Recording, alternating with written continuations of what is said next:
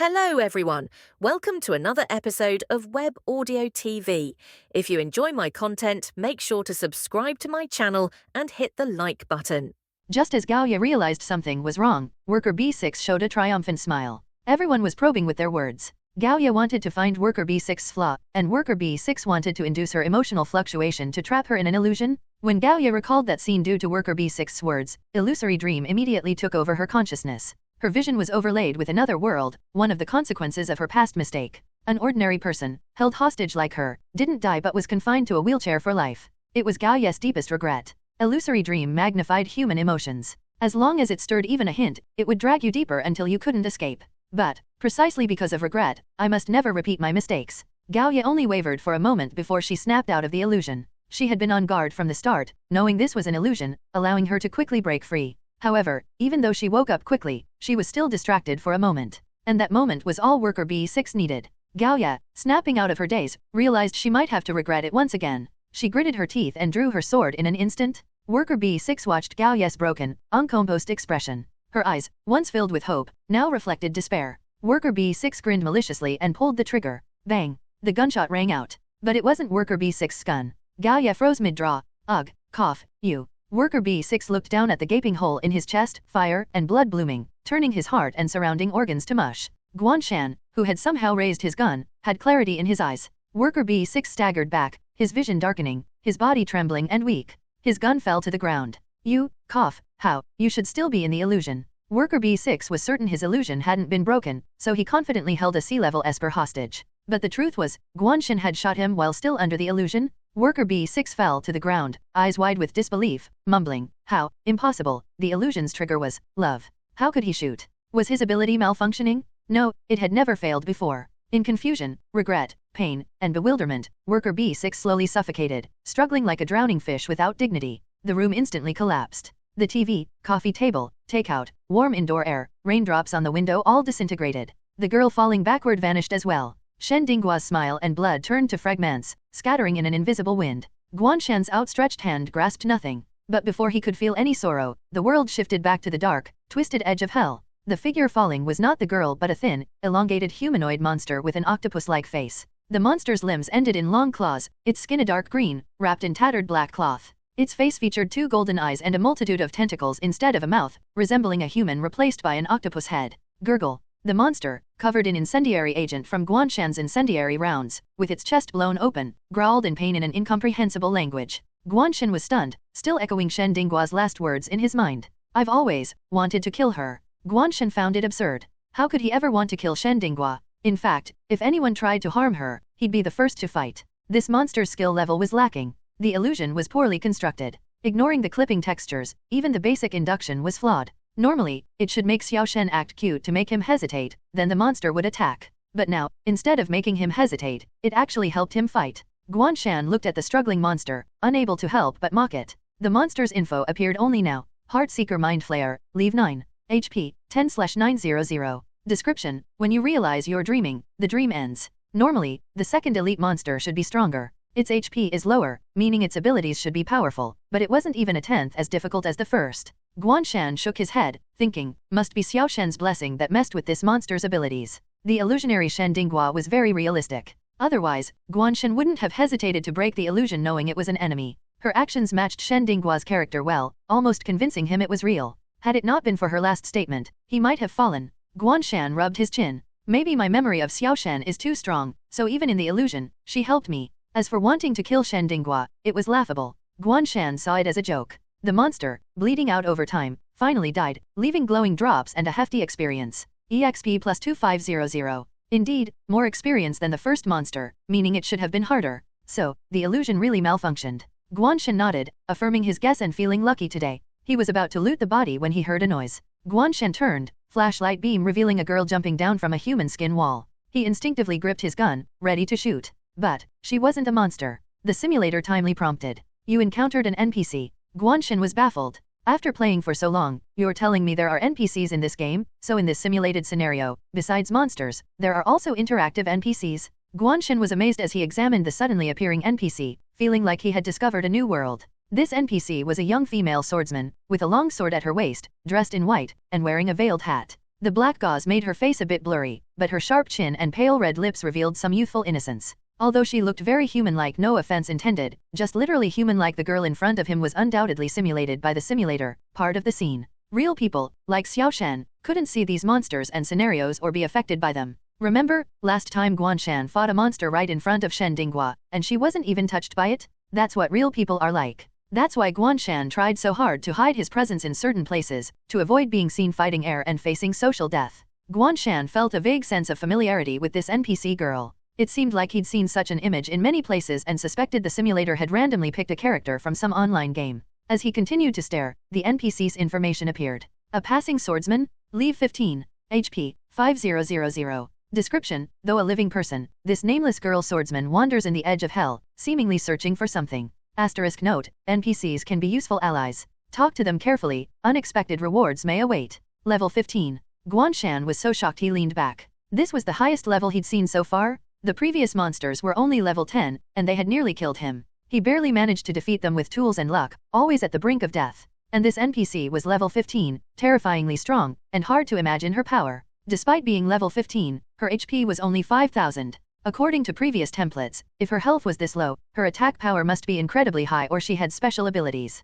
Either way, it was scary. Guan Shan was relieved. Thank goodness it's an NPC. If she were a monster, I'd be dead today. He thought this and then had a bad feeling. Wait, if NPCs this strong can help, the breakthrough mission boss must be incredibly powerful. With this thought, Guan Shan knew he had to hold on to this NPC's help tightly. Without her, he wouldn't stand a chance. The girl swordsman walked up to him, relieved to see he was unharmed, then looked at the monster's corpse on the ground. This one's ability is tricky. I didn't expect you to wake up so quickly, a Nigerian Naira Epsilon. Such familiarity. Guan Shan raised an eyebrow. He had expected her to be a cold, aloof NPC, but she seemed quite warm-hearted. Gaia noticed his surprised expression and seriously introduced herself. Hello, Guan Shan. I'm Swordsman. Codename Swordsman. But before joining the special security group, she was already known among espers, so many knew her name. Giving her codename meant officially recognizing him as a member of the special security group, laying all cards on the table. Since Guan Shan was so knowledgeable about the Death Hive's actions, he must also be aware of their identities. It might seem redundant to introduce herself this way. However, Gaoya felt it necessary to show her sincerity, otherwise, he wouldn't be open with her. How did this NPC know his name? Guan Shan blinked, puzzled. But then he thought, as the saying goes, the more flamboyant the skin, the stronger the character. A level 15 big shot with such an extraordinary appearance, capable of wandering through hell, must have some ability to know names. Guan Shan nodded, picking up the loot while testing. Hello, are you looking for something? Gaoya was surprised. Looking for something? She wasn't looking for anything specific, unless you counted finding the hidden worker B1 or stronger members of the Death Hive. This was a good opportunity for information, she couldn't let it slip. As for the slight difference in Guan Shan's tone, she knew his mental state might be unstable during battle, so she ignored it. Gaoya nodded and said, I'm looking for the strongest person here, you know, right? She watched as Guan Shan skillfully stripped worker B6 of anything useful. He seemed more like a looter than a hero. To him, the ruthless Death Hive was merely a source of gear. Guan Shan's eyes lit up. Great, this NPC is looking for the boss. He immediately said, up high. I don't know exactly where, but going up is the right direction. Guan Shan stood up, shining his flashlight on a nearby neck. Yes, to him, it wasn't a human skin wall but a long cylindrical column wrapped in human skin, with a base like shoulders. The grotesque scene resembled a person with an extremely long neck buried in the darkness. The neck was covered in rotting sores. That seemed to be the path to the boss room. Guan Shan winced, suppressing his discomfort, and said, there, that should be it. Gaoya looked in the direction of Guan Shan's flashlight, her eyes narrowing. So it's hiding on the crane. She lifted her sword, ready to move. Guan Shan quickly said, wait, I have something to do. Can you wait a moment? Gaoya paused and nodded, sure, what do you need to do? Surprisingly accommodating? Guan Shan smiled politely, I want to kill a few more. Guan Shan hesitated, wondering how to refer to monsters in her terms. Got it? He pointed to the deformed octopus man on the ground, smiling warmly, I want to kill a few more of these beasts. Can you wait a bit? These are all experience and power boosts. Can't waste them? Gaoya, no problem, of course, no problem. Gaoya responded, feeling she had no other choice. Anyone, faced with a blood-soaked man who had just created a field of corpses and was now smiling warmly, would probably say no problem. The atmosphere suggested that if she refused, he might pull out his gun and demonstrate a headshot with her head as the prop. Gaoya watched Guan Shan's back with a strange expression, finding him increasingly peculiar. Calling the members of Death Hive beasts must carry significant resentment and hatred? Thinking this way, it suddenly made sense why Guan Shan knew so much about Death Hive. She started to have a hypothesis. Could it be that Guan Shan was once a victim of Death Hive? That's why he had been investigating Death Hive for a long time, planning his revenge, and was now executing it. Gaoya found this theory quite reasonable. She thought silently, he kills without hesitation, with ruthless methods, appearing bloodthirsty, yet only targets the bad guys, even with a strong sense of justice. No wonder the psychologist rated his personality as green. The special security group's personality requirements for espers weren't that strict. After all, living in normal society would inevitably cause some psychological issues. Otherwise, there wouldn't be a special group to recruit former criminals. Even if they stayed with the special security group for years, their psychological evaluations would remain red. So, as long as they stayed within the threshold and didn't turn red, they were considered safe and usable. Guan Shan was one of many in the special security group, though none were as extreme as him, killing dozens of people at a time, leaving no survivors. Gaoya couldn't help but have strange associations, using violence to curb violence. Batman. Following Guan Shan, she activated her earpiece and asked, "What's your situation?" Chen Yunpeng replied happily, "Very smooth.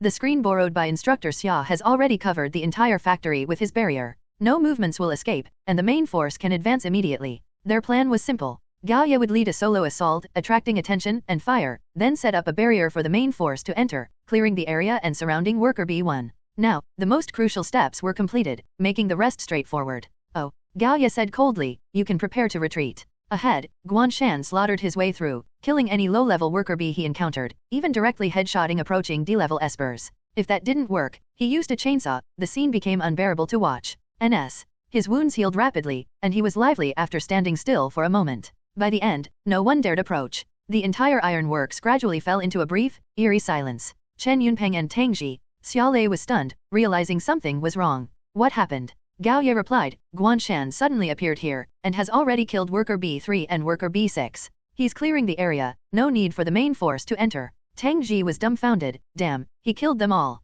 Chen Yunpeng noticed a flaw. Wait, wasn't he at home? He contacted the person monitoring Guan Shan's house, who confusedly reported that Guan Shan hadn't left. Chen Yunpeng was also confused. How did Guan Shan get here without leaving home? Xiaolei asked, "Are you with him now?" Gaoya nodded. "I tried talking to him directly. He's quite reasonable, told me Worker B1 should be on the crane, but the condition is waiting until he kills all the Death Hive members." Hiss. Tang Ji sucked in a cold breath. "What kind of condition is that? This guy is a real killer." Xiaolei pondered. "Fine, if he's cleared the area, we don't need to go in. Focus on taking down Worker B1 and securing the site. We'll watch for any reinforcements." Gaoya nodded. She looked up to see Guan Shan headshot another Worker B. Guan Shan's gun had become his signature. Although he had taken it from Lin Schumann and never reloaded, it still fired. The special security group believed this was another application of his spatial abilities. He seems to be getting stronger. Gaoya could keenly sense Guan Shan growing visibly stronger. Each kill seemed to enhance him. It was a chilling realization. Gaoya wasn't sure if it was his ability or just growth. They circled the entire factory until there was no more movement. Gaoya felt numb, seeing the blood-soaked corpses and wondering who the real evil was. She reminded Guan Shan, "Is it over? Let's go." "That guy hasn't moved, something feels off." Guan Shan thought, there should be 3 paths, meaning 3 elite monsters. Why is one missing? We've searched the entire area surrounded by the human skin walls. Did the simulator bug out? Missing an elite monster means a lower rating. Guan Shan wanted to search again but realized he wasn't alone. An NPC powerhouse was with him. He had promised wait a moment, delaying further might make her leave. That wouldn't do. Guan Shan nodded but felt uncertain about climbing the tall, rotting neck. He hesitated. Isn't it dangerous to climb straight up? Gaoya shook her head. No need. She stepped back, left foot retreating, body leaning forward, one hand on the scabbard, the other on the hilt. Huff. Gaoya took a deep breath, eyes closing briefly before snapping open. She drew her sword. A lightning-fast slash split the darkness. Boom. Worker B1 stood atop the crane, frowning. Hearing the sudden explosion, he was stunned, feeling a violent shake. Looking down, the entire crane was tipping. Someone had cut it in half from below. A loud boom echoed. The blade's light cut through the dark night like scissors, creating a slit and revealing a glimpse of sky. Compared to Gaoya's previous moves, this strike was straightforward and powerful, relying entirely on strength with no technique. The blade struck, and the tower fell. Quick and decisive. Guan Shan couldn't help but exclaim, "This is the level of a level 15 powerhouse? Truly terrifying." This ally is immensely strong, and Guan Shan loved it. In his eyes, the giant neck-like structure was severed, spraying blood and almost forming a river. A terrifying roar came from above the neck. The roar echoed in the darkness, as if an ancient beast was awakening in anger. Guan Shan raised his flashlight and shivered in fear. He saw a massive head on the tilted giant neck. The head's eyes stared downward without a jaw, its mouth stretched open to the neck, filled with writhing flesh instead of teeth. This alone wouldn't scare the battle-hardened Guan Shan, but the size and the long neck made it extremely eerie. The severed neck sprouted countless blood vessel-like appendages, which reconnected to the base, supporting the neck again. More horrifying, the neck split in the middle, revealing rib-like segments that wriggled rhythmically, forming a giant human-headed centipede. Guan Shan broke into a cold sweat, stepping back while looking at the surrounding human skin walls. These walls, are they part of its body? Have I been walking on it all along? Oh my god, this is horror at its peak. Guan Shan's heart raced, and he quickly assessed his usable items while retreating. From the Mind Flayer, besides miscellaneous weapons and healing potions, he obtained a special item, Quesadagarba Statue 7th. It triggered a collectible achievement. Quesadagarba Statue, 1/7. Effect, choose to use to trigger corresponding buffs. Collect all fragments to unlock Hell Empty ability. Buff 1, Life, not unlocked. Buff 2, Capture, not unlocked. Buff 3, Load, not unlocked. Buff 4, Hide, not unlocked. Buff 5, Hold, not unlocked. Buff 6, Depend, not unlocked. Buff 7, Immovable, unlocked. Description, steadfast like the earth, deeply hidden like a secret. The only unlocked buff was as follows. Immovable. Effect, generates a shield equal to 100% of max HP, lasting 20 seconds, cooldown 60s. Description, enlightened mind, as firm as diamond. This item is a second life. Guan Shan, holding the item, felt grateful for shooting the elite monster earlier. No wonder its base HP was low, it had 2 health bars. If not killed in one shot, it could have retaliated. While retreating, Guan Shan saw the swordswoman leaping onto the tilting centipede-like neck, fearlessly running towards the head. Her white robe fluttered in the air, and her long sword traced a silver arc. Blood vessels emerged from the neck's split, attempting to attack her, but she swiftly cut them down.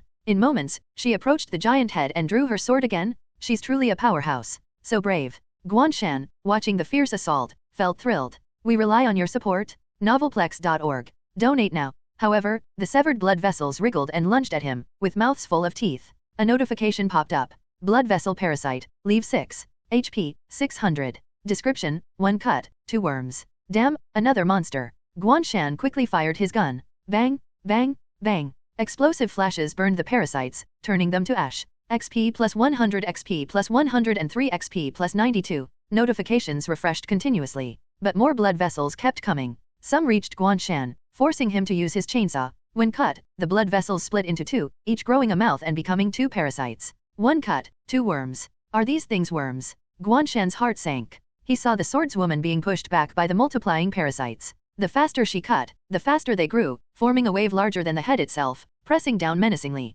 Guan Shan shouted, don't cut them, they'll multiply, destroy them completely, or they'll keep growing. He activated neural magnetic field, controlling 78 metal shards in his sleeve, shooting them at the head's eyes. Whoosh! The shards, propelled by the magnetic field, flew like a meteor shower, piercing the head's eyes and mouth, exiting from the back. Countless small damage notifications appeared, revealing the monster's weak spot and information. Spinal Head Mountain, leave 11. HP, 9344/12,000.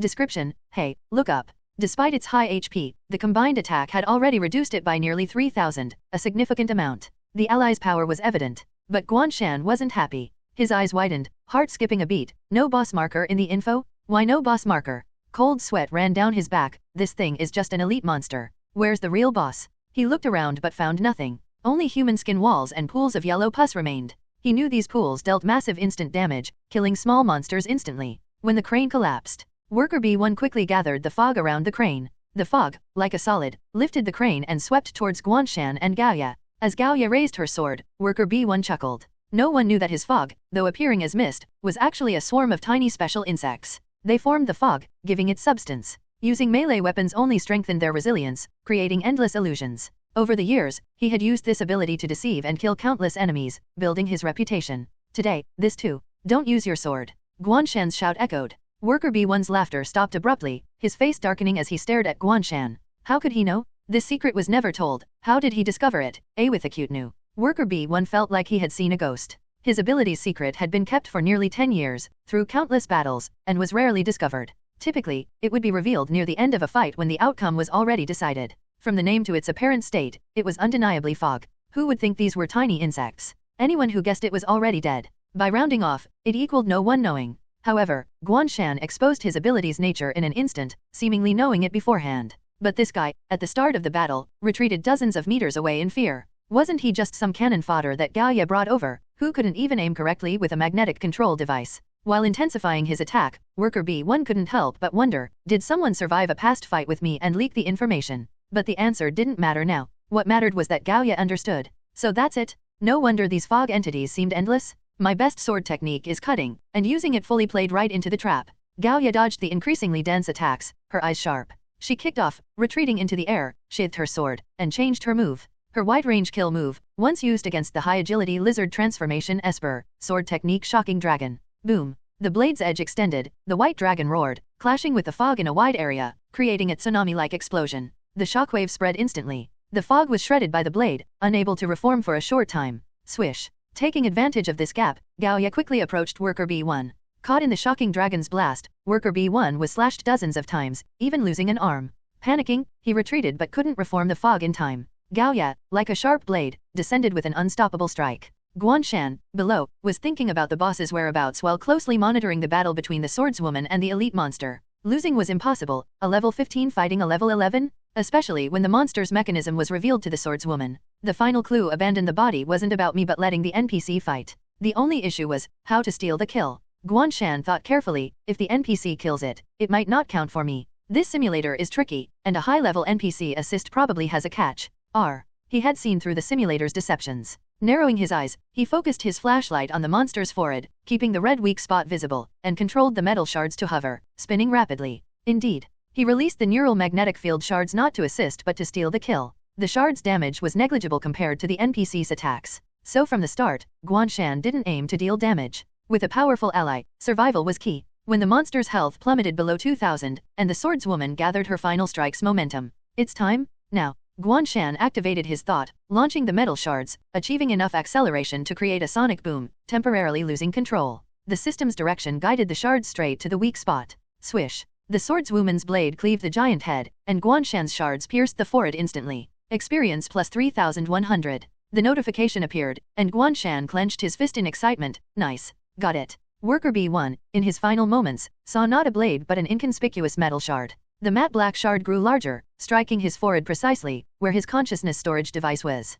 His expression twisted in pain, mixed with confusion and shock. That shard. Guan Shan's? How did he know? How does he know all my weaknesses? How did he suddenly become so accurate? No one would answer Worker B1's questions, buried forever as his eyes dimmed. However, his lips curled into a strange smile. Gao Ya, surprised, looked at Worker B1's shattered skull, revealing a damaged glass container. The intricate droplet-shaped metal frame and red liquid inside formed a strange structure, replacing the pineal gland. But it was half shattered, and the red liquid spilled out. Gao Ya frowned. What is this? Since Guan Shan shattered it, it must be Worker B1's trump card. She didn't think Guan Shan was stealing the kill but believed there was a deeper meaning. Gao Ya didn't have time to ponder as the crane, unsupported by the fog, began to collapse with a creaking sound. She leaped over the railing, descending with a few jumps. The wind brushed her face as she looked at the quiet ironworks below, with Death Hive members scattered around. Only the hot iron flowing from the furnaces emitted heat, like the last bit of life. She sighed in relief, relaxing slightly. Phew, the mission is finally complete. Below, Guan Shan saw the swordswoman descending like a deity, and suddenly, his heart sank, recalling the mission's penultimate line.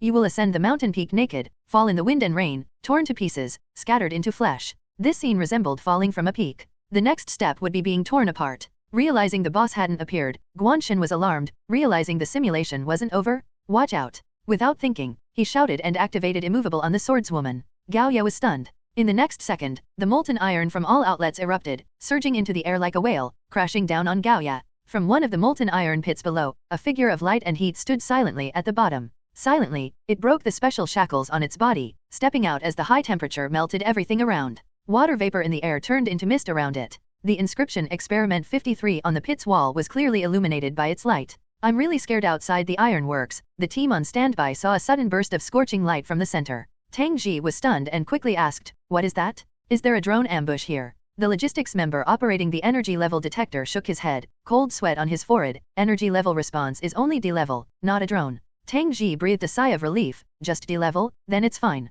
The captain can handle it. Xiaolei looked at the rolling molten iron, feeling a sense of foreboding. He frowned and opened his earpiece, connecting to Gao Ya. Yezi, what's the situation? Energy level response doesn't represent the strength of the ability, and one must never let their guard down. As soon as the connection was made, Gao Ya's strained and loud voice came through. Dangerous. The enemy can control molten iron. I'm not their match. She only had time to shout this before falling silent. There was the sound of deep breathing, followed by the ringing of a blade. The sound coming through the earpiece was like the noise of splitting a tide. Xiaolei's heart sank, taking a deep breath, and he turned to the barrier specialist codenamed Screen. Can you hold it? Screen was stunned and replied, B-level is possible. All right. Xiaolei nodded, raising his hand and spreading his fingers towards the ironworks. Dash. Gaoya, midair, had no time to react, barely managing to block with her sword before being overwhelmed by the covering light and heat. The melting point of iron is 1535 degrees Celsius, and the boiling point is 2750 degrees Celsius. In an instant, under the intervention of experimental subject 53, the temperature of the molten iron rose abnormally, directly exceeding 2000 degrees Celsius. The surging waves of molten iron were like erupting lava, the terrifying high temperature melting and vaporizing everything around, including houses and the ground, making it part of itself. Nigerian Nairo Thailand But. When they collided, it was easy to imagine what would happen to anyone caught in it. Even a B-level physical reinforcement esper would have difficulty withstanding it. Moreover, Gaoya was not one of those. In an instant, the molten iron collided, submerging the girl, with a hissing sound and a large amount of white mist rising. The entire ironwork seemed to turn into a scorching hell. If anyone stepped in, they would either die or be physically skinned. Shit. Guan Shan's eyes widened, frozen in place, feeling a chill throughout his body. To him, it seemed as if the surrounding flesh walls were like bursting abscesses, spewing a large amount of dark green and yellow corrosive liquid. Not only were they foul and filthy, but they also emitted an unusual and terrifying high temperature. Just looking at it caused immense psychological harm. He didn't even want to touch it. This is nuclear waste, isn't it? The rolling pus blocked all vision. Guan Shan could only see the rapidly descending shield bar in midair. The benefit of immovable activated immediately, meaning the swordswoman now had 10,000 health. But this was just a drop in the bucket. The shield bar's rate of decrease was horrifying, bottoming out in the blink of an eye, showing how high the nuclear waste's damage was. While avoiding the yellow pus, Guan Shan checked the humanoid monster emerging from the flesh walls, like a manifestation of the corrosive liquid. Boss stagnant water yellow springs, leave 12. HP, 19765/20,000. Description, come in, you. This really is a hellish yellow springs? It's both yellow and deadly. Guan Shan couldn't help but complain, and what's with this description? Is it taunting me? Do you think I don't dare to go in? I really don't. Who would dare? Guan Shan was genuinely terrified by its attributes, feeling a cold chill. The boss's difficulty is unreasonable. It's not just thick health. Why is the attack power so high? The NPC's damage is too low. We rely on your support. Novelplex.org. Donate now. The monster's head continuously showed red numbers, but compared to its 20,000 health, it was negligible. At this moment, the shield bar was completely shattered, the deity image entering cooldown. The NPC's health bar started to drop rapidly. Just as Guan Shan was on edge, familiar blade light appeared. Swish. The clear sound of a drawn sword echoed through the ironworks. Gaoya cut through the surrounding molten iron and lava. She leaped out, falling to the ground and rolling twice, landing not far from Guan Shan. Ha, ha. Gaoya panted heavily, covered in burn marks, still emitting heat. The molten iron immediately surged towards her. Guan Shan hesitated, then grabbed the swordswoman's arm and started running. Gravity control activated? Take this. He handed her a painkiller and a strong healing potion. The painkiller was a healing item, but its effect was only as good as the entwined flesh parasite, slowly restoring health. As for the strong healing potion, sacrificing some health for a near full heal was worth it for the swordswoman's 5,000 health. Guan Shan thought, it's an NPC, might as well use it. Gaoya realized these were from the killer bees Guan Shan had looted earlier. In the emergency, she quickly took all the medicine, feeling her injuries heal rapidly, and relaxed slightly. Seeing Guan Shan's pale face, she couldn't help but ask, are you that scared? Yes. Guan Shan admitted without hesitation, since it was an NPC, righteously saying, I'm scared shitless. Those monsters. I mean those beasts, and this water, are so disgusting and brutal, who wouldn't be scared?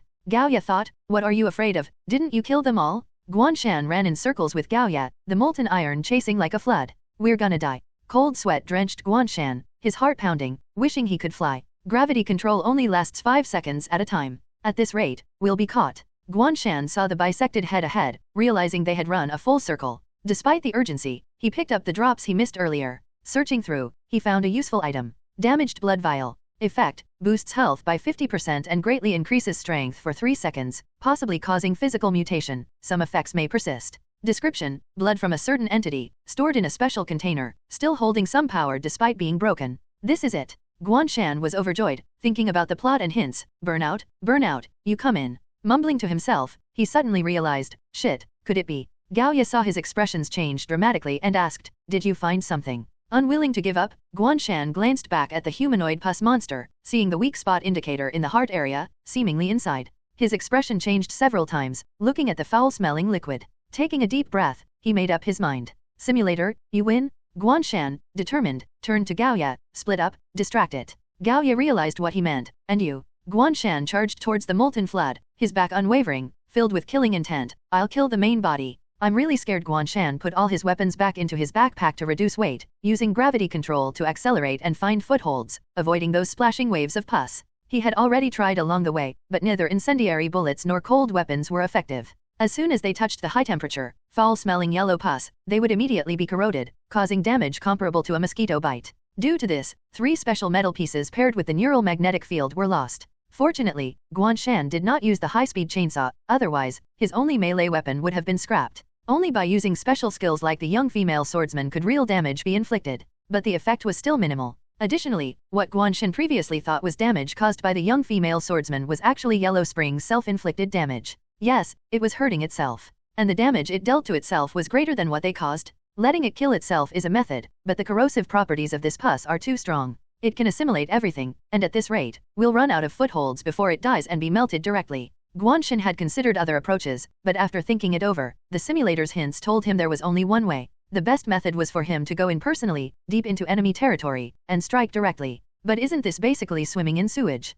Guan Shan looked at the continuously bubbling, foul-smelling yellow pus, which released a sudden burst of stench when evaporated by the high temperature, turning his face green. Though disgust is part of horror games, isn't this a bit over the top? Is hell a septic tank? As he pondered, a wave of pus surged towards him. Guan Shan quickly leaped aside, kicking off a human skin wall, then flipping onto a higher flat spot, swearing he had never been this agile in his life. People are indeed forced to do extraordinary things. Guan Shan used gravity control to enhance himself, simultaneously shifting the trajectory of the pus, nimbly weaving between the human skin walls not yet submerged, gradually approaching the humanoid figure. Meanwhile, Gaoya was attracting more attention from Experiment 53. Following Guan Shan's instructions, she unleashed the sword technique with qi, causing significant destruction. Although the damage might not be substantial, it looked like she was the primary attacker. Yes. Boom, boom, boom. Flames and iron intertwined, steel torrents like molten lava serpents attacked Gaoya, who did not dodge but slashed them apart. The diffuse blade light almost cut Experiment 53's head in half.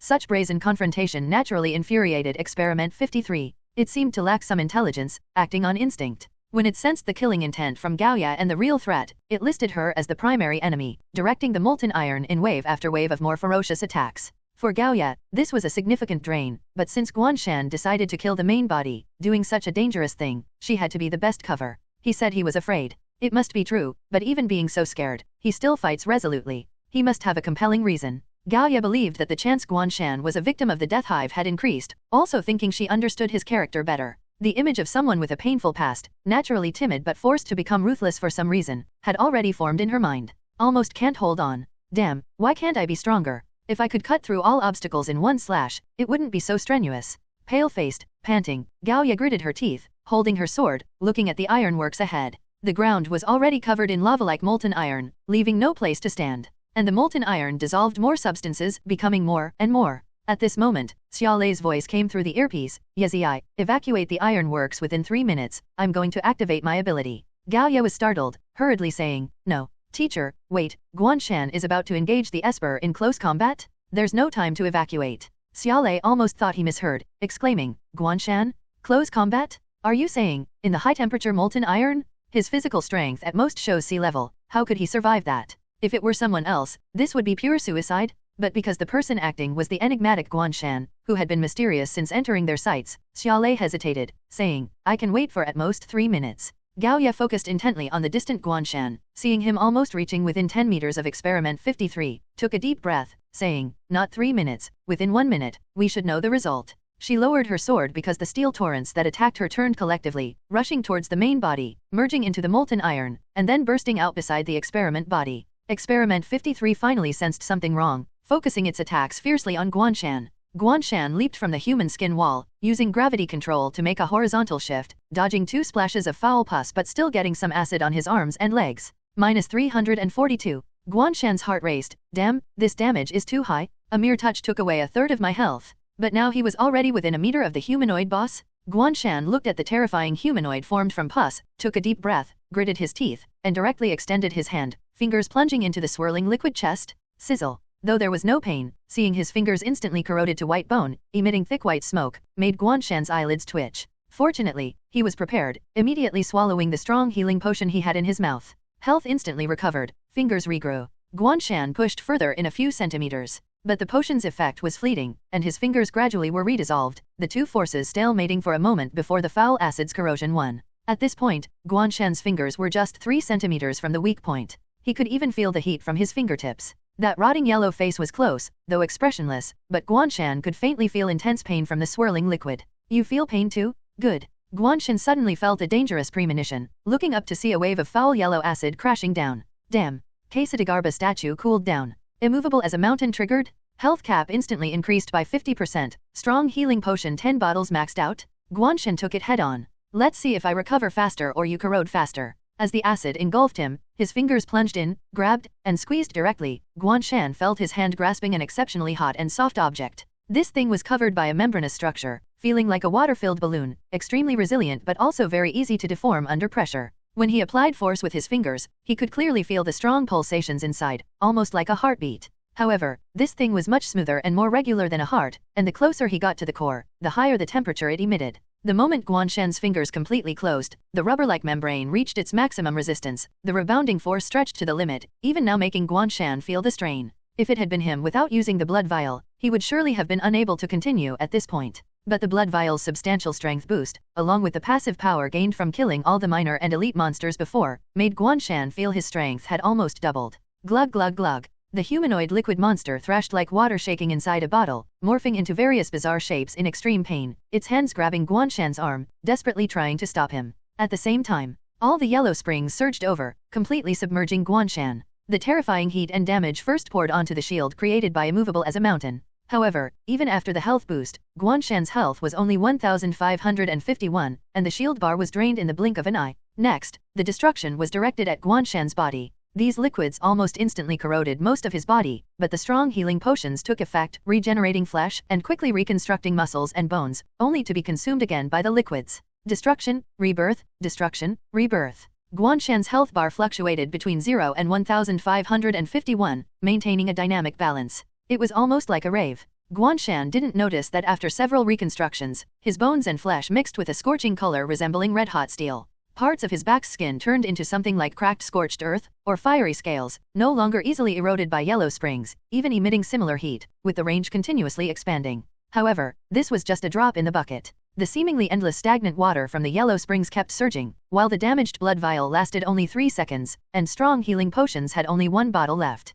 But 3 seconds is enough. Amid the constant destruction and rebirth, Guan Shan's consciousness focused on one thought: crush it, pop. As the last second was about to end, the membrane reached its limit and burst in Guan Shan's hand. Simultaneously, the struggling and contorted humanoid shape paused for a moment, then like a boiling kettle, it suddenly expanded and exploded, splashing everywhere. A with ring above yes. Boom. The terrifying temperature, high enough to vaporize Guan Shan's fingers, erupted from the center, causing the acidic liquid to explode as well, a massive force pushing Guan Shan outward to the perimeter. Following this, from the center, mineral-like crystals spread out, solidifying the liquid. Holy! Guan Shan quickly used the last potion, then fell heavily to the ground, rolling twice. Although the fall stunned him a bit, he immediately checked his health bar. Guan Shan was surprised, finding his health bar untouched. It even recovered to about 60% thanks to the potion. He thought for a moment and calmed down. Oh right. In horror games, falling from heights usually doesn't cost health. Ha, worried for nothing. Guan Shan saw the EXP plus 5,900 prompt in his view, finally breathing a sigh of relief, lying down on the ground, watching the settlement prompt start to flood the screen. Final boss killed. Breakthrough mission completed. Level cap unlocked. Health cap unlocked. Leave 10 rightward arrow LV.12. Current EXP, 16214/30,000. Current health, 2935/2935. Simulation ending. This scene will be destroyed soon. Please exit promptly. Countdown, 0059. Damn, this simulator? Experience required per level increases by 10,000 after level 10. WDNMD. Guan Shan was dumbfounded, raising his middle finger at the simulator in defiance. No wonder the experience wasn't enough to level up directly, he thought it would be like a rocket ride. But it turned out the simulator had it all figured out, never letting him have it easy. I may be human, but you're truly a dog. Hello, Yezi? What happened? Wait, did those molten iron flows just extinguish? Gao Ya, dazed, ignored the voice in her earpiece. She stared at the now-cooled iron-covered ironworks, resembling a postmodern abstract art piece, in stunned silence. Even though the battlefield had calmed down, it still exuded terrifying residual heat, steam hovering in the air, and the ground around the factory remained semi-molten. It mirrored her heartbeat that hadn't calmed down, still in a tense and excited state. This was just too shocking. She couldn't imagine that the man had really inserted his hand into molten iron over 2,000 degrees, and then was submerged by the ball-shaped dome of iron. No matter how mysterious she thought the man was, she believed he was undoubtedly dead. But seconds later, a burst of light exploded from the dome's center, followed by an explosion. Gaoya was ready to fight again, her earpiece redialed, but the molten iron rapidly cooled and finally calmed down. Gaoya was dumbfounded. This meant Guan Shan successfully killed the experiment body? But, even so, he must be severely injured. Thinking of this, Gaoya, usually indifferent, found her eyes moistening. Then Guan Shan rolled out of the center, cursing, with all limbs intact, not even his clothes torn, stopping her tears, leaving deeper shock and astonishment. Gaoya, stunned, said, he did it. He directly engaged the Esper, in nearly boiling iron, and killed him. On the other side of the earpiece, the entire unit was shocked into silence. Xiaolei reacted first, asking, is he hurt? Bring him for treatment. Gaoya snapped back, but looking at Guan Shan's previous spot, found it empty. She looked around blankly, where is he? Only the solidified iron around, due to excessive impurities, fragile, gradually weathering in the cooling night wind, turning into dust. Guan Shan did not linger in place for long. After all, the countdown to destroy the scene was only 1 minute. What if the simulator destroyed him too if he exceeded this time? The way out was easy to find. Guan Shan patted his butt and stood up, seeing a crimson torii gate in the distance. It's the same as the one when I came. Easy to recognize, how considerate. Guan Shan took out his nuclear-powered flashlight again. In the previous battle, it was impossible to fight while holding the flashlight, relying purely on the glow from the monster and the so-called yellow springs to see clearly. Guan Shan didn't even want to complain anymore. This nuclear wastewater was not only dirty and smelly but also glowed in the dark, making it feel like using tiger balm as eye drops, painfully irritating. Of course, he didn't want to think about any of that anymore, including the fact that he had just soaked in this water a moment ago. Guan Shan had to keep this to himself, otherwise, he couldn't even accept such a version of himself. The moment Guan Shan crossed the torii gate, all the surrounding darkness faded away, disappearing into nothingness along with the crystallized remains turning into ashes. In front of him was his living room, illuminated by the faint light of dawn. All the furniture was so familiar and comforting, and under his feet was the solid floor. The window by the sofa was not fully closed, and the breeze blowing through the screen brought a hint of the cool dawn air. Guan Shan got goosebumps but felt incredibly real and comfortable. He turned around, and naturally, there was no torii gate anymore. Phew. Guan Shan let out a long breath, almost moved to tears. Coming back from hell, it feels so good to be home. He dived onto the sofa but had to stop midway because he pulled his wound, hissing in pain. Guan Shan looked at the gruesome wounds on his arms and body, finally feeling the burning pain all over. He reluctantly adjusted to a more comfortable position, reapplying the healing talisman and taking a painkiller, waiting silently for the wounds to heal. Although the painkiller's healing effect was poor, its extra pain relief effect was very useful after leaving the simulation. At this point, the countdown reached its end. The reward settlement interface instantly opened. It's time for the most anticipated moment. This time was so tough, I deserve some good stuff, right?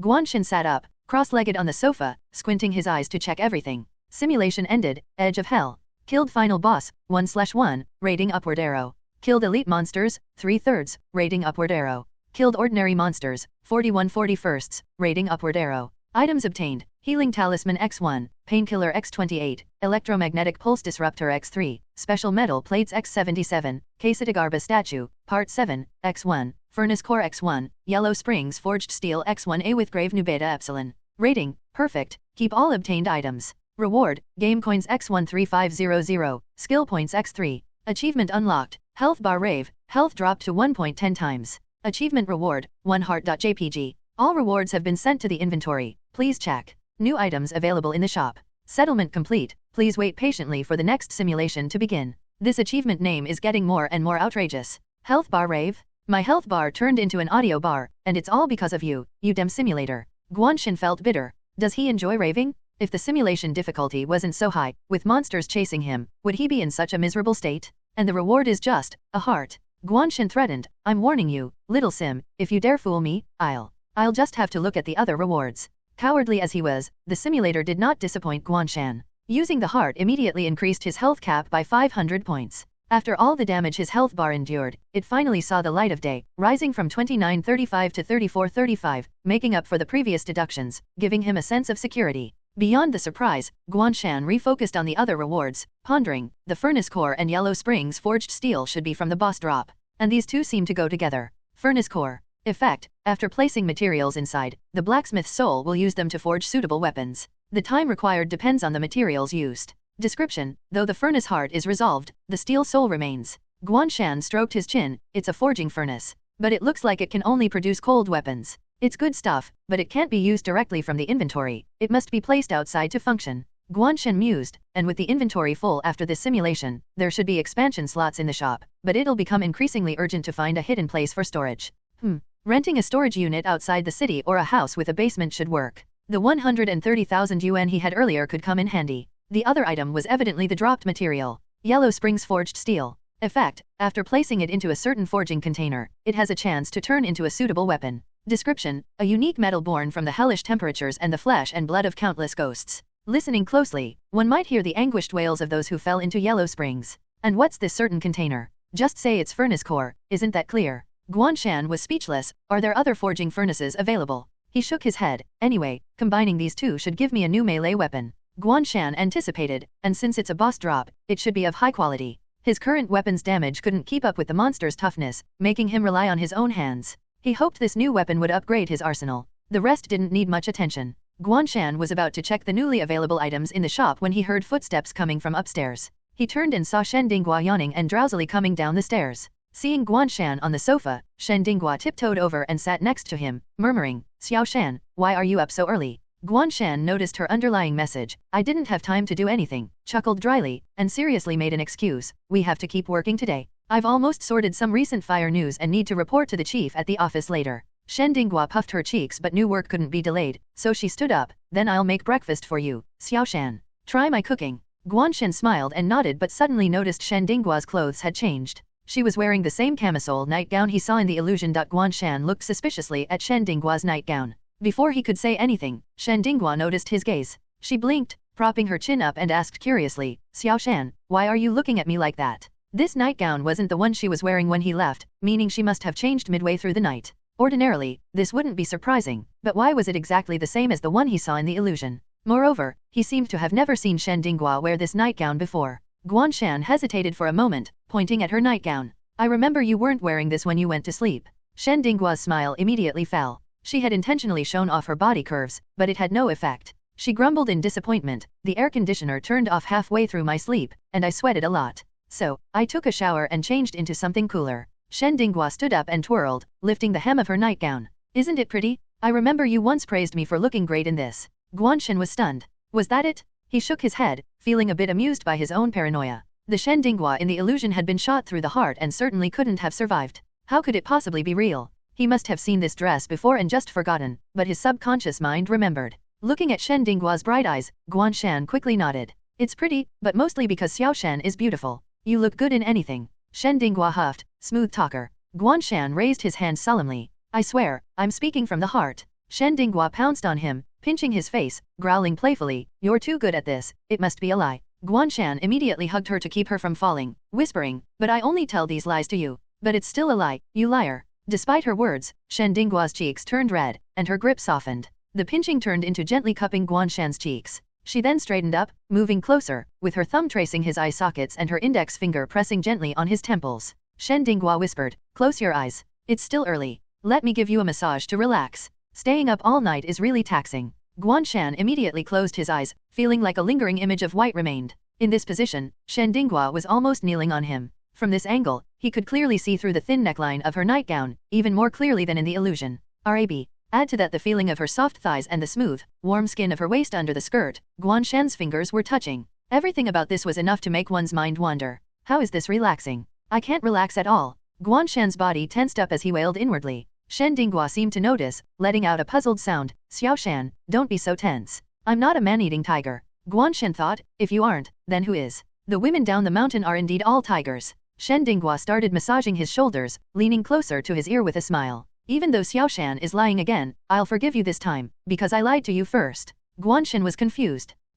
Shen Dinghua's breath tickled his ear. "The air conditioner didn't turn off, and I didn't sweat. But the original nightgown got a bit wet, so I had to change." Guan Shan opened his eyes, more puzzled. "Why?" Shen Dinghua dodged the question. "Xiao Shan's bed smells like you. It smells nice. Body wash scent?" Guan Shan was momentarily confused, then realized, turning in shock to look at Shen Dinghua, but then felt a gentle bite on his ear. Shen Dinghua jumped off the sofa, smiling. "Xiao Shan, you're so clumsy." Guan Shan touched his ear, feeling like it was on fire, surely already red. Such a light bite couldn't possibly cause this. "I'll go take a shower." Guan Shan hurriedly ran upstairs, rushing into the bathroom and shutting the door. With the shower water running, Guan Shan sighed, touching his ear, still feeling a slight wetness. She definitely took the chance to lick it. Guan Shan was sure of this. This childlike behavior of sneaking a taste of cake brought a subtle, tingling feeling to his heart. Guan Shan sighed. Between horror games and Xiaoshan, he couldn't tell which was scarier. Facing either, his heart raced the same. Hiding in the bathroom, Guan Shan decided to continue his earlier task, checking the shop.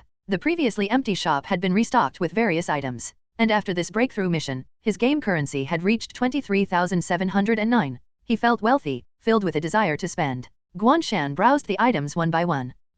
The first is the Sage's pocket watch accessory. How fitting. After checking the details, his eyes widened. It can reduce skill cooldowns. Sage's pocket watch. Effect: designate a skill on cooldown to skip the cooldown and use it again. The cooldown time of the skill will be doubled after use. Description: with a tremor, everything before you becomes dull. Guan Shan felt invigorated. This is great. No longer tired. Though he only had one skill on cooldown now, demonic markings, it was enough to be bothersome. In the future, if he acquired long cooldown god-tier skills, this would be invaluable. Guan Shan looked at the price and felt a cold shock, his mouth twitching. 5,000? That's nearly my entire reward from one instance. Better check the prices of other items first. He continued scrolling. The rest included a 3,000 currency skill book Soul Burning Whistle, 2,400 currency Bear Trap X1, 12,000 currency Toy Bear X1, and 1,000 currency Lucky Pot X10. There was also a 6,200 currency Equipment Mask of Agony X1. Lastly, the exorbitant 20,000 currency Equipment Expansion Slot X1, and an old friend, 10,000 currency Backpack Expansion Slot X5. Guan Shan's mouth twitched. I remember one slot used to cost 1,000, right? Now it's 2,000 each, bundled in a set of 5. You've outdone yourself, simulator. It's nailed the business side. Guan Shan leaned against the bathroom wall, thoughtfully staring at the store interface, pondering how to spend his currency. Let me think. I can hold off on the skills for now. I already have 4 skill slots filled, and although Soul Burning Whistle is a skill targeted at ghost-type enemies with dispel effects, I already have the strange marking from the newbie survival kit with similar effects, so it's redundant. Guan Shan nodded. Besides, buying it and not learning it would take up backpack space, so I can consider it later when the neural magnetic field duration ends and I can replace it. The 3,000 currency skill book was the first to be ruled out. Next are the various items. The most useless and absurd-looking one seems to be this toy bear. Guan Shan checked its details. Toy bear. Effect: it feels fluffy and soft to the touch. Hugging it to sleep will probably be very cozy. Description: apart from being extremely cute, this really is just a regular toy bear. Guan Shan was speechless. It seemed like a joke. Based on past experiences, he could guess that this item wasn't as simple as it seemed. But 12,000 currency. That's 12,000 game coins? Wouldn't it be better to spend 10,000 on the backpack expansion slots 5? Guan Shan didn't hesitate and bought the backpack slots, expanding his inventory to 16 slots, feeling quite pleased. Okay, now I can't afford the equipment slots. Calculating, the remaining 3 items totaled 9,600. If he bought them all, he'd be left with 4,109, unable to buy the Sage's pocket watch. Although they're all useful, the lucky pot has a degree of randomness, so it's better to buy the necessary items first. Adding the bear trap, mask of agony, and Sage's pocket watch totaled 13,600. Guan Shan was left with a pitiful 109 game coins. But seeing the effects of these items, he didn't feel too bad. Bear trap. Effect: after placing, it automatically becomes invisible. It matches the player's health and causes 30% damage to the target's maximum health when triggered. It disappears after the health bar reaches 0 or after 10 seconds. Description: a large bear trap designed for catching deer, but it can also kill humans. Guan Shan felt his money was well spent. High damage with control, just a shame it's a one-time use item. The Mask of Agony accessory, on the other hand, increased damage to the target by 2% every second up to 10% when taking damage, lasting for 200 seconds, then entering a 3-day cooldown. Arango. Paired with the demonic markings skill that previously killed the alien zombie with thorns, it could be quite formidable. Thus, after buying the Sage's pocket watch, the first thing Guan Shan did was to remove the cooldown of demonic markings. Guan Shan stroked his chin. I also have 3 skill points. I led them to Rotted Flesh Accumulation, Gravity Control, and Demonic Markings.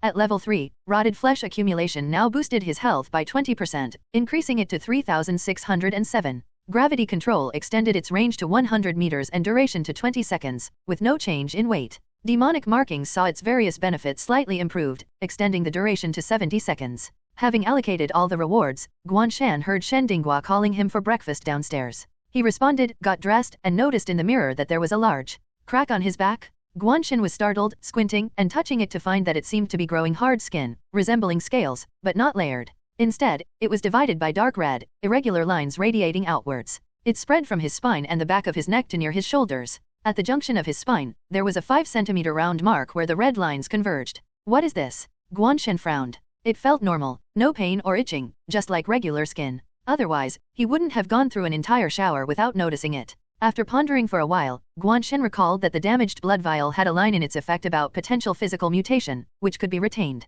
I see. But what kind of mutation is this? I haven't even learned to shoot webs from my fingers. Guan Shan felt like he had undergone a fake mutation. The only change was slightly increased strength and a new tattoo on his back. However, he felt the skin had not fully awakened yet. Maybe it would show more changes over time. Guan Shan got dressed, put on a jacket, and went downstairs to eat the breakfast Shen Dinghua made. Though it was just simple noodles, he praised it highly. After breakfast, on his way to the newspaper office, Guan Shan texted Li Jiying, "Boss, how was the reaction to the news from the night before last?" This was a clear attempt to take credit. Guan Shan had already checked social media and various new media channels. The discussion about the juvenile offenders was still hot. The official account of Hangzhou Evening News had gained 30,000 followers, successfully entering the public eye. Follow-up investigations by the police, based on provided leads, had found more evidence of Tianbin and his accomplices' crimes, proving they were indeed the culprits. They had also exposed more despicable acts. At the same time, it revealed some third-rate media outlets taking bribes or being threatened to avoid pursuing the case. In such a context, the anonymous reporter who bravely exposed the truth and acted heroically was highly praised. Unfortunately, the video at the time did not show the brave reporter's face. Otherwise, he might have gained a fan base for his looks. Li Jiying quickly replied, "The reaction was very positive. You did a great job. The tasks I assigned to you were the right choice. The remaining two, I'm looking forward to your performance. But even if you don't find anything, the current results are already sufficient. There is no deputy head for the news department yet. You and Peng Fei get along well. Are you interested?" Guan Shan was taken aback, then replied, "No, thank you for the offer, boss. But I prefer being a field reporter. An administrative position doesn't suit me." Indeed, with his current situation, if he stayed in the office, he might end up in an embarrassing fight with the heir in front of everyone every few days. Not just unsuitable, it was practically life-threatening. Li Jiying didn't press the matter. After a while, she messaged again, "Come to my office directly. A few police officers are here to see you. They need your help." Li Jiying put down her phone, looked up at the people in front of her, and smiled. "Guan Shan is on his way. It might take about 10 more minutes. If you don't mind, would you like to have some tea first?" Sitting on the sofa opposite her was Xiaolei, who had changed into a police uniform. His appearance was already quite scholarly and righteous, and wearing a police uniform added a sharp and stern aura, exuding an intimidating presence. He looked more like a real police officer than a real one. Of course, he wasn't fake either. As an instructor of the Esper Special Squad with distinguished achievements, Xiaolei had a real military rank, though it was not known to the public. The credentials he used to deal with ordinary people were actually fake, created by official channels. The public only knew the Special Security Group as a unique law enforcement agency. This time, Xiaolei had brought along a few members of the logistics team. Although they were called logistics, they were actually true Special Forces soldiers, but on the battlefield of Espers, they could only play a supporting role. As for the three-person squad, Gao Ye was injured and was resting. Xiaolei shook his head and smiled. "No need to trouble you, Editor Li. We'll just wait a bit. More than tea, I'm interested in your opinion on Guan Shan. What kind of person do you think he is?" Li Jiying looked at him and said, "Although Hangzhou Evening News is only a second-rate newspaper, we still have many interns and even more official employees. 5 days ago, my impression of Guan Shan was that he was a well-behaved and hard-working individual. It's normal for an intern's articles to be revised 4 or 5 times, and their quality is generally similar, so the task of reviewing them falls to the lower-level editors. In such a situation, Li Jiying naturally wouldn't pay special attention to any individual. Leaving an impression was already good enough." She continued with a hint of helplessness. "However, since he argued with the deputy editor 5 days ago, I've come to realize I've underestimated him.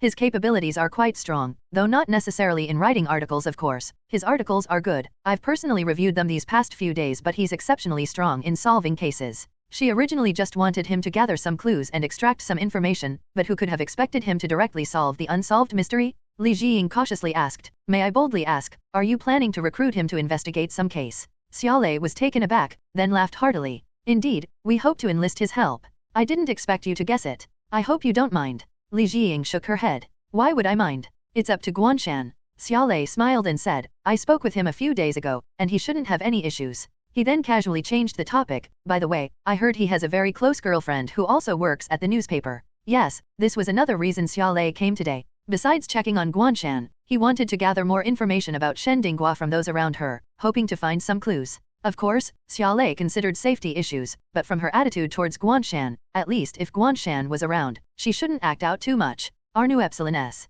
After discovering abnormalities in Shen Dinghua's bone structure from her high school years, Xiaolei continued his investigation but found no further clues. Guan Shan's parents' deaths were clearly documented. His father died in a factory accident, and his mother died in a traffic accident on the same day. Guan Shan then took a half-year break from school. This was understandable. A high school student facing such a major blow in one day was unlikely to not break down. That Guan Shan continued his studies and even performed well in college entrance exams after a 6-month break was an inspiring story of resilience. Shen Dinggua's family background was even more straightforward. Her parents were executives at a well-known domestic company, wealthy enough to live in a small villa in a secluded area for peace and quiet. Xiaolei even considered the hypothesis that Shen Dinggua's parents didn't exist, but he quickly dismissed it. The couple frequently appeared in domestic news and had a complex network of connections, making it impossible for them to be fake. Although Shen Dinggua's parents had gone abroad for business a few days ago, Xiaolei still managed to have someone investigate. The results were consistent. Using the pretext of interviewing them about Chinese education, her parents were happy to share their children's growth trajectories.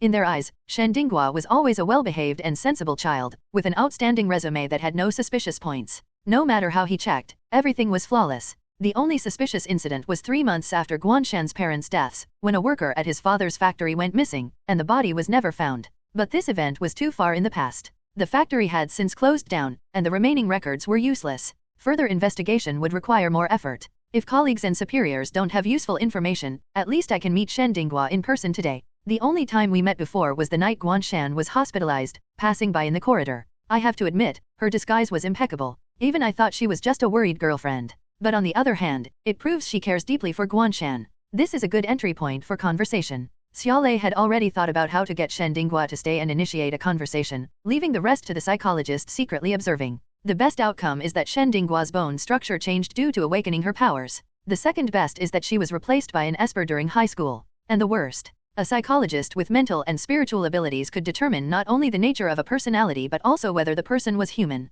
However, to Xiaolei's surprise, Li Jiying was stunned and said, "What girlfriend?" Xiaolei was confused and then smiled apologetically. "I forgot, Guan Shan and Shen Dinghua haven't gone public. I should have said a very close girl." He couldn't help but sigh, shaking his head. Young people today are so secretive. They're already living together but still trying to hide it. Back in our day, we'd already have kids. But Li Jiying looked even more puzzled, frowning. "No, I mean, our newspaper doesn't have anyone named Shen Dinghua." Xiaolei's expression froze, his pupils constricting as he realized something was wrong. At that moment, there was a knock on the office door. "Good morning, editor." Guan Shan's voice followed as he entered, with a petite figure behind him. The girl leaned out from behind Guan Shan, looking at Xiaolei on the sofa with a polite smile. Guan Shan walked into the office and saw Li Jiying sitting in the reception area with another group of people. He immediately recognized the middle-aged man leading the group as Xiaolei. Guan Shan twitched his mouth. As expected, it's that inexplicable policeman from before. I had some doubts about his authenticity, but it turns out he really came to the newspaper.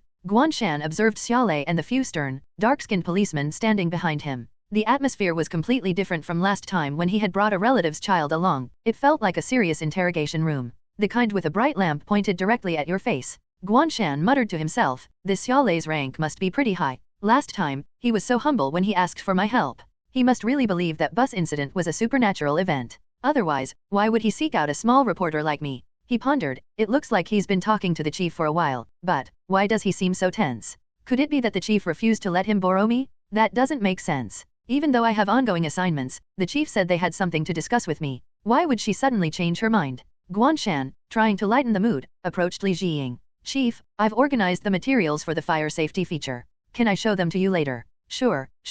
Li Jiying snapped out of her thoughts, thinking that Xiaolei had just made a mistake. Knowing it was best to shift the topic to avoid embarrassment, she nodded to Guan Shan. "We'll discuss the feature later. Talk to Officer Xia first. The general manager's office needs my attention. I'll leave you here." Since the police specifically wanted to talk to Guan Shan, she knew it wasn't appropriate for her to stay. The general manager's office had matters to attend to. As a daily newspaper, there were always matters to deal with. So Li Jiying stood up from the sofa, nodded to Xiaolei, who still looked uneasy, and prepared to leave. Xiaolei watched her pass by Guan Shan and Shen Dinghua without acknowledging the smiling girl, as if she didn't exist, and continued towards the door. Xiaolei took a deep breath and suddenly called out, "Chief Li, I have another question." Li Jiying paused, turned back to Xiaolei, and smiled. "What is it? If it's something I know, I'll be happy to help." Xiaolei's eyes met Shen Dinghua's clear black and white ones, and he spoke slowly and deliberately. "Since Shen Dinghua isn't an employee at your newspaper, shouldn't you ask Guan Shan why he brought an outsider here?" In that moment, Xiaolei's eyes turned cold, deciding to confront the situation head-on. If Shen Dinghua was never part of this newspaper, she might never have existed. But those who knew her could detail everything about her. To have such a large-scale, brazen influence on people's consciousness, it's unknown how many people have been affected over the years. Compared to Fang Minmin's succulent desire, this was child's play. He couldn't allow such a threat to exist on Chinese soil. Even if it meant making some sacrifices, this threat had to be eliminated. Xiaolei knew that exposing Shen Dinghua in front of Guan Shan would surely anger him. If Guan Shan showed any sign of hostility, Xiaolei would act immediately. He simultaneously informed the waiting barrier Esper, screen, activate the barrier on the 8th floor of the building, highest level. I'll try to concentrate the force. Li Jiying, hearing his question, was surprised. She walked towards where Shen Dinghua was standing, but she passed Shen Dinghua again, crouched by the corner cabinet, and opened a drawer. So, you like tea too, Officer Xia? I have some regular dragon well tea. If you like it, I'll give you a tin. She thought to herself, he didn't want tea earlier, now he's asking for it? Officer Xia is really capricious. Xiaolei was stunned, then looked sharply at Guan Shan. Guan Shan, also puzzled, coughed and pretended not to notice. Officer Xia, long time no see. I didn't know you were a tea enthusiast. He was a bit scared of being silenced. Guan Shan thought, no wonder he had relatives clubbing at midnight. Never judge a book by its cover. Quickly changing the subject, he said, by the way, I met your relative, Gao Ye, during an investigation. It was dangerous, you should keep an eye on that kid. Curiosity killed the cat. While I understand the desire to seek truth and justice, it's dangerous for a kid who hasn't fully grown up to end up in the hands of criminals. Considering the heinous acts of those juvenile delinquents, Guan Shan had nearly been attacked just for asking questions. If someone like Gao Ye fell into their hands, it would be disastrous. Hearing Guan Shan's genuine concern for Gao Ye and recalling last night's experiment with the sudden appearance, Xiaolei felt complex emotions. But before he could process it, the screen responded in his earpiece with an odd tone, want to grab spicy hot pot later? Extra spicy? Xiaolei, didn't you get sick last time we had hot pot? Another one? All his words were being distorted. Xiaolei's face darkened. He turned to the logistics soldiers and barked, shoot Shen Dinghua now. The soldiers were stunned but responded, yes, sir. They walked over, and grabbed more tins of tea, looking awkward. Li Jiying twitched her mouth but maintained a professional smile. If you really like it, I can send you more. No need to trouble the officers. Shen Dinghua's smile deepened as she looked at Xiaolei. Xiaolei was speechless. Everyone's thoughts had been altered instantly. How strong is her power? No, wait. Xiaolei realized that it wasn't everyone's thoughts being changed. It was that his words weren't matching his thoughts, and his thoughts weren't aligning with his true intentions.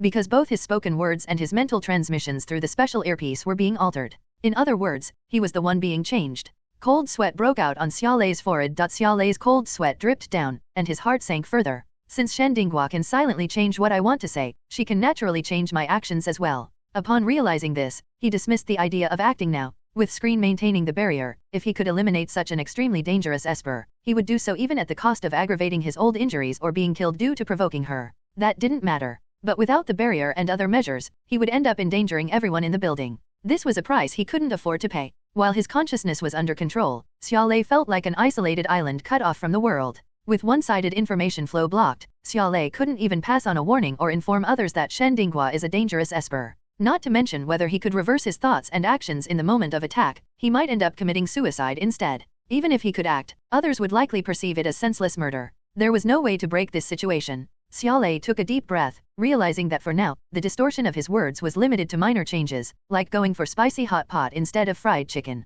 This indicated that Shen Dinghua still had reservations. But even so, Xiaolei felt his reputation, built over half his life, teetering on the edge, about to plunge into the abyss of forced bribes and petty gains. Looking at Shen Dinghua's unchanged smile, Xiaolei sighed inwardly, knowing he couldn't do anything about her today. In the future, who knows if he would have another chance. He remained silent for a moment, seeing the faint, barely noticeable irony and anger in Li Jiying's expression. He quickly waved his hand, saying, just a joke, chiefly, no need to take it seriously. I meant to ask if I could buy some. He had the logistics team put the tea cans down, awkwardly explaining, to be honest, this is just a business trip, and time is tight. We need to return to headquarters soon, so there's no time to shop around. But I've long admired Hangzhou's Longjing tea, and since you have some here, I couldn't help but get excited and spoke too hastily. Xiaolei's words were sincere, his demeanor earnest, making him quite convincing given his usual bearing. Li Jiying's expression softened, although she was still puzzled by Officer Xia's abrupt demand for tea leaves, his demeanor almost resembling a robbery. But since he had explained, she couldn't refuse to give him an out.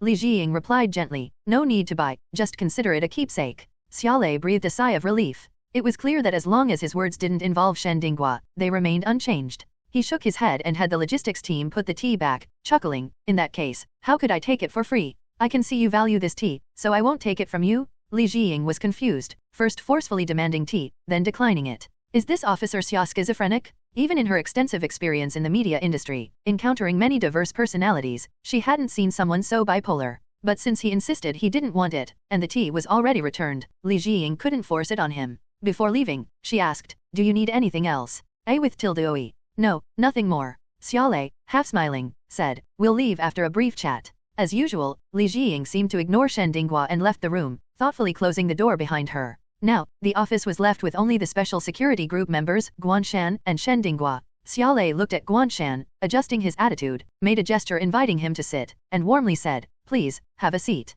His demeanor was incredibly courteous, and he didn't avoid Xiao Shan, which meant it wasn't something confidential. Guan Shan, previously speculating that the special security group might be a secret organization dealing with supernatural events, now thought it might not be as secretive as he had imagined. Guan Shan raised an eyebrow, sat down with Shen Dinghua, and said, "Just tell me directly, what do you need my help with? Let me be clear, I'm just an ordinary reporter. If you want me to solve some major case, you've got the wrong person." Xiaolei's mouth twitched. A normal reporter who emerged unscathed from molten iron at 2000 degrees, even tearing apart an esper? Those who died by your hand would rise from their graves to ask, "Are you polite?" But even more egregious, after Guan Shan spoke, Shen Dinghua nodded vigorously like a pecking chick, earnestly tightening her little face, nervously adding, "Yes, yes, Xiao Shan is just a reporter. Solving the case last time was a fluke, and those people had knives, it was very dangerous." Shen Dinghua, worried, continued, "If the police ask for help again and Xiao Shan gets targeted and hurt by criminals, what then? What could be more dangerous than you two?" Guan Shan should be well aware of where the remaining few juveniles, exposed by Tian Bin, went after disappearing. The police might not know, but Guan Shan would. Considering Guan Shan might be hiding and resisting to protect Xiao Shan from the special security group, it made perfect sense. Xiaolei had never felt this helpless in his life. "Can't you two be more straightforward?" Xiaolei wished to say but couldn't. However, Shen Dinghua's statement was clear enough, indicating she didn't want Guan Shan involved with the special security group or entangled with them too much. Yet, every time it was Guan Shan who happened to pass by and just killed them all. Understood, Xiaolei thought flexibly, realizing they didn't want proactive engagement, preferring a passive approach, like Zhang Taigong's fishing, waiting for Guan Shan to take the bait when he wanted to help. Xiaolei, feeling bitter, thought, "This has a domineering sense of what I give you is yours. What I don't give, you can't take." What could he do? If he said no now, he might end up talking about going to a toilet-less fast food restaurant to eat 10 meals and then actually doing it. Xiaolei, with a friendly smile, took out a form and a contract, saying, "No worries. This time, we're just asking if you're interested in a special auxiliary position. Our special security group isn't like regular law enforcement, we won't have you solving cases." Guan Shan, puzzled, asked, "Then why give me this position?" He tentatively guessed, is it because of that night on the bus? Some setting where encountering supernatural events makes you part of the circle. Xiaolei, after some thought, replied, "In a way, yes." The bus incident confirmed Guan Shan was at least sea level and on their side. Guan Shan, scratching his chin, read through the form, "I see. Do I have any obligations?" Xiaolei glanced at Shen Dinghua, then shook his head and smiled, "None, just need to check in at our Hangzhou branch periodically. There's even a welfare subsidy." Guan Shan's eyes lit up, "Subsidy? How much?" Xiaolei thought for a moment, then said, "For your current level, it's 20,000 a month." Guan Shan was stunned, nearly dropping his pen. "How much?" "I'm really scared." Guan Shan felt that at this moment, only 2 words could perfectly express his feelings. Damn, 20,000 a month, and you call that a welfare subsidy? How much would those receiving official salaries get? This number was unimaginable, and this 20,000 was given to him for doing nothing. Emotionally, this made Guan Shan think once again, could Xiaolei be a colossal scam artist? But rationally, that was impossible. Guan Shan calmed down, thinking, at this point, only the term huge hush money can explain it. It seemed that the special security group often did this to ensure that witnesses to supernatural events wouldn't reveal the truth. Who would refuse 20,000 a month for nothing? The contract even had a clause stating that if any information about the special security group was leaked, the subsidy would be stopped. For money, no one would be stupid enough to spill the beans. However, this also meant that the special security group had ample funding, which could mean 2 things, either the higher UPS really valued this department, or this department was a high-risk job. Guan Shan thought it was probably a bit of both, with the former being more significant. Preventing widespread panic was extremely important. For instance, the famous water monkey rumor caused social unrest and even led to the suspension of production and operations in some areas in the last century. Although it was unclear if this incident had any relation to the special security group, this department probably existed to prevent similar occurrences. With that in mind, Guan Shan felt at ease. Xiaolei observed the changing expressions on Guan Shan's face and wasn't surprised. A penny can stymie a hero, and the same goes for a hero esper. Xiaolei was confident in the welfare for espers, but beneath this welfare were the countless sacrifices of special security group members. Every year, at least 30 new espers above D level were registered, but even with such high salaries, very few were willing to join the special security group. A with ring above N beta. If 5 out of 30 joined, it was a miracle. Most people, even with supernatural abilities, preferred to continue living their ordinary lives among the masses. They would rather join private organizations than the official special security group. And to make matters worse, the 5 who joined might not have combat-suitable abilities. This was the current dilemma of the special security group. The U Squad, responsible for the Hangzhou area, had only 50 espers, with only 3 above sea level, Xiaolei, team leader Gao Ya, and a former criminal from the 4th Squad. In contrast, the Death Hive, with its top 10 worker bee operatives, all sea level and combat capable, posed a significant threat. Although Death Hive operated nationwide, when they concentrated their forces here, the U Squad struggled to cope. Even if they requested assistance from other regions or higher UPS, responses were slow because other areas were also dealing with esper criminals. For example, the Barrier Master screen was brought in from another location to help, thanks to a prior partnership with Xiaolei. The unfortunate truth was that powerful espers often preferred to be criminals rather than heroes. So, whenever they encountered a promising candidate, they would take risks and use any means necessary to recruit them into the special security group. They desperately needed more combat-ready espers? Xiaolei held up 2 fingers and solemnly repeated, 20,000 a month. If you doubt it, you can come with me to the branch now to sign in and get the subsidy. It's not far, just a half-hour drive. Guan Shan hesitated for a moment and then agreed, all right. He asked Shen Dinghua to wait at the newspaper office, informed chiefly, and then left with Xiaolei and his team to the Hangzhou branch of the special security group. Interestingly, at the elevator, they ran into Lu Ping, who was going to the bathroom, a young colleague with a knack for gossip. Lu Ping's eyes widened at the sight of the burly man and Xiaolei, whose shoulder insignia clearly indicated his rank. His face showed a mix of confusion and astonishment. The group quickly took the elevator and left. In the bathroom, Lu Ping pondered, recalling the incident with Zhang Xiyuan, who was still hospitalized after a dispute with Guan Shan. Suddenly, he was struck by realization, so that's it? Oh, damn, I spilled it. That day, everyone at Hangzhou Evening News heard the rumor that Guan Shan's 3-year period is up, the Dragon King returns, and he's about to take over a big family. No one cared that Guan Shan had only been at the newspaper for half a year. Guan Shan returned from the Special Security Group branch an hour later. The branch was next to a police station, bearing the Special Security Group's emblem, with Serve the People written prominently. The facilities were similar to other government institutions, but the area was smaller, resembling a small office. There were no other Special Security Group personnel in sight. The place was deserted under the hot sun, with only an old gatekeeper listening to the radio. Guan Shan felt reassured upon arrival, only puzzled about why he had never heard of this department before. The registration process was complicated, but the transfer was quick. Xiaolei personally drove Guan Shan back to the newspaper office, leaving his phone number and reminding him, if you encounter any life or work issues, call this number. Don't keep it to yourself or face it alone. The special security group is like a family, so speak up about any problems. He was like a worried mother, nagging endlessly. Guan Shan, with a strange expression, felt a bit overwhelmed by the concern but still thanked him. I will, thank you. Xiaolei nodded, seemingly relieved, but his heart tightened again when he saw Shen Dinghua standing at the entrance. This was far from over, it was just beginning. Sighing, Xiaolei drove off. Guan Shan took the umbrella from Shen Dinghua, opened it to shield them from the sun, and checked his phone's navigation. Did Chief Li say anything about my fire prevention project?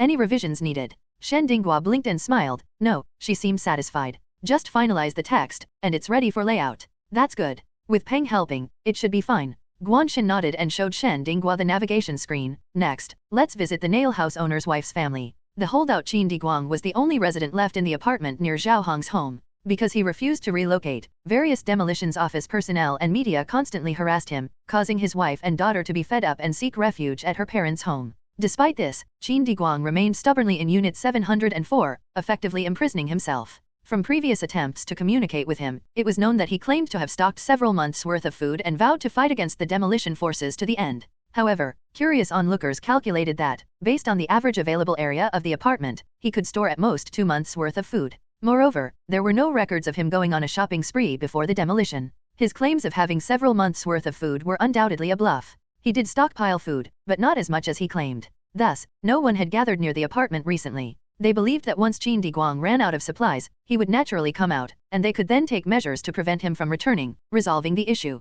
The media also adopted this mindset, waiting for him to come out. Guan Shan found the situation somewhat amusing as he read the information. This seems like a character straight out of Don Quixote, with a touch of sadness and humor. However, Guan Shan couldn't fully laugh because he recalled the unnerving eyes staring from behind the door, which was quite terrifying and not amusing at all. Upon closer thought, it made sense. A person who had been in a confined environment for a long time, constantly harassed and even abandoned by loved ones, would inevitably exhibit abnormal behavior. This Qin Diguang might have some mental issues, Guan Shan thought. Recalling the scene at that time, Guan Shan became more convinced that Qin Diguang had been silently watching him from behind the door for a long time. Just thinking about it gives me goosebumps. Guan Shan felt a chill down his spine. Fortunately, this time they weren't going to find Qin Diguang but his wife and child. Qin Diguang's wife is Han Ying, and her family is in Han Family Village. The place is quite remote. Several media reporters have tried to find it but failed. For some reason, the information on the map is incorrect and hasn't been updated for years. The terrain is also very complicated, Guan Shan explained to Shen Dinghua.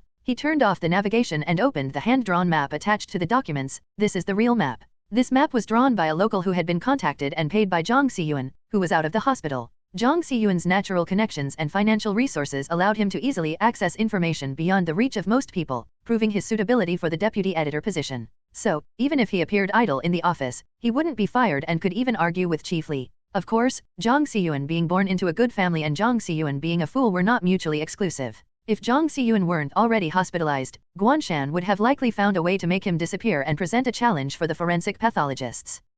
Currently, Guan Shan and Shen Dinghua were on a bus heading towards Han Family Village. Through the bus window, they could see fields and hills along the roadside. After 3 hours of travel, including metro and bus rides across several districts, they finally arrived. Xiao Shan, look, there's a cat over there, Shen Dinghua said, pointing out the window. On a ridge in the field not far away, a tabby cat with heterochromatic eyes was licking its paws and shaking its ears as it looked their way. One eye was light brown, and the other was black. Guan Shan was taken aback. What a cute cat. But it seems to be someone's pet. Its fur looks very glossy. Shen Dinghua smiled. Xiao Shan, how about we get a cat in the future? Guan Shan casually nodded. Sure, an orange cat would be nice, like you. Shen Dinghua pouted and glared at him. Are you saying I eat too much? Guan Shan calmly replied, I meant that orange cats and you are both equally cute. What were you thinking? As they chatted, the bus arrived at their stop. They got off and, following the hand-drawn map, navigated through the bamboo forest until they found the entrance to Han Family Village. The village looked somewhat run down. The roads were unpaved, a mix of sand and dirt.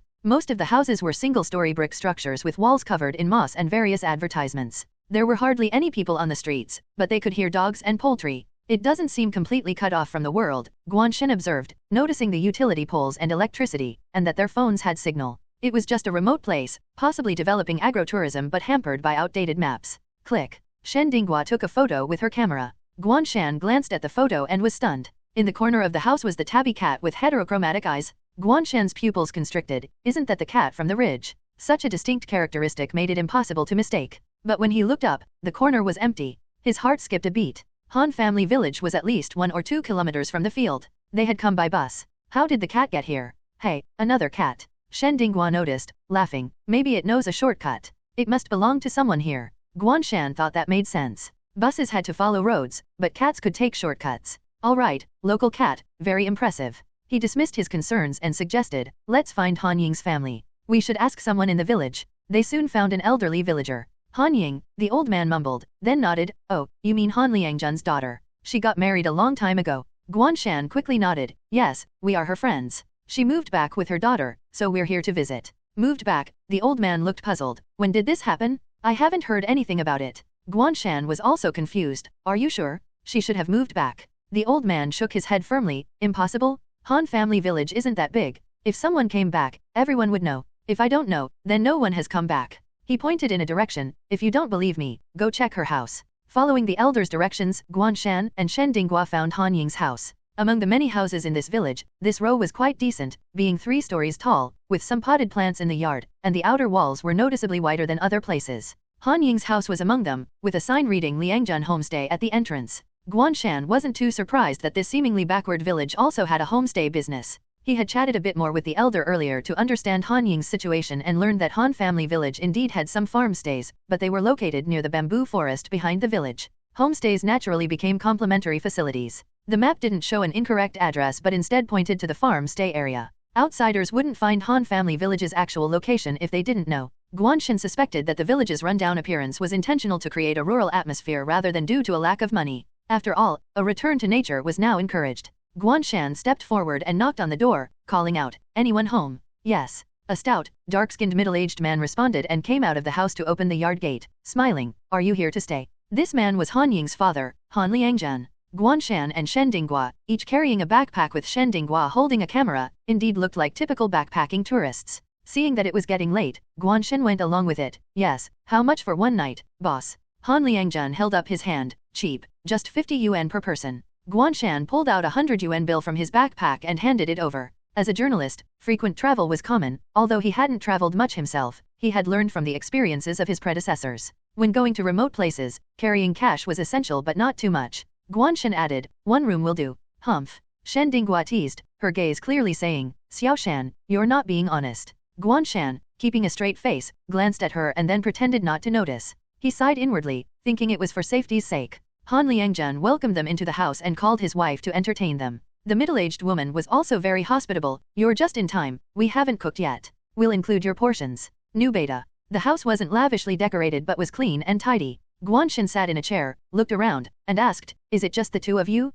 Can you manage?" Han Liangjun poured 2 cups of tea. "Oh, it's not busy here. There's no rush." So, it was just the couple. Guan Shan's heart sank. Qin Diguang had claimed Han Ying and their daughter, Qin Yaoyao, had returned to her parents' home. Moreover, there hadn't been any sounds of women or children from Unit 704 since he said that. This meant Han Ying and Qin Yaoyao were indeed not there. But they hadn't returned to Han family village either. It had been about a week. They would have arrived even if walking. Where did they go? Did they encounter an accident and go missing along the way? This was significant news for the media but unfortunate for the couple before him. However, things couldn't be concluded so quickly. Considering Han Ying and her daughter left to avoid media harassment, it was possible the parents were helping to hide them. Guan Shan pondered for a moment and said, "Actually, we were recommended by Han Ying. She said she'd be home. Why isn't she here?" "Ah Ying." Han Liangjun was taken aback, his expression changing slightly. "Isn't she in Binjiang? Why would she come here? She hasn't returned in 7 years. Why now? 7 years without returning home?" Guan Shan frowned.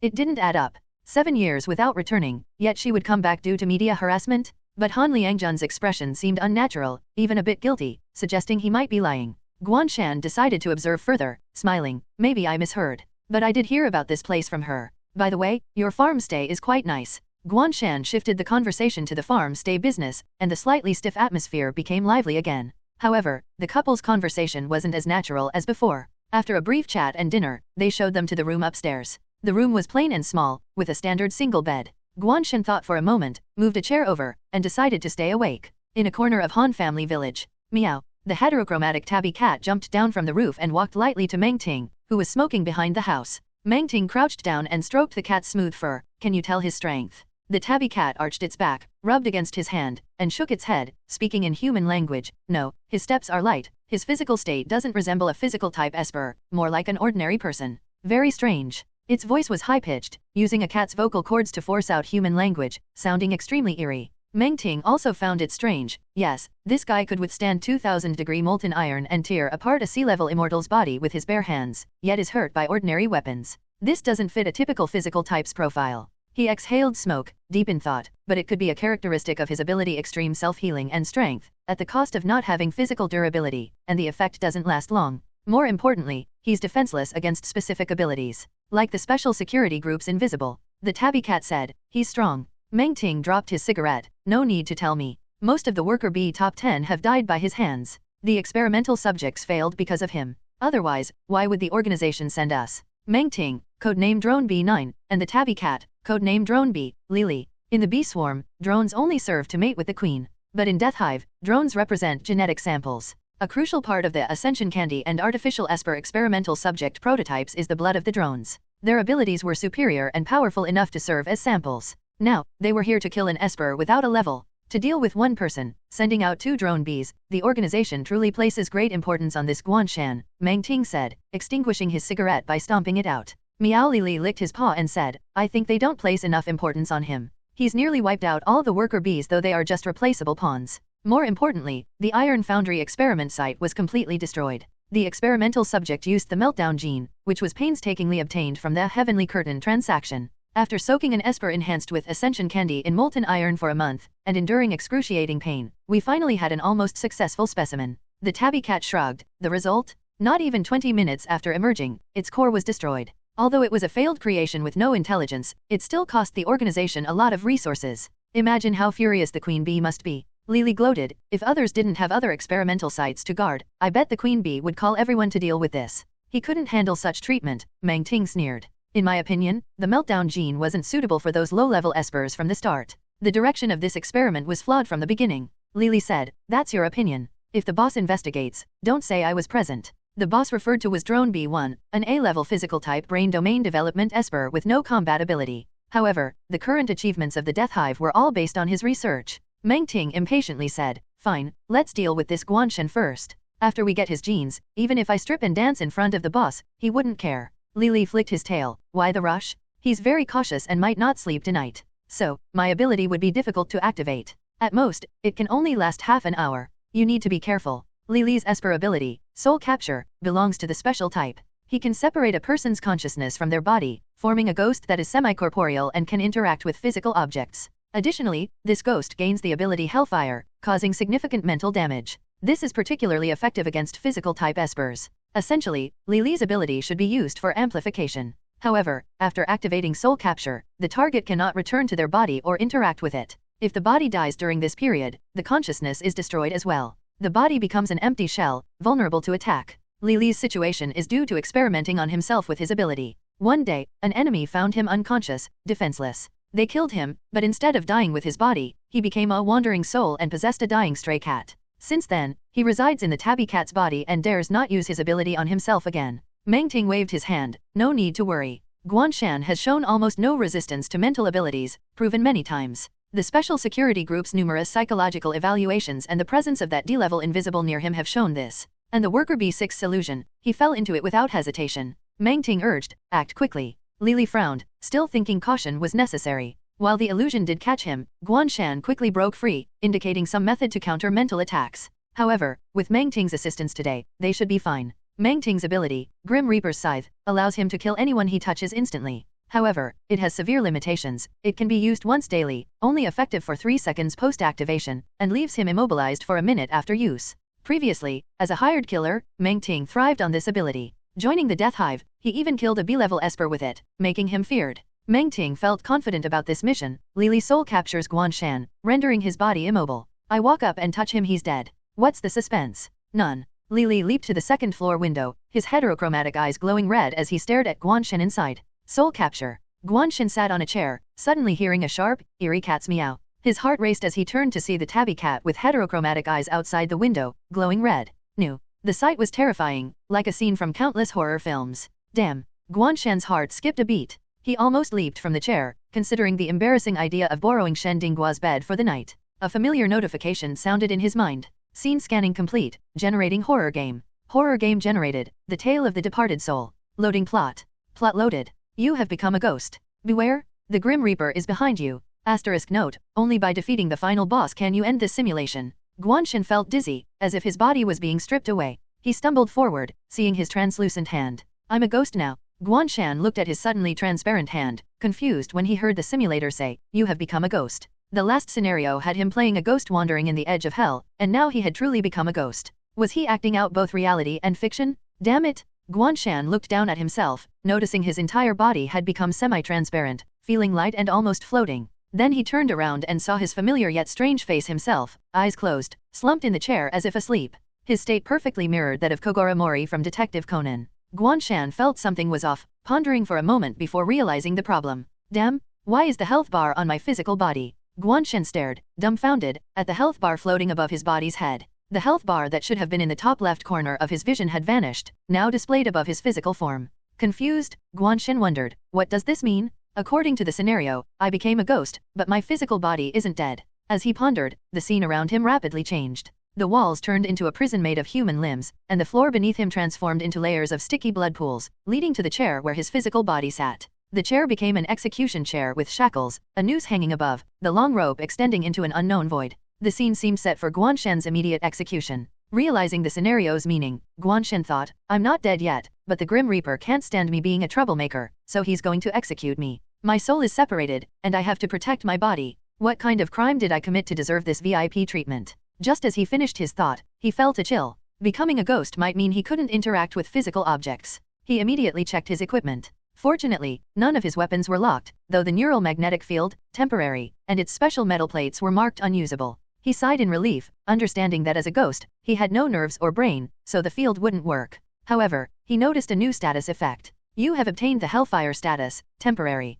Guan Shan checked the details. Hellfire. Effect, attacks deal additional cumulative monster kill count x 10% damage, current kill count, 75. Description, what doesn't kill you makes you stronger. Feeling reassured, Guan Shan thought, this gives me a 7.5% damage boost. It's better than nothing. Where are the enemies? Guan Shan looked around, expecting monsters to attack, but everything remained quiet. The prison walls and windows were sealed, the only entrance was the door. Newbie. The scenario suggested the Grim Reaper is behind me. Given my chair's position, the Grim Reaper must come through the door. Feeling the scenario's difficulty, Guan Shan used the time to prepare. Analyzing his situation, he realized some skills were unusable, especially those linked to his health. With his health bar transferred, healing items were useless. Guan Shan decided, since I'm invincible now, I'll focus on offense. He armed himself with a Glock and a large chainsaw, replacing the healing talisman with the strange marking, anticipating ghostly enemies and the Grim Reaper. Strange marking. Effect, unknown. Description, a metal mark that appears different from every angle.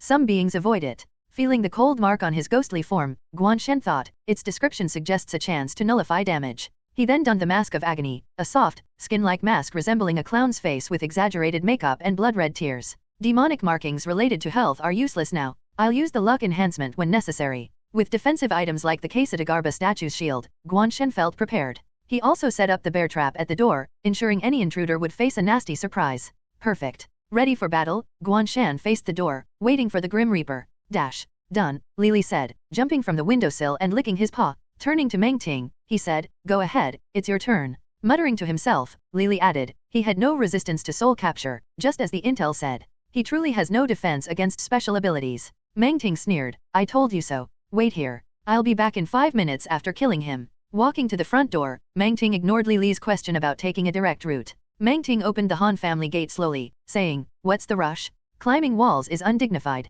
That Guan Shan is arrogant, killing half the worker bees and destroying an entire experimental site. Meng Ting's eyes glinted with malice as he looked up at the second-floor room, smiling cruelly. I'll walk up, let him see me coming, and kill him with a finger. He'll understand what it feels like to be crushed. Meng Ting silently entered the house, effortlessly opening the 2 inner and outer doors. Han Liangjun's guest house had 3 floors, with the upper 2 used as guest rooms. He and his wife had converted a storage room on the first floor into a bedroom. The old-fashioned locks in this rural house were virtually useless against Meng Ting. Although he had not undergone physical enhancement, he could easily twist off the locks with his strength. However, there was no need for such a display. Although he had not taken any assassination jobs since working for Death Hive, he was still skilled at these small tricks. Quietly, like a true Grim Reaper, elegantly and silently taking lives, this was the killing creed Meng Ting believed in. So, while Meng Ting's attitude was arrogant, thinking it necessary to kill Guan Shan in a humiliating manner, he would not cause any unnecessary trouble. Killing Guan Shan was enough. Meng Ting grabbed the spare key to the guest room and knocked out Han Liangjun and his wife. He walked up the stairs step by step, looking at the room door at the corner, almost able to imagine the scene inside the room. Guan Shan must be confused and helpless, he thought. Looking at his uncontrollable body, Guan Shan would know an enemy had arrived, wanting to return to his body but unable to, anxiously circling in place. The enemy was closing in step by step, but he could do nothing. Ha, that feeling must be desperate, right? Lily's ability was to make those who thought themselves strong lose their reliance, destroying their confidence and dignity in one fell swoop. Sometimes, special abilities were just unreasonable like this. And now, I'm here to show you what true unreasonableness looks like. Meng Ting chuckled lightly, calmly using the key to unlock the door and pushing it open. However, what greeted his eyes was not Guan Shan. In the dimly lit room, a pale, twisted clown face was illuminated by the faint blue moonlight outside the window. The clown's face was wrinkled, as if a peeled human face was forcibly placed on another. The white makeup was uneven, with skin color showing at the edges. The clown had a comical makeup, but the corners of its mouth drooped, smeared with bright red lipstick. Blood-red streaks flowed from its eyes, spreading across its cheeks as if splashed with blood. The clown seemed to be in immense pain, but its makeup remained in a perpetual smile.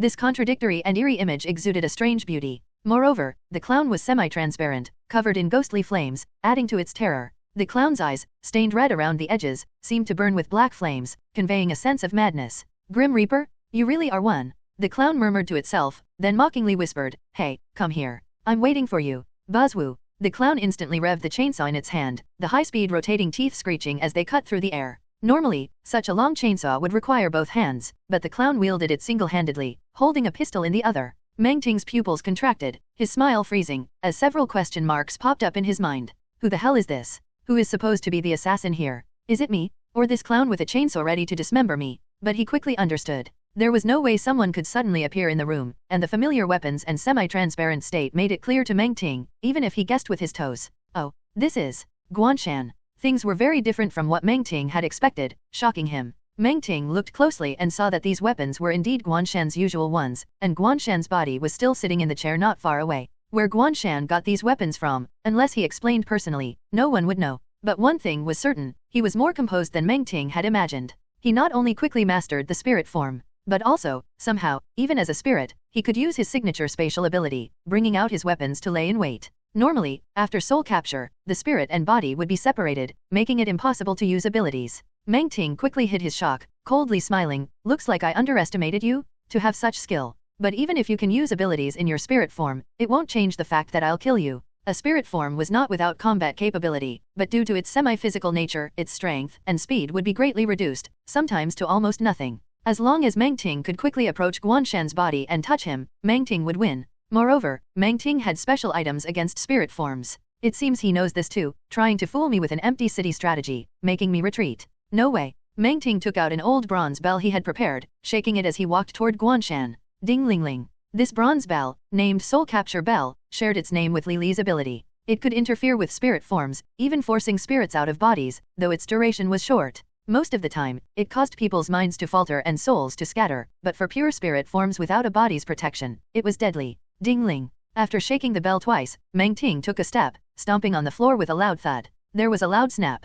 A giant bear trap suddenly appeared on the floor, with 4 torsion springs activating, 2 terrifying semicircular metal jaws snapping shut. Meng Ting was stunned. What? Like a shark catching prey, the interlocking spikes clamped onto Meng Ting's calf, piercing his muscles and bones. The crushing force of the trap mangled the trapped muscle and pulverized the bone. The pain was indescribable. Ah! Meng Ting screamed, his face contorting, the immense pain draining all color from his face, drenched in cold sweat. This was pain no human could endure, but Meng Ting was not an ordinary person. He immediately pressed down on the metal jaws, trying to pry them open. But the more he struggled, the deeper the spikes dug, amplifying the pain. Woohoo gotcha! The clown-masked Guan Shan was so pleased he almost patted his belly. Instead of approaching, he immediately raised his gun, aiming at Meng Ting's head, firing 3 shots. Bang, bang, bang. As Guan Shan fired his gun, the boss's information appeared before him. Boss, Grim Reaper, leave 17. HP, 5600/8000. Description, open your eyes, close your eyes, death is but a moment away. The Grim Reaper trapped by the bear trap let out a hoarse, terrifying roar. Roar.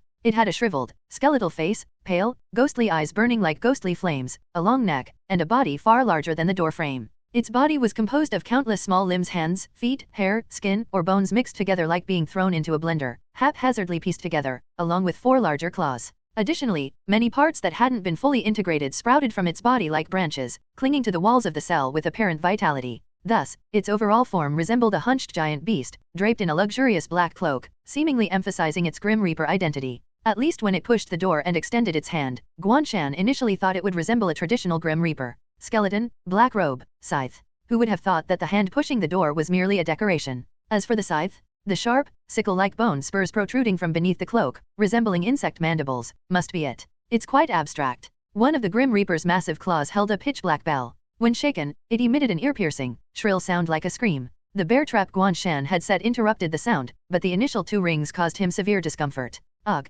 Before Guan Shan could feel pleased, he felt like vomiting, his insides churning as if a steamroller had crushed him. Though there was no pain, he felt a twisting and shifting inside him, and his semi-transparent body flickered as if experiencing signal interference. That bell is a weapon against ghosts. Guan Shan immediately judged, feeling a bit vexed. Good thing I was cautious and didn't think I was invincible. This dim simulator is full of traps. RO Thailand bot epsilon. In that moment, he was immensely grateful for his foresight, gaining maximum output opportunities. Otherwise, if the Grim Reaper continued ringing the bell, Guan Shan's ghostly form might have disintegrated. Brilliant! Bang bang bang bang. With that in mind, Guan Shan continued firing, especially aiming at the claw holding the bell. The continuous explosions and flames chipped away another 1,000 health points from the boss, enhanced by the incendiary effect. The Grim Reaper roared, its deformed, abstract body swaying and struggling violently, trying to pry open the bear trap with its claws. In the center of its body was a slender baby skeleton embedded within, its hollow, elongated features extending a tiny arm to retrieve a heart from its mouth, merging it into the Grim Reaper's body. The Grim Reaper's injuries healed, and its health bar recovered. This thing can heal. Guan Shan's pupils contracted, quickly thinking, a level 17 boss with only 8,000 health must have some other tricks. But compared to the girl swordsman that day, its attack power must be extraordinarily high. If it gets close to my body, it might instantly kill me. However, the Mask of Agony only activates when taking damage. Should I whittle it down bit by bit? Guan Shan dismissed this method immediately. The bear trap's effect lasted only 10 seconds and was about to disappear. Guan Shan was aiming at weak spots, but the boss, although trapped, was not a sitting duck. Its massive form seemed more like a cluster of branches, so its actual size was small. As it swayed and struggled, most bullets hit non-critical areas. Once the boss started moving, it wouldn't be easy to hit. So, since I can't leave, I'll use the Quesadagarba statue to bait an attack and then try close combat. After all, in my spirit form, as long as it doesn't use that bell, I can keep attacking. If I can land a critical hit like with the chef, I'll win. Guan Shan made up his mind, and the bear trap disappeared in an instant. At the same time, Guan Shan's attacks had reduced the Grim Reaper's health below 4,000. This was despite the boss having healing abilities. The bear trap's 10-second control was a nightmare for a melee boss. The branch-like body structure made it easy to dodge but also fragile. The Grim Reaper's 4 claws, one trapped by the bear trap, and now, another front claw was shot off by Guan Shan's concentrated attacks. Clang. Thud. The bell and the front claw fell to the ground, the ghostly flames in the Grim Reaper's eye sockets flaring up.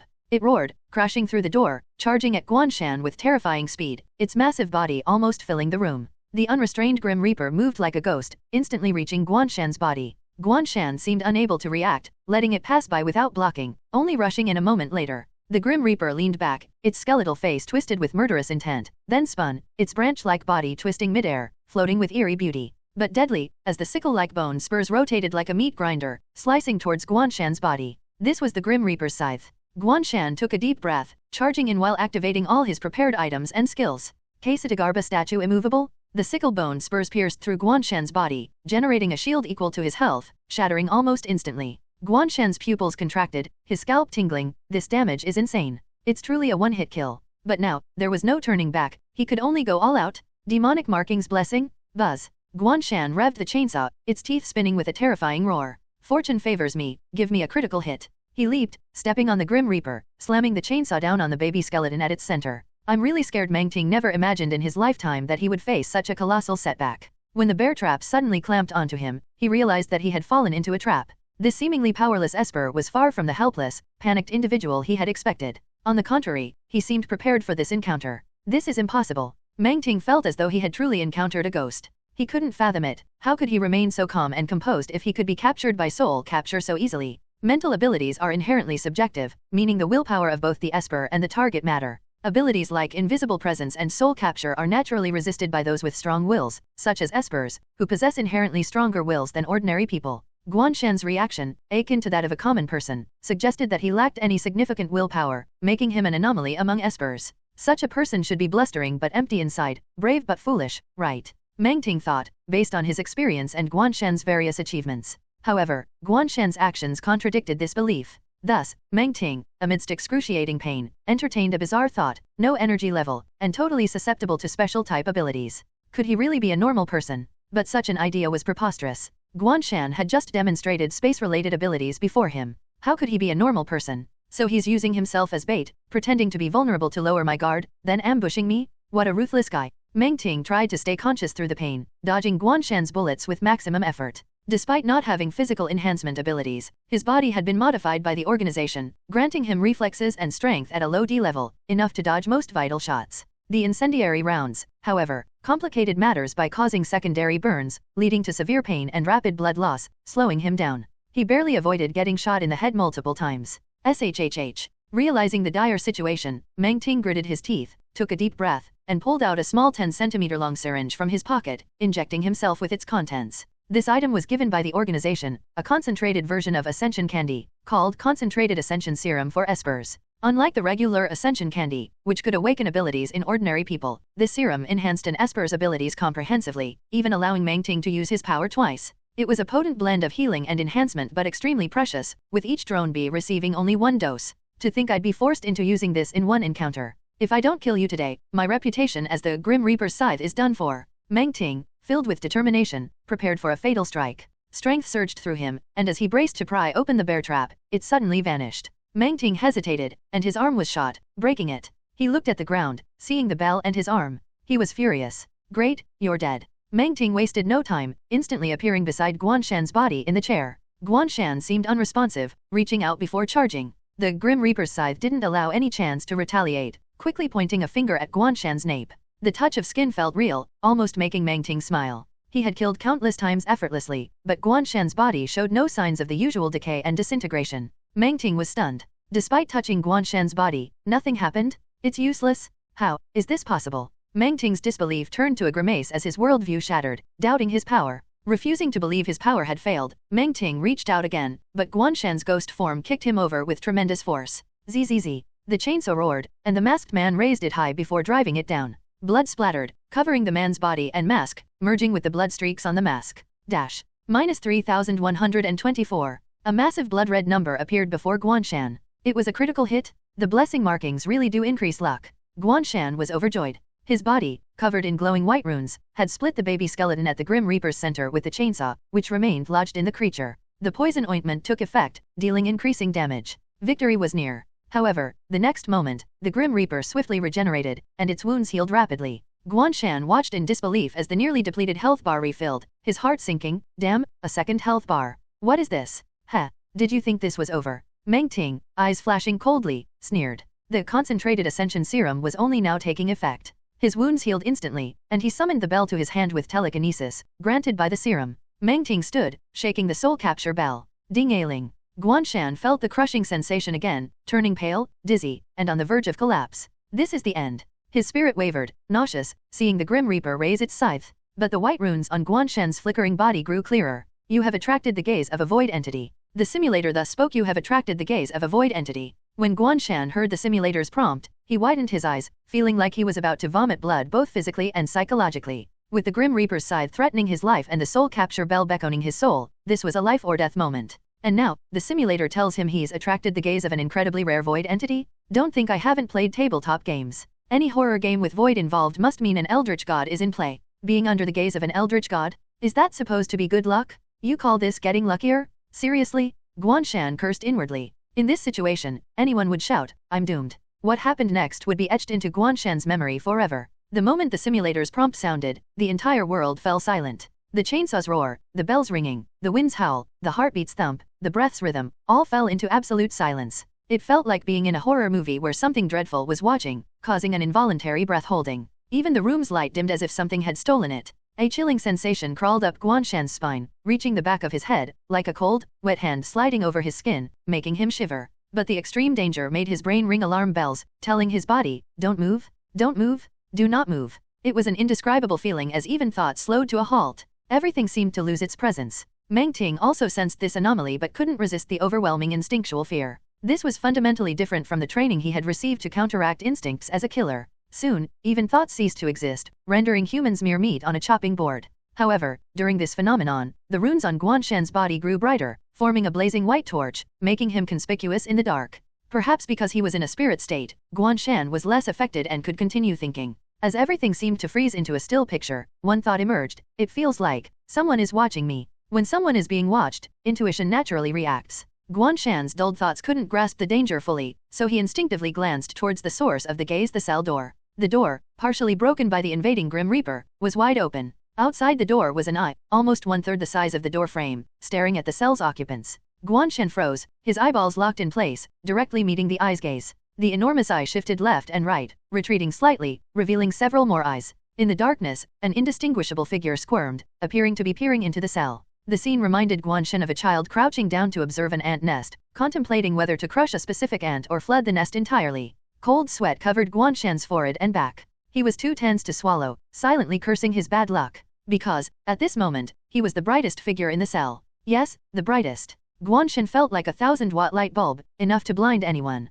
Indeed, the eye fixated on Guan Shan, seemingly intrigued. But then it noticed a dark object amidst the brightness, the strange marking on Guan Shan. Yes. This metal marking, even in the glow enveloping Guan Shan, remained low-key, drawing attention. The eye expressed visible disgust upon noticing the marking, even retreating a bit. It seemed hesitant, but eventually, it moved away. Phew. Guan Shan sighed in relief, but then he heard a chewing sound beside him. Seriously. Guan Shan was horrified, turning to where the Grim Reaper had been. He saw the Reaper, who had been about to strike him down, now headless. The Reaper's neck bore irregular bite marks. The void filled with chewing and swallowing sounds. The baby skeleton at the Reaper's center showed extreme fear but couldn't move. Before Guan Shan's eyes, the Reaper's body vanished bite by bite. When the last bite was gone, everything returned to normal. Air flowed again. Guan Shan breathed deeply, feeling reborn, gasping for fresh air. Ha, ha. He wiped cold sweat, looking at the strange marking, grateful. Damn, good thing I had this. The Reaper was a scapegoat. Otherwise, I'd be dead. The runes on his body finally dimmed. Guan Shan smacked his lips, uncertain if he was truly lucky or not. I nearly got killed by the Reaper and attracted an eldritch god's gaze. Yet, the god ate the Reaper. Thinking it over, Guan Shan concluded the blessing runes might help avert danger, but how lucky they were was still a mystery. But now, the key question is, does the Reaper's death count as my kill? The next moment, the simulator answered. Experience plus 15,000. Level 12 rightward arrow level 13. Current experience, 1214/40,000.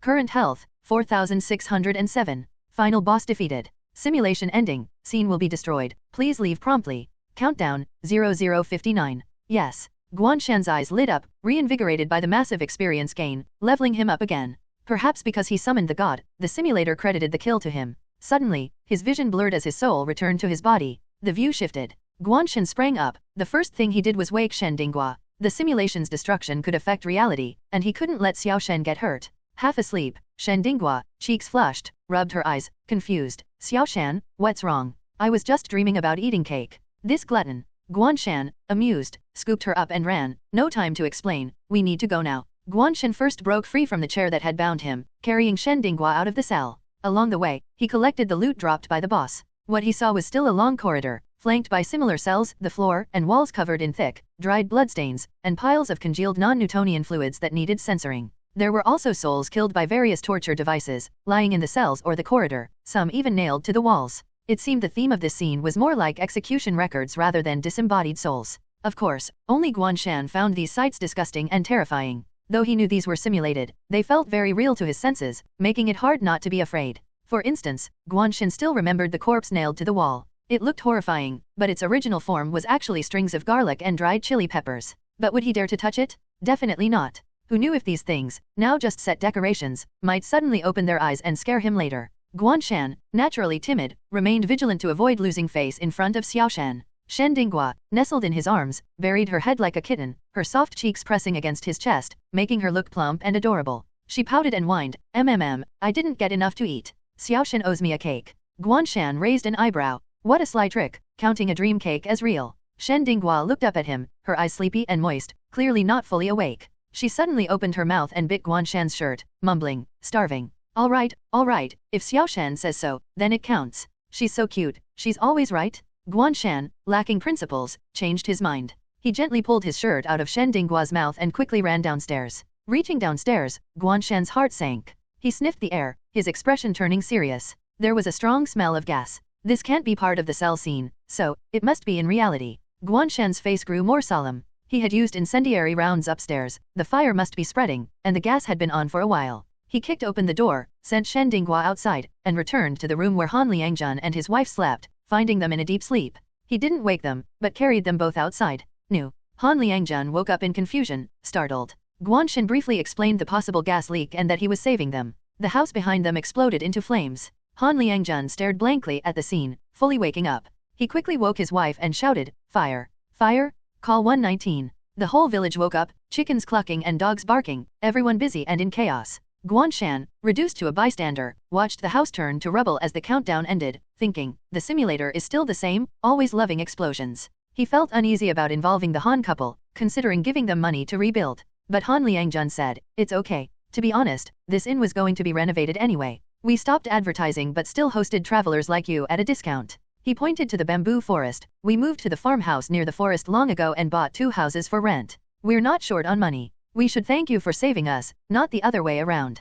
Guan Shan. Turns out, they were richer than him. Having said this, giving them money would seem suspicious. From their perspective, the gas explosion had nothing to do with him. Insisting on giving money would be self-incriminating. Guan Shan thought of the phone number Xiao Lei left. If he could use official channels to compensate, he could use his own money under an official guise. Yes, this is a good idea. Guan Shan's eyes lit up, feeling he found the right way to use that number. But it was late at night, not the time to bother people. He would wait until morning. He checked the rewards, finding something unexpected. Simulation ended, disembodied souls. Final boss defeated, 1/1, rating upward arrow. Elite monster killed, 0/1, rating. Seeing this, Guan Shan was shocked. What? He couldn't believe it. I missed an elite monster? Where did it come from? Wait, could it be the cat outside the window? Guan Shan realized the oversight, pondering, but where did it go afterward? Did the correct strategy involve leading the Reaper into other scenes to kill that cat? Damn, this was a trap. Guan Shan couldn't help but raise a middle finger. This lowered his rating and reduced the rewards.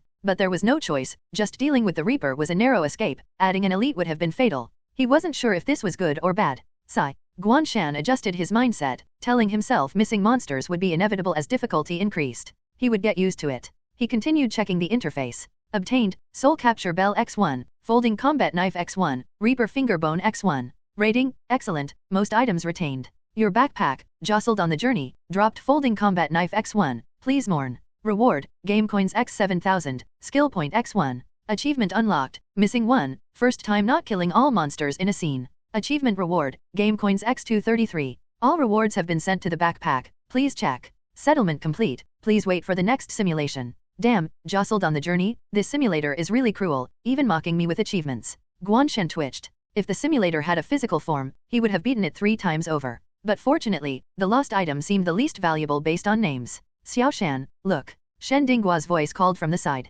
She had been crouching in the grass, now approaching Guan Shan. Guan Shan froze, seeing her holding a tabby cat. Shen Dinggua smiled adorably, placing the cat on the ground. It's the 3rd time we've seen it. Must be fate, right? Xiao Shan, want to keep it. The tabby cat trembled, cautiously stepping forward, clinging to Guan Shan's leg, and let out a pitiful, helpless cry, meow. Whether an illusion or not, Guan Shan felt it was pleading for help. Shen Dinggua squatted down and petted the tabby cat's head, resting her chin on her hand. Xiao Shan, haven't you always wanted to raise a cat? Now you have a chance to kidnap one instead of buying it. According to you, this cat came to get itself kidnapped, a foolish cat. Guan Shan laughed as he pinched the tabby cat's neck, lifting it to look it over. From afar, the cat had seemed too clean to be a stray, and up close, it was even more apparent. The cat was pristine, with no dirt anywhere except on its paws, as if it bathed daily. It was very cute, with wide, fearful eyes, completely still and seemingly intelligent. Lily dared not move at all, his whole body stiff, feeling like Guan Shan was eyeing him as a piece of meat. But what terrified him more was the hand patting his head.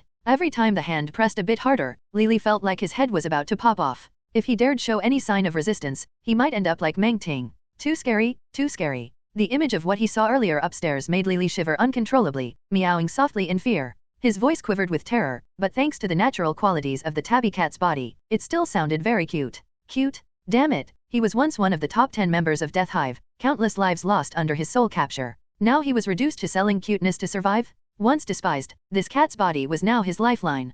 Pathetic? So pathetic? Lily felt so pathetic he wanted to cry. Since it's in the village, it might be a stray raised by the villagers, let's ask them first. Guan Shan was puzzled, why is this little guy so scared? Shen Dinggua thought for a moment. When I caught it, it was hiding nearby, maybe scared by the explosion. Guan Shan nodded, realizing the commotion must have frightened the cat. With most villagers gathered near Han Liangjun's house, he asked around but no one recognized the cat. Then it probably came here on its own. Following us all the way from that far, it must be fate. Guan Shan, still holding the cat, found a high place to sit and wait for dawn. Xiao Shan eagerly took her camera to photograph the explosion site. Guan Shan hadn't forgotten to bring their backpacks along before leaving, proving his thriftiness. NS. Despite the village's remote location, the fire truck arrived promptly. Guan Shan asked around and found out Han's village, situated in the forest, frequently dealt with fires, leading to a special road being built from the farmhouse area. Guan Shan stroked his chin, thinking, good material for the importance of reserved fire lanes article. Other reporters looked for material, but he seemed to have it delivered by the simulator.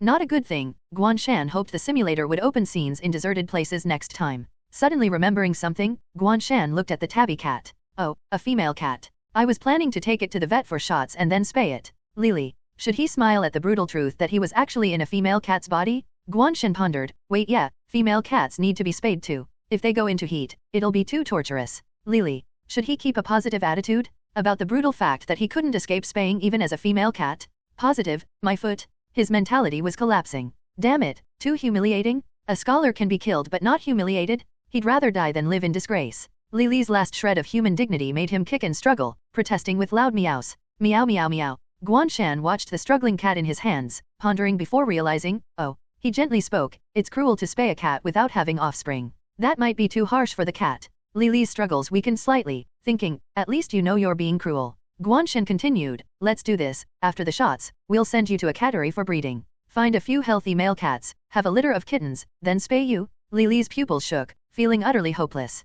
Are you human? Is this something a human would do? Guan Shan, feeling exceptionally considerate, smiled, don't worry, we'll find several pretty male cats for you. All at once, ensuring good genes for the offspring. Happy? Touched. All at once? Lily meowed in despair, kill me now, you bastard. He'd rather die than face such humiliation. He wanted to reveal himself. But just then, Shen Dinghua returned with her camera, seeing the struggling tabby cat. She asked, Xiao Shan, what's wrong with it? Guan Shan explained his decision. Shen Dinghua blinked, then laughed, praising, Xiao Shan, you're so thoughtful. Guan Shan said, right? But the cat doesn't seem very happy. Shen Dinghua bent down, looking into the cat's eyes, whispering, no, it's just hungry. She took a sausage from her backpack, broke it into pieces, and placed it on the ground. Guan Shan put the tabby cat down, and it stopped struggling, quietly huddling and eating the food with tears in its eyes. Better to live to fight another day. Guan Shan realized, oh, that's it. Exactly, Shen Dinghua nodded, yawning. I'm so sleepy. Xiao Shan, let me lean on you, I need to sleep. She sat beside Guan Shan, yawned, put on earplugs, and leaned her head on his shoulder, soon falling asleep. Guan Shan remained still, acting as a human pillow, watching the firefighting commotion. Near dawn, the fire was finally under control. Han Liangjun, covered in soot, came over and sat down, looking at the charred house. He sighed, asking softly, you said you were Ying's friends, is she doing well? This house was meant to be her wedding house, but we haven't seen her in 7 years. Guan Shan asked, she never contacted you after getting married. Han Liangjun smiled bitterly, she eloped with a wild boy, determined to go to the city, never looked back. Guan Shan looked at the burnt house, confirming that Han Ying indeed hadn't returned to Han's village. He said, I have to tell you something. Qin Diguang Han Ying's husband claimed she returned a week ago, but it seems she never did. Guan Shan explained the situation with Qin Diguang to Han Liangjun and suggested they report it to the police. Since Han Ying had not returned to Han's village, there were only 2 possibilities. The first possibility was that Qin Diguang hadn't lied. In that case, Han Ying and her daughter must have encountered some misfortune on their way, causing them to lose contact. The second possibility was that Qin Diguang had lied. If Han Ying and her daughter hadn't left, why did he lie, making people believe they had left? Why hadn't there been any sounds from Han Ying and her daughter in apartment 704 since that day? The answer was probably obvious, but Guan Shan didn't want to think that way. However, when Guan Shan thought of the eyes that had stared at him from behind the door of 704, he felt a chill. Han Ying and her daughter were likely in grave danger. Han Liangjun stood in a daze for a long time before nodding, all right, we'll call the police right away, that beast Qin Diguang. He showed anger. I told her back then not to leave, wasn't it good to stay in the village? In the end, she was harmed by that beast. Han Liangjun immediately pulled his wife to report to the police. Oh, there was no need since the police had already arrived due to the fire. However, Guan Shan felt that their anger mostly stemmed from Han Ying's elopement rather than her being harmed. After all, Han Ying had eloped 7 years ago and never returned, practically severing ties with them. Judging by Han Liangjun and his wife's attitudes, it probably had been a very unpleasant parting. They were undoubtedly sad, but not devastated. And what about Han Ying? What was she thinking when she resolutely left Han's village with Qin Diguang, spending 7 years away and then disappearing in apartment 704? Where could she be now? The light of dawn gradually illuminated the village, but was there anyone left in the darkness, unseen? Shen Dinghua woke up shortly after dawn. At Han Liangjun's invitation, she and Guan Shan went to rest temporarily at their actual home in the farmhouse area. Feeling heavy-hearted, Guan Shan organized the photos Shen Dinghua had taken and his conversation with Han Liangjun, writing an article which he then sent to Li Jiying for editing. Ultimately, an article titled A Village Fire Connected to an Apartment Miles Away was published. Don't blame him for being a bit clickbaity. In the current new media landscape, if the headline isn't attractive, it won't gain traction. Moreover, attracting more attention could bring more clues about Han Ying and her daughter. Hope they just took a detour and went somewhere else, Guan Shan prayed. On his way back, Guan Shan called the number Xiaolei had given him. Surprisingly, a young lady answered instead of Xiaolei, but thinking about it, it made sense. Xiaolei, being of such high rank, wouldn't be handling such matters personally. There had to be a dedicated department for this. Guan Shan was just trying his luck, but after explaining the situation, the person on the other end immediately agreed to Guan Shan's suggestion of compensating the villagers using the official title, saying there was no need for him to pay, as they had a budget for it.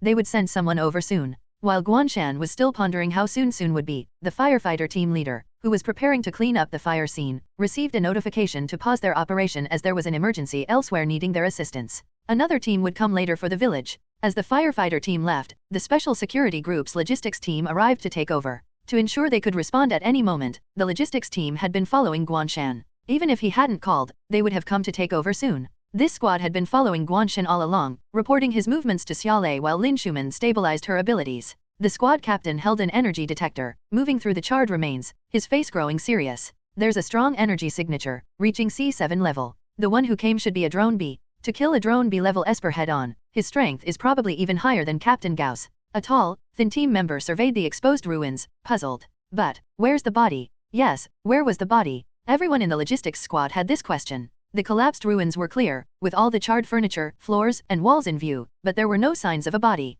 Given the remaining energy signature, it didn't make sense for the body to be missing. The squad captain moved into one of the smaller rooms, using the energy detector, sometimes bending down or sticking close to the walls. His expression grew more and more concerned. The team members sensed something was off.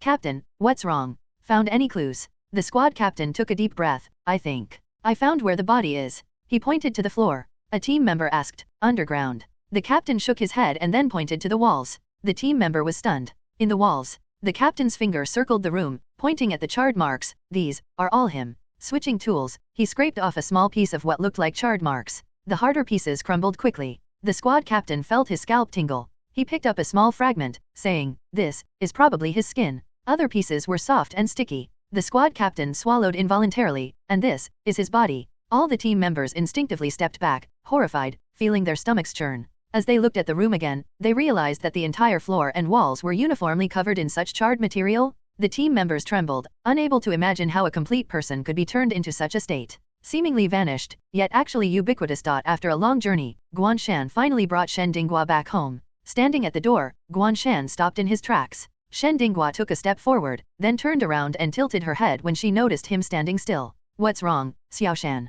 Guan Shan replied seriously, "I think we can't keep going like this." Shen Dinghua blinked, then said, "So, should we get our licenses tomorrow?" Guan Shan was speechless. He looked at Shen Dinghua and pretended to be calm. "What license?" Shen Dinghua, with a mischievous expression, replied, "A pet license, of course." She pointed to the caged tabby cat and said matter-of-factly, "We need to go to the police station to fill out the application form and get a pet ownership license. We need to be law-abiding citizens, Xiao Shan. We can't do without it." Guan Shan was at a loss for words. He grumbled, "Of course we need to get it." He took 2 steps forward and then realized he had been sidetracked. "No, what I meant to say is that since Zhao Hong's case is completely over, you don't need to stay at my place anymore. Besides, if your parents find out..." Are we separating? Don't make it sound like a divorce cooling off period, isn't it? We're not even married, so how could we be divorcing? Then let's get our licenses. Pet license. Marriage license, of course. Guan Shan replied coldly, "No marriage, next." He had no doubt that if he hesitated, Xiao Shan would suggest getting a marriage certificate for the tabby cat and its 7 husbands. Shen Dinghua feigned disappointment and confusion, lowering her head and looking pitiful. Oh, really not getting married? Even though he knew her acting was fake, how could anyone resist responding? Guan Shan couldn't help but say, "I." Shen Dinghua touched her chin, turned her head seriously, and said, "On second thought, it doesn't really matter if the cat doesn't have a marriage certificate." Guan Shan was speechless. He felt defeated. Shen Dinghua happily pulled the dazed Guan Shan inside, her tone cheerful. "All right, I've been bothering you for a few days. I'll pack my clothes and go back home." Guan Shan was taken aback, thinking she might be upset. He said softly, "I didn't mean to drive you away." Shen Dinghua nodded, "I know." She looked back at Guan Shan, blinked, and slid her finger up his arm to poke his chest, smiling playfully. "I don't have to live in Guan Shan's house, but I must live in his heart. Our Nigerian Naira OES. Guan Shan wondered if Xiao Shan's hand was electrified, because it felt ticklish and tingly in his heart. He turned his head, pretending to be disgusted. So corny. Shen Dinghua didn't care what he said, only what she saw. She happily hummed a tune and went to pack her things. Guan Shan placed the tabby cat's carrier on the first floor, changed its food, and tidied up himself. After a nap, he said goodbye to Shen Dinghua and took the cat to the hospital for a checkup and vaccinations. The vet was chatty and asked, "What's the cat's name? Have you named it?" Guan Shan thought for a moment. They hadn't named the cat yet. He thought and said, "Let's call it Allie, simple and easy to remember." Thus, the tabby cat was officially named Allie. After the shots, Guan Shan went to get a pet ownership license. It was a bit of a hassle, but he called the special security group, and it was quickly resolved. Yes, very convenient. We rely on your support. Novelplex.org. Donate now. In the afternoon, Guan Shan found a reliable pet store, explained his requirements, and left Allie there for now. He also arranged for it to socialize with some soon-to-be-in-heat male cats. Allie's eyes flickered, observing the pet store's environment. If it was just a foster home, wouldn't it have a chance to escape? Just as it was thinking that, it felt a shadow cast over its head. It was Guan Shan squatting down, looking at the cat in the carrier, smiling gently. "Don't be afraid. I'll come to see you every day until you have your kittens. Then we'll take you to get spayed. If anything happens, the pet store will contact me and Xiao Shan." Allie. Demon? This demon? Allie screamed in its mind, but of course, Guan Shan couldn't hear it. After leaving the pet store, Guan Shan went home, picked up his night demon summoning gear, and headed to a small town called Baxiang Town 5 kilometers away. Guan Shan had already found the warehouse he wanted to rent online, which was in this town. The warehouse used to be a supermarket's cold storage, but after the supermarket closed, it was left idle. The place wasn't very big compared to a regular storage warehouse, only about 200 square meters. The landlord, surnamed Zhang, was a man in his 30s. When he saw how young Guan Shan looked, a hint of doubt flashed in his eyes. Although the place wasn't big, it was 3,000 yuan a month, with a 12-month lease minimum, making it 36,000 yuan. Normally, someone his age couldn't come up with that kind of money, but he could be using his parents' money to start a business. After showing Guan Shan around, the landlord asked as usual, "What are you planning to use this place for?" Guan Shan thought for a moment and said, "An art storage." And why not? If he took out the items from his backpack for others to see, each one would be considered a high-end artwork. The landlord was stunned. Art storage? Oh, now he understood. Probably a rich kid looking for fun. Guan Shan laughed and added, "Not real art, just home decorations. Otherwise, why would I rent here? I'd store them in a bank for safety." The landlord laughed. "True, are you planning to do business?" Guan Shan casually nodded, chatted a bit, signed the contract, and paid the money. The warehouse was officially his. If it were a proper large warehouse, he might have needed a business license. But for a small personal warehouse like this, there weren't as many formalities. Phew, I can finally clear my backpack. After the last simulation, my backpack was almost full. It's quite a headache. Guan Shan saw the landlord off and looked at the empty warehouse, thinking he might need to get some other things to fill it up. Otherwise, it would look too strange. It wasn't that he thought he couldn't store things at home, but these items had volume. Keeping them at home would make it very cramped. He pulled down the roller door. He took out the furnace core and placed it on the floor in front of him. The core was a glowing ball the size of a basketball, resembling molten lava, constantly emitting light and heat, even rolling. Like a small sun. It floated in midair, with shadows forming around it, depicting a scene of a group of craftsmen working around a forge. Though, the dozens of craftsmen holding tongs and hammers were skeletons with ghostly flames in their eyes. They were as tall as normal people, not only working but also discussing and checking the quality of the metal, looking very lifelike. But Guan Shan couldn't touch them anyway. Guan Shan placed the Yellow Springs 100 forged steel into the core, and it immediately fell into the hands of these craftsmen spirits. They cheered, waving their hands as if they had found a rare treasure. The flames in their eyes surged, and they began working on forging. The simulator also displayed a new prompt. Forging started. Materials, Yellow Springs 100 forged steel x1. Predicted outcome, Demon Blade. Completion countdown, 71 hours 59 minutes and 59 seconds. Guan Shan raised an eyebrow as he looked at the simulator's prompt. The only so-called demon blades he had heard of were the Yingzhou demon blades Muramasa and Murasame. It was said that Muramasa brought death and misfortune, while Murasame would condense water droplets to cleanse the blood off its blade after killing someone. In short, they were definitely cursed and had very eerie effects. So, from this perspective, having the name of a demon blade likely means the finished product will also have some negative effects, but its power should be impressive. Guan Shan was filled with anticipation for the product of the furnace core. After all, it was a drop from the final boss of the breakthrough mission and should be more powerful than the weapons he currently had. Using his current weapon to fight monsters required betting on critical hits. If it didn't crit, he was just scratching the enemy. Pretty miserable. It will take 3 days. We'll have to wait for the police to find out about Han Ying and her daughter. There shouldn't be anything pressing to do now. Guan Shan sat down on the floor next to the furnace core, leisurely crossing his legs as he began to sort through his backpack. Let me see. The newly acquired Soul Capture Bell and Reaper's Finger Bone. One is a special item for spirit attacks, and the other is an instant death item. Guan Shan paused, then was stunned. Instant death. Reaper's Finger Bone, 1/1. Effect. Upon use, the first target touched within 3 levels of the user dies instantly. Description. A single poke to end you. A divine weapon, truly. Guan Shan felt like he had drawn a golden legend, marveling, no wonder this dungeon run gave 3 rewards and I even lost 1 due to bumping around. It seems the main attraction is here. Although the level restriction might mean it couldn't affect bosses, elite monsters generally wouldn't exceed a 3-level difference. This means this item could directly clear an elite monster, significantly saving time and resources. Guan Shan took out the 3-piece set, the broken metal plate, and the Sage's pocket watch which had a 14-day cooldown from his backpack, placing them in the warehouse. The backpack slots became 10/16, much roomier now. He allocated the skill point to rotted flesh accumulation, improving his survival ability. The passive health boost increased to 25%, bringing his health cap to 4,837. Since learning skills also required skill points, he didn't purchase anything from the shop this time. Guan Shan locked the warehouse and went home. Shen Dinghua had already packed and left, and the house became quiet once more. However, this was the atmosphere Guan Shan was accustomed to. Since high school, it had always been this way. Cooking alone, working alone, living alone. After dinner, Guan Shan rarely had free time to play some games. By the way, he used to love playing horror games. But recently, since he could play them anytime to the point of vomiting, he switched to CS:GO. With his current reaction time and hand speed, playing these games was like bullying rookies.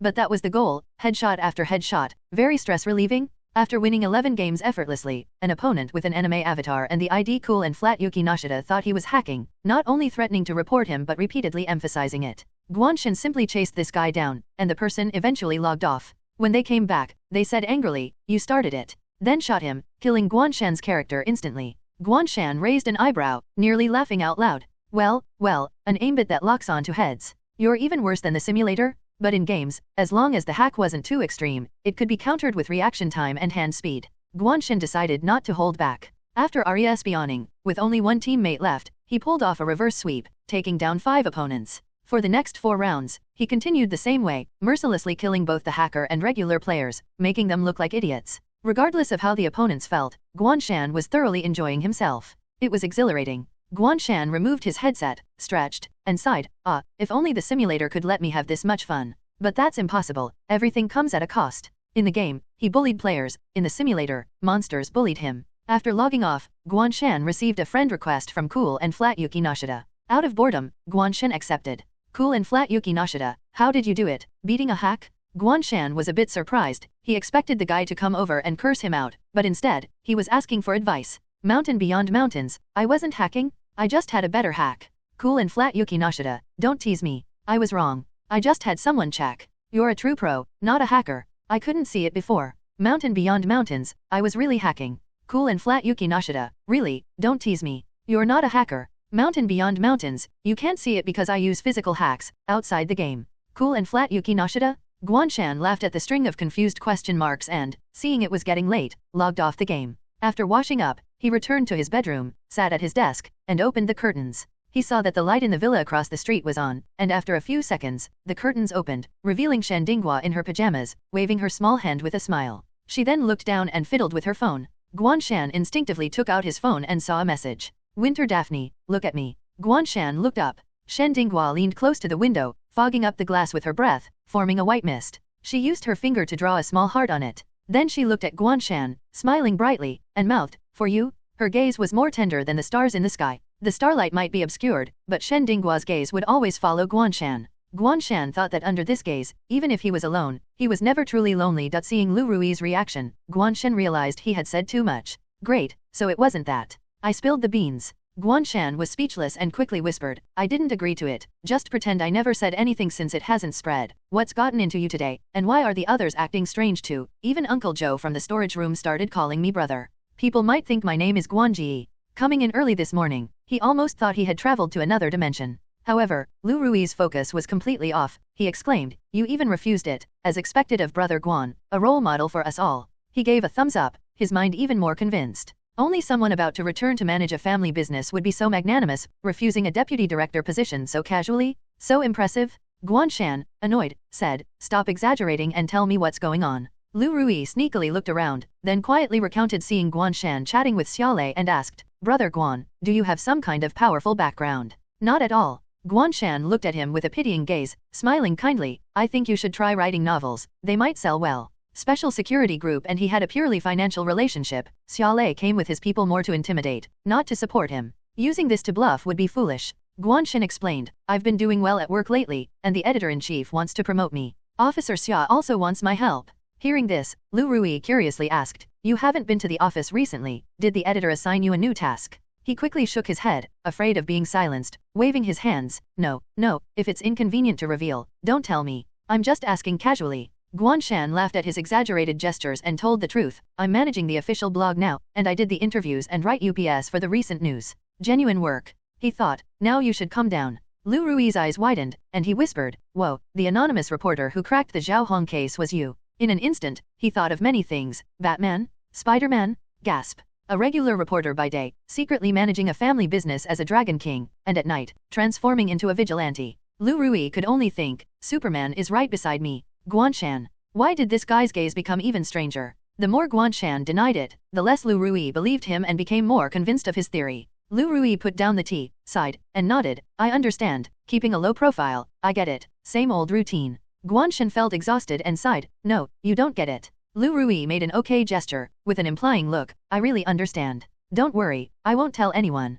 If you could evaporate the seawater in your mouth, it would indeed be very salty. Guan Shan silently complained and waved his hand, giving up on explaining. Lu Rui seemed to have understood something profound, turning back to work, pretending to be serious. But a glance showed that he was clearly chatting. Forget it, the matter has already passed, knowing is knowing. At least it shouldn't get any more ridiculous. Guan Shan shook his head and resignedly buried himself in his work. So he missed seeing Lu Rui typing furiously in the gossip news group. 21. Useless at everything, #1 gossip, guys, he admitted it. Don't spread this around. On that day, the rumor that Guan Shan was not only a dragon king but also a soldier capable of single-handedly killing criminals spread through the newspaper's offices, with circumflex n. Consequently, Guan Shan was repeatedly called brother and saw several muscular men in various offices eyeing him and flexing their muscles, seemingly comparing something. Guan Shan felt a chill and couldn't help but lean back. Moderate fitness attracts the opposite sex, excessive fitness attracts the same sex, don't go down the wrong path. In this bizarre atmosphere, Guan Shan sought comfort from Xiao Shan, but even Shen Dinghua just smiled without a word. Trying to get to the bottom of it during their evening video chat, Shen Dinghua remembered something funny and laughed until she rolled on the bed. Laughing until she was tired, she lay on her stomach, hugging her pillow, her hair messy, and her flushed face buried in it. Muffled laughter, this thing, ha ha ha. It's better if Xiao Shen doesn't know, ha ha ha, he would die, ha ha ha. Guan Shan. Who would die? How? Guan Shan was utterly baffled and pursued the matter, but Shen Dinghua turned serious, putting a finger to her lips, shh, it's a secret. So you guys are keeping secrets from the person involved? Guan Shan could only sigh, remaining in the dark. He immersed himself in work, grinding for 3 days until, with Peng Fei's assistance, he finished the fire safety article. After 3 rounds of reviews, it was ready for printing, completing the task. Phew. Guan Shan exhaled deeply. Due to the recent spate of large fires, the promotion of fire safety was given extra attention, with 2 full pages dedicated to it, along with an electronic version and a series of posts on VB, thanks to Director Peng's help. Now, it was just waiting for the final approval to send it to the printing press. After being busy for several days, Guan Shan remembered the issue with Han Ying and was surprised that there was still no news. At first, he thought, could I have missed the news because I was too busy? If the police had any updates, the media would be the first to know, so he opened his newspaper's archive but found only 2 related entries. After receiving the report, JN District Police immediately organized a search. Han Ying and her daughter's whereabouts remain unknown. Guan Shan stared at the screen and continued to read. The informant claimed the suspect was in BJ District, a tenant of an apartment, but the police stated that cross-district law enforcement requires cooperation between the 2 districts. The suspect refused to cooperate, and the evidence provided by the informant was insufficient, requiring further investigation. These 2 pieces of news were on the 22nd and 24th, then nothing. Guan Shan frowned. Had the investigation really made no progress after 3 days? It was clear that Qin Diguang was highly suspicious and uncooperative.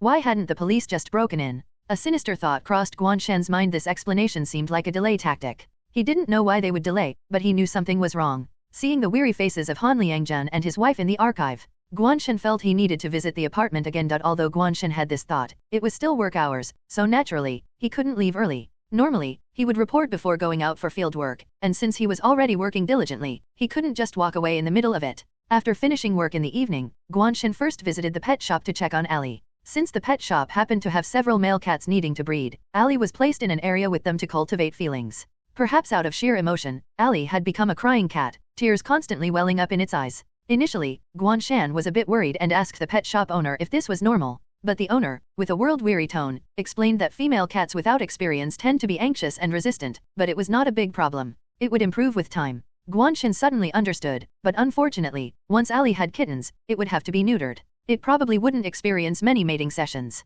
It's much better now. Look, it's eating well and doesn't seem as nervous or scared as before. The pet shop owner happily showed Guan Shan Ali's current state. Guan Shan squatted down and looked at the tabby cat, which had resignedly buried its head in the food, and curiously asked, "Owner, when do you think it might get pregnant?" The tabby cat trembled, lifted its head, crossed its paws, and looked indifferent and numb. "Can't say for sure," the owner replied. "We'll see if there are any signs. Usually it takes a few tries. It's pretty quick." Guan Shan nodded, played with the cat for a while, and seeing Ali in good spirits, he was satisfied and left for Qin Diguang's apartment. Since it was already late, the pet shop soon closed as well. Snap, snap, snap. The owner hummed a tune, checked the shop's facilities, turned off the lights, and went upstairs to rest. In the darkness, the tabby cat opened its eyes and spoke in a human voice, little transparent. "Are you alone? Aren't you afraid I'll kill you?" The sharp voice was sinister, filled with a chilling murderous intent. Lin Schumann squatted down, took out her phone, and displayed a photo of Guan Shan in front of Lily, seriously saying, "You dare not. Lily, you dare to say I don't dare? You think I don't dare? I really don't dare, damn it." Lily sadly acknowledged this fact and launched a final resistance against the world. It silently turned its back on Guan Shan's photo. Lin Schumann didn't expect that this notorious Esper would actually be so cowardly. She had been ready for it to lash out. However, Lin Schumann wasn't really afraid of Lily making a move. Although she was a newly promoted C-level, her innate ability was highly superior, and as a special type, her mental strength was significantly stronger than others. With Gravy S. Lily's best skill, soul capture, was essentially useless against her. Having rested for a while, Lin Schumann had actually resumed her duties a few days ago, but her task was still related to Guan Shan. She was to act as Guan Shan's exclusive customer service. Yes, the number Xiaolei gave to Guan Shan was actually Lin Schumann's, and the logistics personnel following Guan Shan were also coordinated by Lin Schumann's third squad. Now, she had a new task, not to monitor Guan Shan, but to monitor his cat. God knows how the special security group's logistics personnel reacted when they suddenly discovered that the cat Guan Shan had picked up looked exactly like drone B10. Guan Shan sure knows how to kill a C7 level Esper on a trip and then keep a C5 level Esper as a pet and force it to breed. Even Xiaolei, who had seen almost everything in the first half of his life, could only say that he had never seen such a scene. A C5 level energy reaction is equivalent to Gao Yes level. A C7 level Reaper's Scythe was even more outrageous. Even Xiaolei had to be cautious when dealing with it, or else he would have been instantly killed. And then Guan Shan encountered it, filled the entire house. Guan Shan's personal achievements had surpassed Gao Ye within half a month, reaching an astonishing level. These two were currently the only high-ranking members Death Hive could mobilize. By doing this, Guan Shan had essentially crippled them, leaving them with no means to strike. Following the clues over the past few days, the Special Security Group found Death Hive experimental bases in several remote villages and captured Drone B7. Xiaolei captured them alive, obtaining substantial information about Death Hive. The Special Security Group was now planning a joint operation to raid their base. Lin Schumann thought silently, of course, none of this has anything to do with me. I'm just an unfeeling cat monitor now. She found a place to sit, resting her chin on her hand, staring at the tabby cat. Lin Schumann didn't find this task boring, rather, it was part of her life. After a while, Lily suddenly said, if I'm not mistaken, you must have already come into contact with Drone B7. It wagged its tail. Don't you find it suspicious that they cooperated so readily? Lin Schumann remained silent. Lily might try to extract information, which was normal. They couldn't let the enemy's words reveal anything that might compromise their actions. Although, it was indeed a point of suspicion, how did Lily know? Lily continued, I've been thinking repeatedly about how to erase this black history and concluded there's no way. You know, the Special Security Group knows, and soon, my old friends from Death Hive will know too. I can't forget all this in my life, unless I kill everyone. Lin Schumann asked warily, so, you're deciding to kill everyone? Lily muttered to itself, I can't kill Guan Shan. I can't kill him, so I thought for a long time and finally came up with a solution. It turned its head, grinning with a cold look. Lily's black history doesn't represent my black history. Only Death Hive knows who I really am. As long as no one knows my true identity, my black history doesn't exist. It became extremely excited. The only solution is to make Death Hive disappear. So, I've decided to help you eliminate Death Hive. How about that? Lin Schumann gaped, dumbfounded. This logic seemed flawed, but also irrefutable.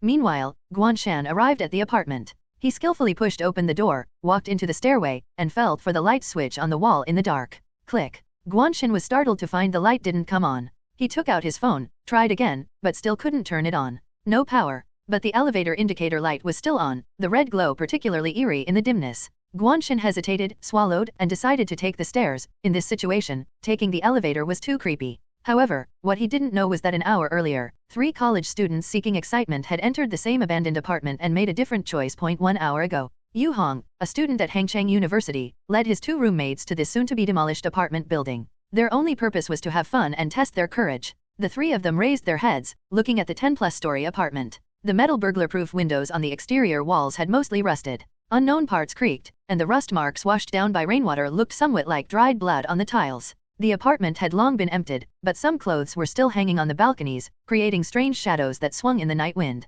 Yu Hong couldn't help but shiver in the night breeze. This place is really creepy, even more terrifying than the photos circulating online. If you're scared, just say so. Zhao Qiji patted his shoulder and laughed. I'll laugh first. Feng Fei commented, you're already laughing. Yu Hong slapped Zhao Qiji's hand away and angrily raised his middle finger. We agreed before coming here. Whoever chickens out is a dog. If you guys get scared to death by this empty apartment, I'll record everything and post it online. He took out a portable camera and turned it on, taking the lead in walking in. Zhao Qiji and Feng Fei quickly followed, shouting, we'll record too. Don't you dare chicken out later. The 3 of them entered the apartment, but found that the stairway light wouldn't turn on. Feng Fei tried several times and gave up. The apartment is being demolished, so they probably cut off unnecessary power lines. Zhao Qiji frowned. Didn't they say there's still one household that hasn't moved out? Do they have a separate power supply? Fang Fei, with a mysterious look, lowered his voice and said, I heard that household is related to a missing persons case. Now only the husband lives here. He claims his wife and daughter went back to her parents' house, but the media exposed that they didn't.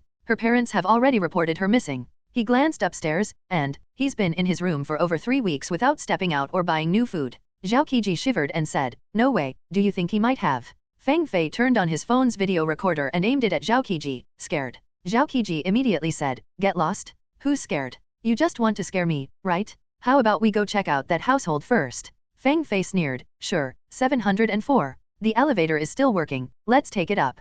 Zhao Qiji hesitated, what if the elevator cuts off like the lights? Fang Fei made a face, it's the 7th floor. Do you want to climb up? The elevator only goes to the 3rd floor. It's a short distance. Fine. Zhao Qiji compromised, we'll take the elevator. Yu Hong walked to the elevator and was surprised, it's one of those old hydraulic elevators. The elevator looked exactly like the pictures he had seen online, a rare top-opening hydraulic elevator. Such elevators are usually used as freight elevators, very spacious. It's unknown if this place was once a warehouse. Yu Hong pressed the button, and the door moved upward, making a loud mechanical noise. Wow, this is so atmospheric, like a horror game. Zhao Qiji walked in, amazed. The elevator interior was painted dark green, with dark reddish stains everywhere, resembling handprints. It looked like a scene from a horror game, as if zombies or ghosts could appear at any moment. Fang Fei pressed the button for the 3rd floor, watching the door close and the elevator start moving up.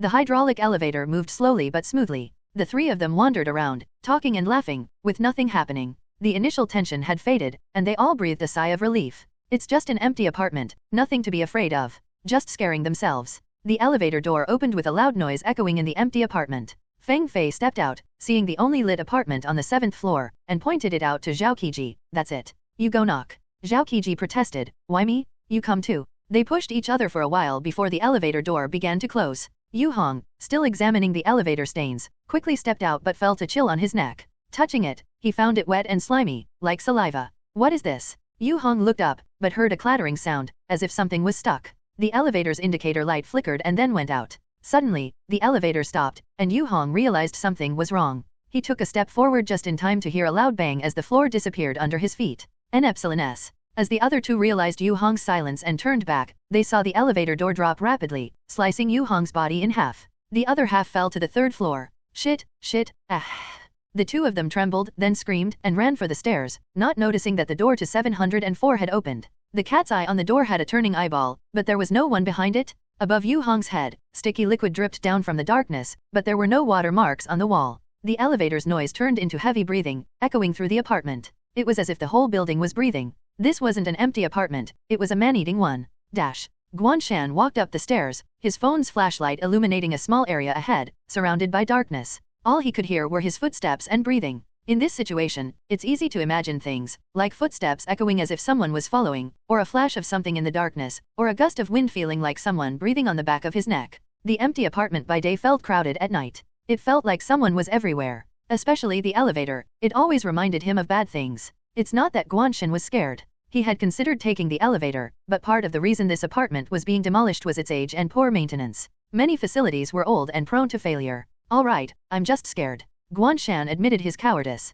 But it seems like taking the stairs is just as scary, and it prolongs the fear. Guan Shan felt like crying. The stairs seemed endless, one floor after another, fearing to see something in the dark corners. But it wasn't a ghost trap. In panic, repetitive paths can easily create this illusion. Guan Shan looked up, seeing the 6th floor sign, and sighed in relief, almost there, one more floor. He climbed another floor and looked up. Thank goodness, he finally reached the 6th floor. Guan Shan, damn. Scene scan complete, scene scanned, generating horror game. Horror game generated, abandoned apartment. Loading plot. Plot loaded. You have arrived at a long-abandoned apartment building alone, but strangely, you are stuck on the 6th floor and cannot move upward. At this moment, you hear a phone ringing from downstairs. Asterisk note, only by defeating the final boss can you end this simulation. I knew it. The simulator always activates even when the atmosphere isn't right. Now that the atmosphere is just perfect, there's no reason it wouldn't start. Guan Shan had almost figured out the simulator's pattern. As long as there was a scene remotely related to horror, it would eagerly latch on. However, after so many experiences, Guan Shan was now battle-hardened and wouldn't be scared out of his wits by these mere tricks. It's just a looping hallway? Ha, there's no monster yet, what's there to be afraid of?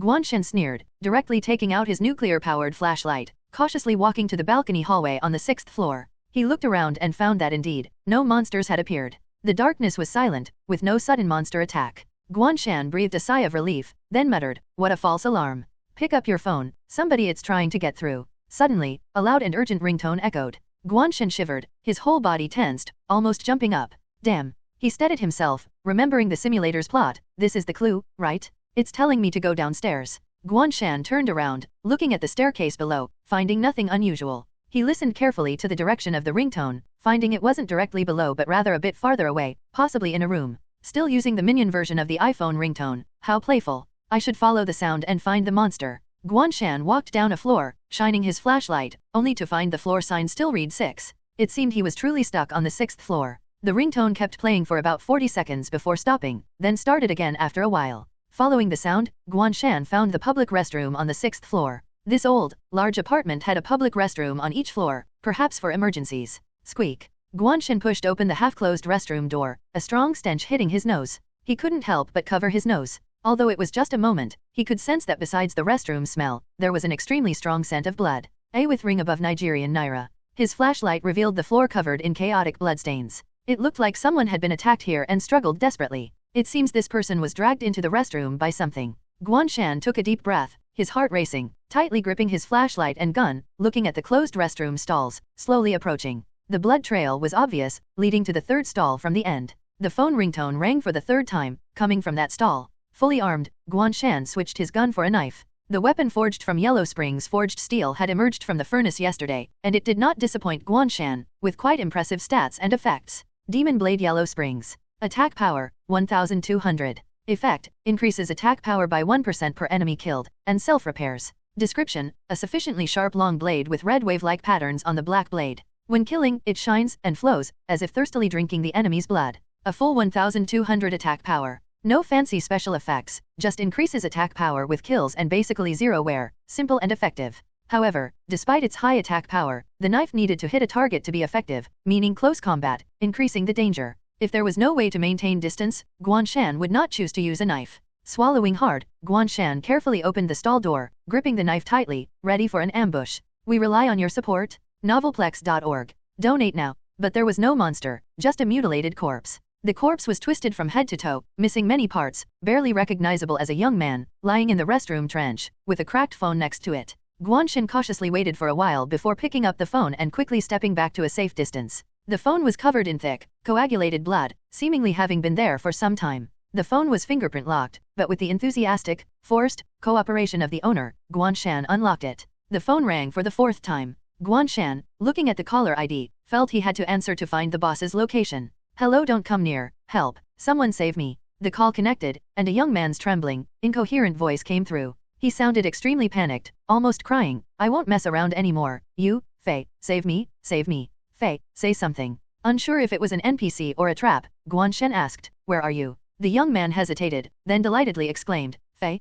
you're alive." Guan Shan glanced at the corpse, now knowing the person's name was Fei. "I'm not Fei." The man froze, then fearfully stuttered, who are you then?" Guan Shan replied, "A kind-hearted passing player." The man was confused. P-player. Guan Shan didn't expect an NPC or monster to understand the concept, continuing, "That doesn't matter. What's important is, where are you? I'm coming to save you." The man, thoughts muddled, asked, "How will you save me?" "None of your business." Guan Shan figured it was more likely a trap or a useless NPC, not a powerful ally like the girl with the knife. And in this creepy restroom with a corpse, he felt immense psychological pressure. He just wanted to get out quickly. So his tone was harsh. Guan Shan impatiently said, "Just tell me where you are. I'm in a hurry." "You're being hunted, right?" Using his journalistic skills, he reasoned, "If you gain another enemy, you're still dead. Gain a rescuer, and you're in luck. Why not take a chance?" The man was stunned, thinking, it made sense. Hesitating, he said, "I'm in 613. It is in the walls, the floor, can move anytime. I'm scared to touch these places, be careful."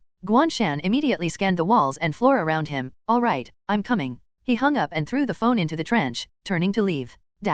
Meanwhile, across the street from the apartment, a man, dressed and looking ordinary, smiled at the building. It seems Qin Di Guang's unification ritual finally succeeded. But too bad, tisk tisk, it took 2 weeks with such close blood relatives as sacrifices. His talent is really poor. But the one Death Hive has been watching, interesting. The man wore an amused expression. "Since we're here, let me see your strength." The man's hand had a third eye, which blinked in sync with the eye on 704's door. The eye Guan Shan saw wasn't Qin Di Guang's, but this man's doing. It could monitor, and act as a proxy, simply controlling the attached As the door's eye closed and disappeared, an eye opened on the back of the corpse's neck. Guan Shan took a few steps out, then retreated. Suspiciously eyeing the seemingly dead corpse, he knew that in horror games, corpses could come to life. Especially such a deliberate one. After 2 seconds, Guan Shan decided to shoot the corpse's head. Bang! The incendiary round exploded, and a blood-red number appeared.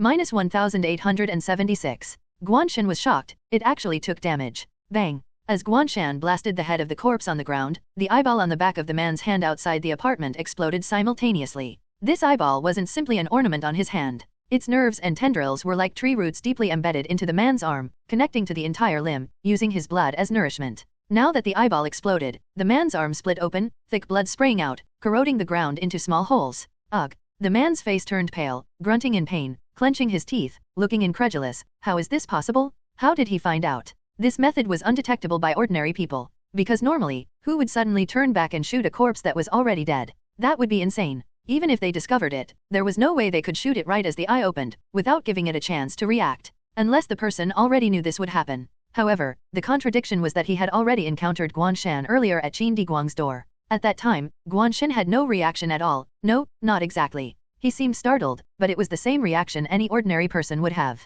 Could it be he was pretending? The man found a place to hide, watching his wound slowly heal, calming down, considering the possibility. Instead of getting angry, he laughed. Well, someone who can single-handedly put Death Hive in such a predicament after hiding for so many years is indeed extraordinary, setting up a ruse from the start to make me complacent. Actually, he must have the ability to detect such items or an extremely strong mental power to sense me by instinct. Powerful, patient, and damn good at acting. No wonder those Death Hive members died so unceremoniously. Though he felt tricked, it only made him more interested in Guan Shan. The man took out a notebook, opened a new page, and added a name. No wonder Death Hive wanted to use him for experiments. Such a good material, who wouldn't like it? Losing a fallen god's eye was painful, but reporting Guan Shan's information would surely earn him a reward. Fallen god's eye wasn't his innate ability but a type of pan-spirit object. These are special items created through various methods, relying on supernatural beings or phenomena, with unique effects. These items are usually priceless and can only be traded through private channels. For example, the thought communication headsets used by the special security group also belong to the category of pan-spirit objects. Fortunately, I have a spare. The man calculated. Indeed, Qin Diguang had a deep obsession, but his talent was too poor. Reaching C-class nirvana was his limit, unable to reach higher levels, still not enough as an exemplary transformation alphanu. He initially thought that with his guidance, Qin Diguang, merged with the entire apartment, could reach B-class. But unfortunately, the gap between C and B-class was too difficult to cross. However, as long as I can get Guan Shan, what do the others matter? The man gradually showed a fanatical smile of understanding, drawing a circle on his chest. So, his arrival here today was destined to become part of my master. This is his fate and my fate as the educator. Looking at his arm, his smile twisted further. But, before transformation, a disobedient student needs to be disciplined. The man thought for a moment and wrote a line of text under the page with Guan Shan's name. Upon seeing a mirror, if gazed at for more than 3 seconds, immediately lose all senses. He then wrote under Qin Diguang's page. Move all mirrors in the apartment to the corners of the 6th floor hallways and rooms. The man sneered, completing a simple yet nearly unsolvable maze. This was his ability after merging with the book, Paper Army. The words he wrote, as long as applied to people within a reasonable scope, would become reality. Moreover, if the target was led to completely rely on his guidance, they would be unable to resist any of his commands. Like Qin Diguang, the book's text quickly vanished. The man put down his pen, leisurely saying, "Now, what will you do? I refuse to believe you can avoid this." People's sight has inertia when turning corners, especially in darkness. Using a flashlight, they will surely notice a mirror placed at the corner. At that moment, curiosity will lead them into his trap. Even if Guan Shan has detection abilities, it will work against him. Discovering it means he will investigate. The man had tested countless times before. The more vigilant people were, the more likely they were to fall for it. For someone like Guan Shan, it was a perfect trap. In the restroom. EXP plus 1432. Guan Shan, dumbfounded by the number and EXP, swore he only wanted to test it casually. Feeling both speechless and scared, he thought the simulator really couldn't be taken lightly. I actually found a monster. If I hadn't come back to finish it, wouldn't I have had a high chance of dying? It seems I need to be more cautious about finishing off enemies. Otherwise, I might get ambushed one day. Guan Shan picked up the drop items, regretting not using the knife out of habit. It was 1% attack power. At the same time, the monster's information appeared before him. Phantom II, LV.8. HP. Description, it is watching you. It was just a small monster. Guan Shan frowned. Judging by the description, it might refer to the boss or an elite monster, not just this eye, hiding in this apartment. Guan Shan walked out, pondering, checking the drop items information. I seed. Effect, water it with gaze to harvest an eye. Description, plant one today, harvest many tomorrow. Guan Shan raised an eyebrow, planting eyes, really creative, but this sounds like a pet egg. This pet just had a creepy style.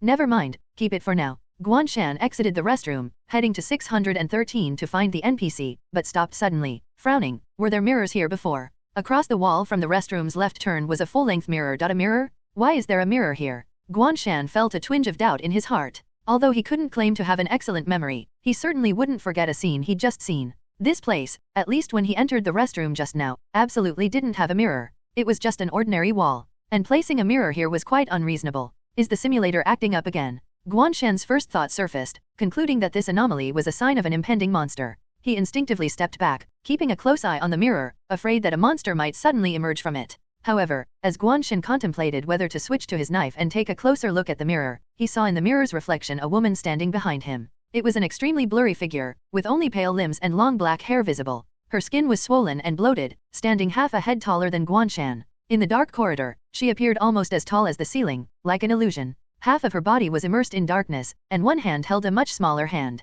She bent down, lowering her head, and turned her neck towards Guan Shan's profile. As her hair fell, revealing half of her face, he could see that her mouth was a dark, toothless cavity. Shit. Guan Shan's heart skipped a beat, almost stopping. He even felt a chilling breath near his ear, as if someone was breathing right next to him. So, he quickly turned to look. But all he saw was the empty corridor balcony. The flashlight's beam illuminated only the blood-stained floor and the restroom door he had just exited. There was no sign of the woman. However, this made it even more terrifying. Guan Shan couldn't help but swallow hard, suddenly feeling tense. His mouth went dry, his whole body tingling, and his hands holding the weapon trembled slightly. As the saying goes, the scariest bug is the one that suddenly disappears because you'll never know where it is or when it will suddenly reappear. And a ghost-like presence is even scarier. Guan Shan stood frozen in place, his body stiff. The thought of a mirror behind him made him feel that as soon as he turned, the ghost would definitely show up for a scare attack. Knowing that something terrifying would happen, but having to face it, was an extreme test of one's psychological endurance. At times like this, Guan Shan would remember what Mr. Lu Sun said, true warriors dare to face the blood-stained reality. He understood the logic, but when terror exists in a superposition state of happening and not happening, it's like terror's mother is wailing in despair. It's terrifying beyond belief. Though I know there are monsters I can fight, I'm really scared. NOS. If he wasn't worried about recalling this incident and feeling embarrassed later, Guan Shan would definitely sing Hero's Song to boost his courage. While Guan Shan was too scared to breathe.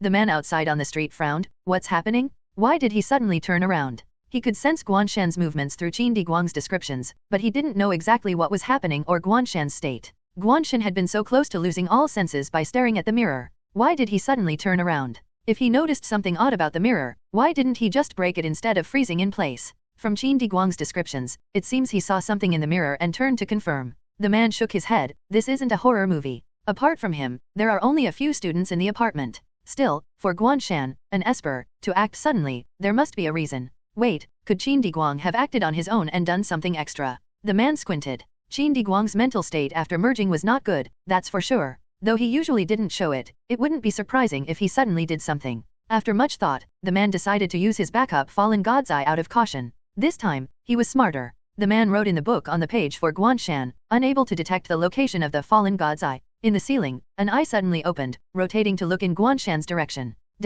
But this isn't a solution either. At this point, there's only one thing to do. Guan Shan took a deep breath and, with lightning speed, raised his gun and, from his left waist, fired several shots behind him. Bang, bang, bang, bang, bang. The sound of mirrors shattering was crisp and clear. But Guan Shan didn't relax, continuing to shoot blindly, firing about 20 more rounds. He didn't see any experience points, meaning the monster wasn't dead and needed to be finished off. These 20 shots were almost continuous. Thanks to the bottomless magazine, the gun neither overheated nor jammed, making it a continuous rat-a-tat-tat. After the first 10 shots, Guan Shan saw a new experience prompt. EXP plus 1434. To be sure, he kept firing until he couldn't hear the sound of mirror fragments breaking. Phew. Guan Shan exhaled, feeling refreshed as he turned around. As expected, all he saw were shards of broken glass and the dark corridor, with the ground shimmering with dropped items. There was no sign of the monster. Guan Shan felt incredibly clever. Who says you must obediently turn around and face the scare attack? Well, I won't. Is my gun so inconvenient? To prevent anything else from appearing, Guan Shan immediately switched to the strange metal badge and armed himself with the demon blade yellow springs. Guan Shan raised the pitch-black long sword, its flowing red patterns like blood. He walked over and picked up the drop, then paused. Another eye seed. I'm really scared. The man's face twisted in rage, staring at the exploded eye on his other arm, sinking into silence. Now he understood why Guan Shan had turned around and stopped, standing still in place. Damn it, he was waiting for me, wasn't he? Veins bulged on the man's forehead. He calculated that I'd become suspicious and paranoid, waiting for me to get curious, confused, anxious, and then finally unable to resist, jumping out to strike again, didn't he? The first time could be said to be premeditated, with no defenses. But the second time, it was definitely a spur-of-the-moment trap, so simple and crude, yet he still fell for it. He could almost imagine Guan Shan's expression now, how mocking and taunting it must be, eyes looking at him like he was a fool who had been tricked twice. The man felt that his brain must have short-circuited earlier to even consider taking another look. But at that time, he was indeed clear-headed. Because he had already written in the book that Guan Shan couldn't detect the location of the fallen god's eye to cover the previous vulnerability that led to its destruction. But it was useless. Guan Shan didn't need to know the exact location, he just blindly fired his gun, hitting it purely by chance. Moreover, that handgun was definitely abnormal, with its bullet count exceeding the usual capacity. Good job. The man was now laughing out of extreme anger. It seems using gentle means won't work. Though my lord is kind and merciful, for the stubborn, only thunderous force can bring them into unity. So you like using a gun, huh? Fine. He continued writing in the book, when raising a gun, the barrel must always face oneself. Feeling that wasn't enough, he added another command with a cold smile. Upon having a strong will, immediately forget the last 3 seconds. This was one of his frequently used commands because his goal was to educate and make them believe in the one God. He often couldn't use lethal methods but had to gradually change their will. Nothing erodes one's will more than forgetting. Forgetting the moment you have a strong thought is like forgetting what you wanted to say just a moment ago, but unable to recall no matter how hard you try. This brief forgetfulness is even more maddening than long-term amnesia. In battle, such intermittent blanks could be devastating. Especially for someone aggressive like Guan Shan. Once the fighting starts, he would quickly experience what a nightmare it is. I refuse to believe it. What will you do this time? The man commanded Qin Diguang in the book. Once he enters the room, attack with full force, but don't kill him. Qin Diguang's greatest weakness was his hollow strength. Though he had a massive body, injuring his main body would quickly kill him. However, if Guan Shan lost his combat consciousness, that weakness would be insignificant. Guan Shan looked around in surprise but didn't see any corpses or anything.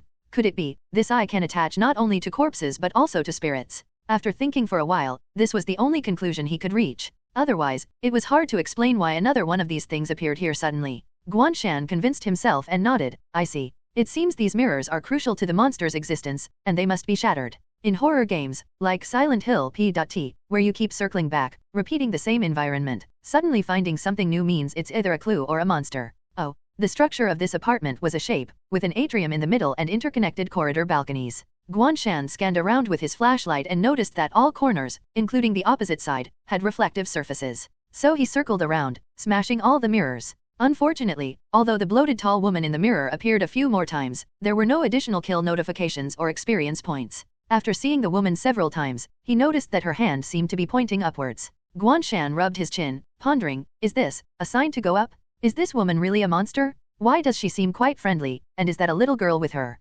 Forget it, I'll think about it later. First, I need to rescue that NPC. Guan Shan looked at the door to 613. The ground was covered in large bloodstains and footprints. Inside was dead silent, with not a sound to be heard. He tried the door handle and found it wasn't locked. Creak. The eerie sound of the door opening, as if rusted, made Guan Shan shudder. The gap slowly widened, revealing the pitch-black interior, seemingly able to swallow everything. Guan Shan cautiously opened the door fully, scanning with his flashlight, only relaxing when he saw nothing happened. Phew, he sighed in relief, thinking, thank goodness there wasn't an ambush. Guan Shan entered the room. It was a common apartment, slightly narrow and old, with peeling wallpaper, scattered furniture, and bloodstains and footprints leading to the bedroom. Upon inspection, he found the bloodstains ended at a wardrobe. Approaching, he heard suppressed, rapid breathing with a hint of fear. Cautiously, Guan Shan knocked on the wardrobe with his knife handle. Hey, The wardrobe shook with a clattering sound, followed by a cry for help. Don't come near. I don't want to die. Help me. Save me. Guan Shan.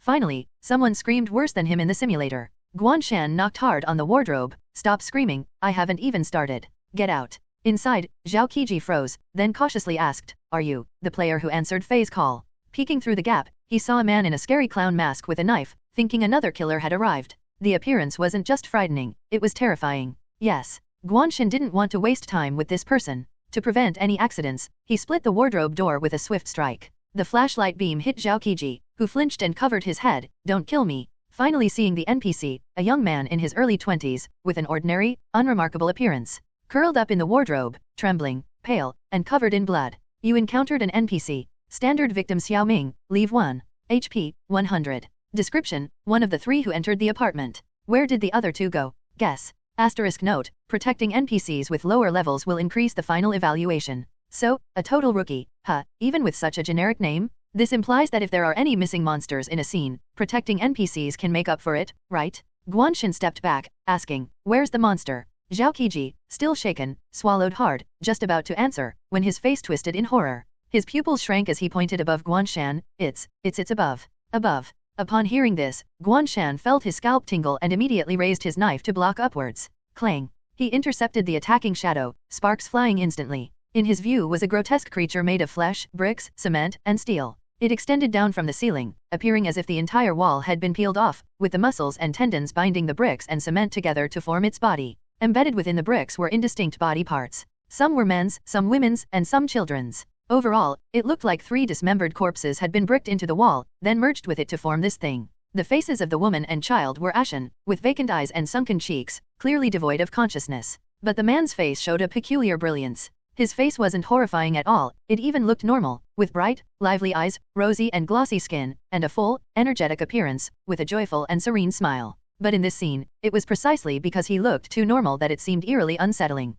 If one stared long enough, they would notice that the smile on his face was fixed. His expression didn't change at all. Like a perfectly painted mask, no matter how lifelike, it was still fake. Boss family portrait 1 person, leave 16. HP, 111,111. Description, I am very happy, really. Seeing this information screen pop up, Guan Shan felt distressed. You call this a family portrait? What kind of underworld family portrait is this? Whether or not this monster was happy, Guan Shan was definitely not. His eyes widened. Did you make a typo with the digits? Simulator, there's a bug, come and fix it. However, the simulator remained motionless, showing no intention of responding to him. Guan Shan counted the digits on the screen again. 1, 2, 3, 4, 5, 6, 6 digits. 111,000 HP. What the hell is this? Guan Shan felt like he was once again on the bus facing that faceless driver, facing a disparity in HP over 10 times greater, feeling just as small, pitiful, and helpless. With circumflex newbie. No, this wasn't even in the same league.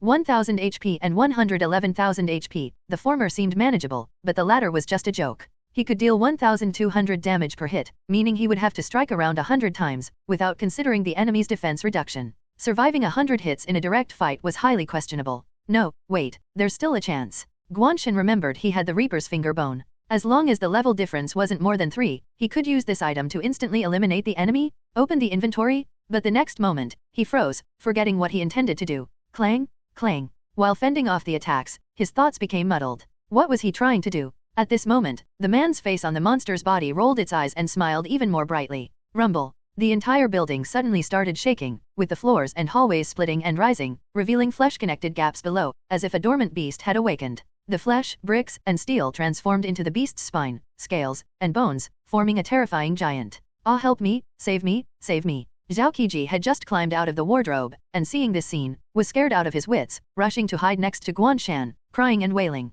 At this moment, no matter how much the masked man looked like a killer, he was the biggest good guy in the world. Guan Shan was sweating profusely. He had been so tense he almost screamed, but was outdone by this guy. Never mind, that's not important. Escaping was the priority. Guan Shan grabbed Zhao Qiji, dragging him as he charged out. With his current strength, carrying an adult man with one hand was like lifting a kitten. But carrying this guy was cumbersome. We rely on your support. Novelplex.org. Donate now. Maybe running first was a better idea. Find a place to dodge around. Huff huff. Guan Shan thought as he sprinted through the hallway, the wind whistling in his ears. In his peripheral vision, he saw the grotesque 3-headed family portrait had emerged from the room. As it came out, it flipped the entire room inside out, causing the upper floors to collapse, rolling like waves to form its body. Looking around, the entire apartment seemed to awaken, twisting into a bizarre, tens of meters high sea of flesh and bricks. Then it surged towards Guan Shan. Shit. Guan Shan's hand trembled, almost dropping the NPC. The entire apartment was a monster? How could he fight that? He felt as if he had been swallowed by the monster, just waiting to be devoured.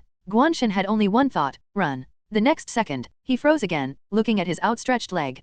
What was I trying to do? Then he looked at the looming, thundering, apartment-turned-monster. Guan Shan calmly thought, oh, I'm fighting a monster. What else could I do? Of course, fight back? Boom. Ahead, a massive arm formed from walls smashed towards him. From the side, a corridor rose like a whip, striking at him. Guan Shan took a deep breath, judged the distance, and decisively sped up, leaping forward, placing a foot on the side wall. Then, he bent his legs and sprang off with force, shooting out like an arrow. The force of his kick cracked the wall, forming web-like patterns. Guan Shan managed to squeeze through the gap between the corridor and the wall, avoiding the sweeping arm, leaping into the air. Boom! The arm smashed half a floor, making a huge noise. Hearing the commotion behind, Guan Shan's eyelid twitched. If he had hesitated for a moment, he'd be saying goodbye to the world. He opened his eyes wide, suddenly remembering what he wanted to do. Wait, something's wrong, I was going to run. How did I end up fighting head-on? But there was no time to think. He was in midair without a foothold. Guan Shan swung his arm back, thrusting the demon blade into the sideways corridor floor, hanging onto the monster.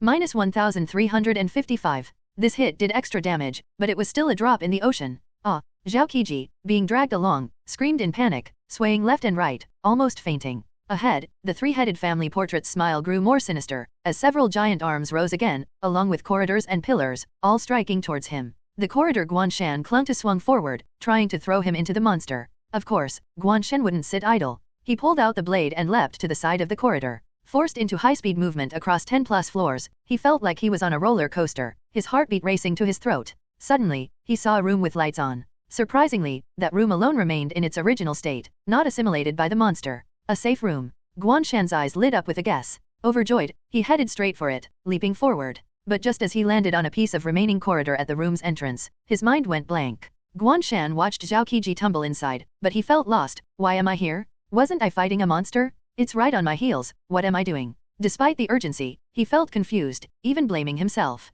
Zhao Qiji, trembling, crawled inside. Seeing the bright, warm interior almost brought him to tears. Turning back, he saw the masked man standing still and hesitantly asked, "Aren't you coming in?" The voice from the clown mask was distorted and deep, the knife in his hand spun and tightened as he turned to face the terrifying beast outside. "You stay here, I'm going to kill the monster." Guan Shan lifted his head, his gaze locked onto the monstrous, towering figure of the three-headed family portrait surrounded by the massive body formed from the apartment. The weakness was obvious the man's face. In every horror game, large bosses never require you to hack down the entire thing. There's always a targeted weak spot to exploit. The problem was, he couldn't be sure if the entire 110,000 HP was concentrated in that weak spot. If not, he would have to face the monstrous apartment again, possibly in a second, more enraged form. That would be even harder to handle. But if I don't kill this thing, I can't get out. Guan Shan stood at the edge of a broken walkway, sighed deeply, and glanced down to plot a route. He looked up at the incoming giant hands and arms, flipped a middle finger, gritted his teeth, and jumped down. If he wasn't sure that falling from a great height wouldn't deplete his health, Guan Shan wouldn't dare jump like this.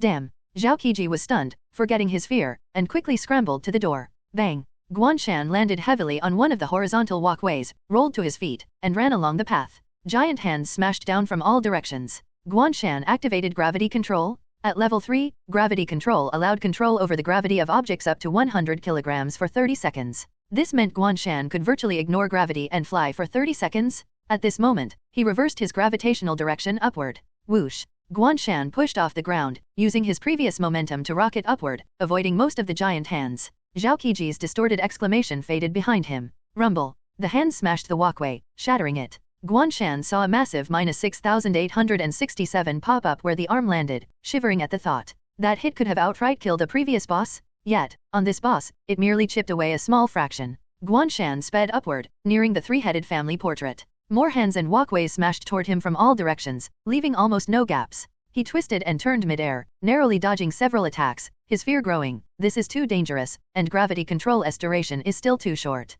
If I keep this up, the cooldown will start. I should try ranged attacks first to see if I can deal with it. Guan Shan decided to retreat. 3 seconds later. Damn, why did I stop? Oh, great timing. I can bait an attack, fly between these two hands, and use the arm to run further, waiting out gravity control's cooldown. Whoosh! Guan Shan executed an extreme maneuver, squeezing through a gap, then controlled his last second of gravity upward, flipped, and slashed the arm, anchoring himself. Above, the eerie face seemed to notice, turning its stiff eyes toward Guan Shan. The arm he was on began collapsing, curling toward him. God damn it! Guan Shan scrambled, running up the arm. Steel and concrete surged at him like an entire building collapsing. Well, this was an entire apartment building. Aobs! Guan Shan despaired, recalling he had initially planned to run but ended up charging forward. What the hell? I can't keep going like this. I need to finish it off. The steel and concrete are just giving me steps. Hold out a bit longer, and the cooldown will end. I can reach that guy's face. Such a good opportunity. Not seizing it would be cowardly.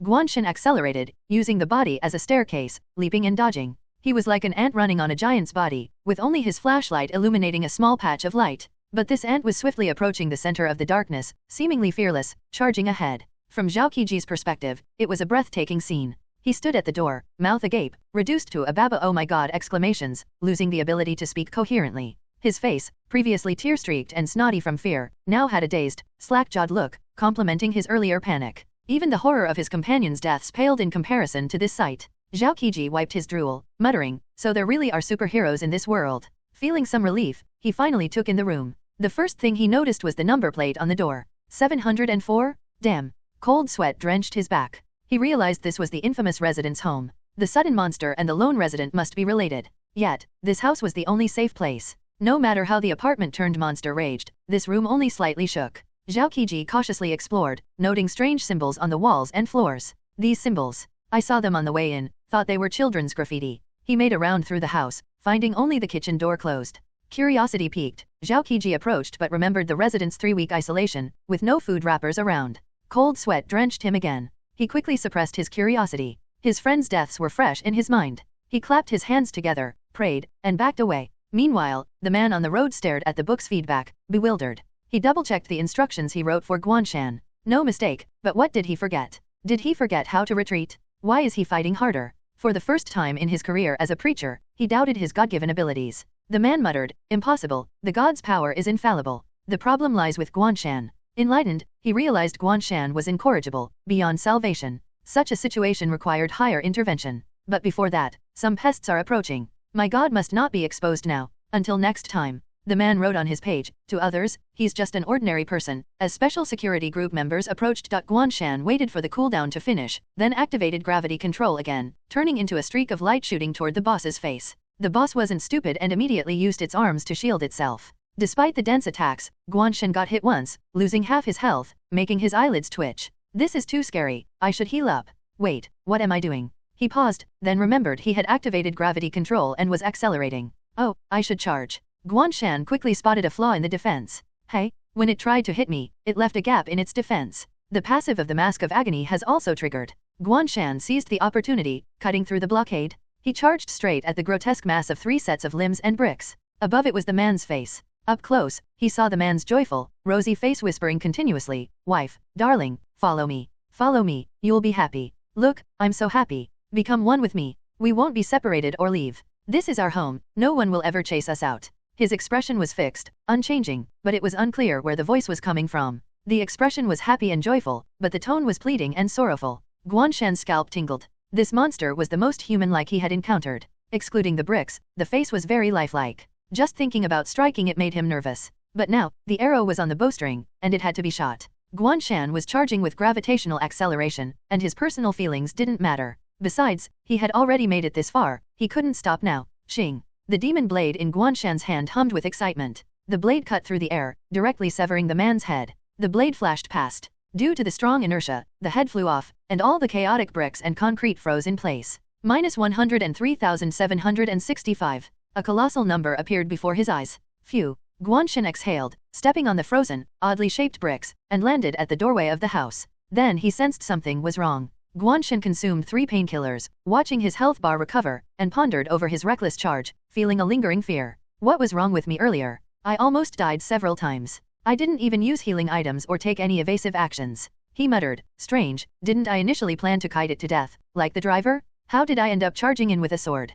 Guan Shan couldn't figure it out, but since the instance was over, the internal influence seemed irrelevant. It must have been the boss's debuff. Guan Shan shook his head and looked at the settlement interface. Experience plus 24,000. Final boss defeated. Simulation ending. Scene destruction imminent. Please exit promptly. Countdown, 0059. Guan Shan watched the deformed, collapsing apartment, contemplating whether to save the resident. But then he realized the NPC safe house was 704. Guan Shan wandered around, opening the kitchen door to Zhao Qiji's horror-stricken gaze, unexpectedly finding some items. Guan Shan rubbed his chin, pondering, I guess these items were meant to deal with the boss, but I bulldozed through. Did the resident escape already? If not, there's nothing I can do. Guan Shan ensured the apartment was devoid of life and escorted the NPC to the entrance. As soon as Zhao Qiji stood firm, he asked, thank you, Guan Shan interrupted, call me Red Scarf. No need for thanks. Zhao Qiji was left speechless, nearly choking on his words. You don't look like a red scarf, you look like a bloodthirsty demon. Guan Shan ignored him.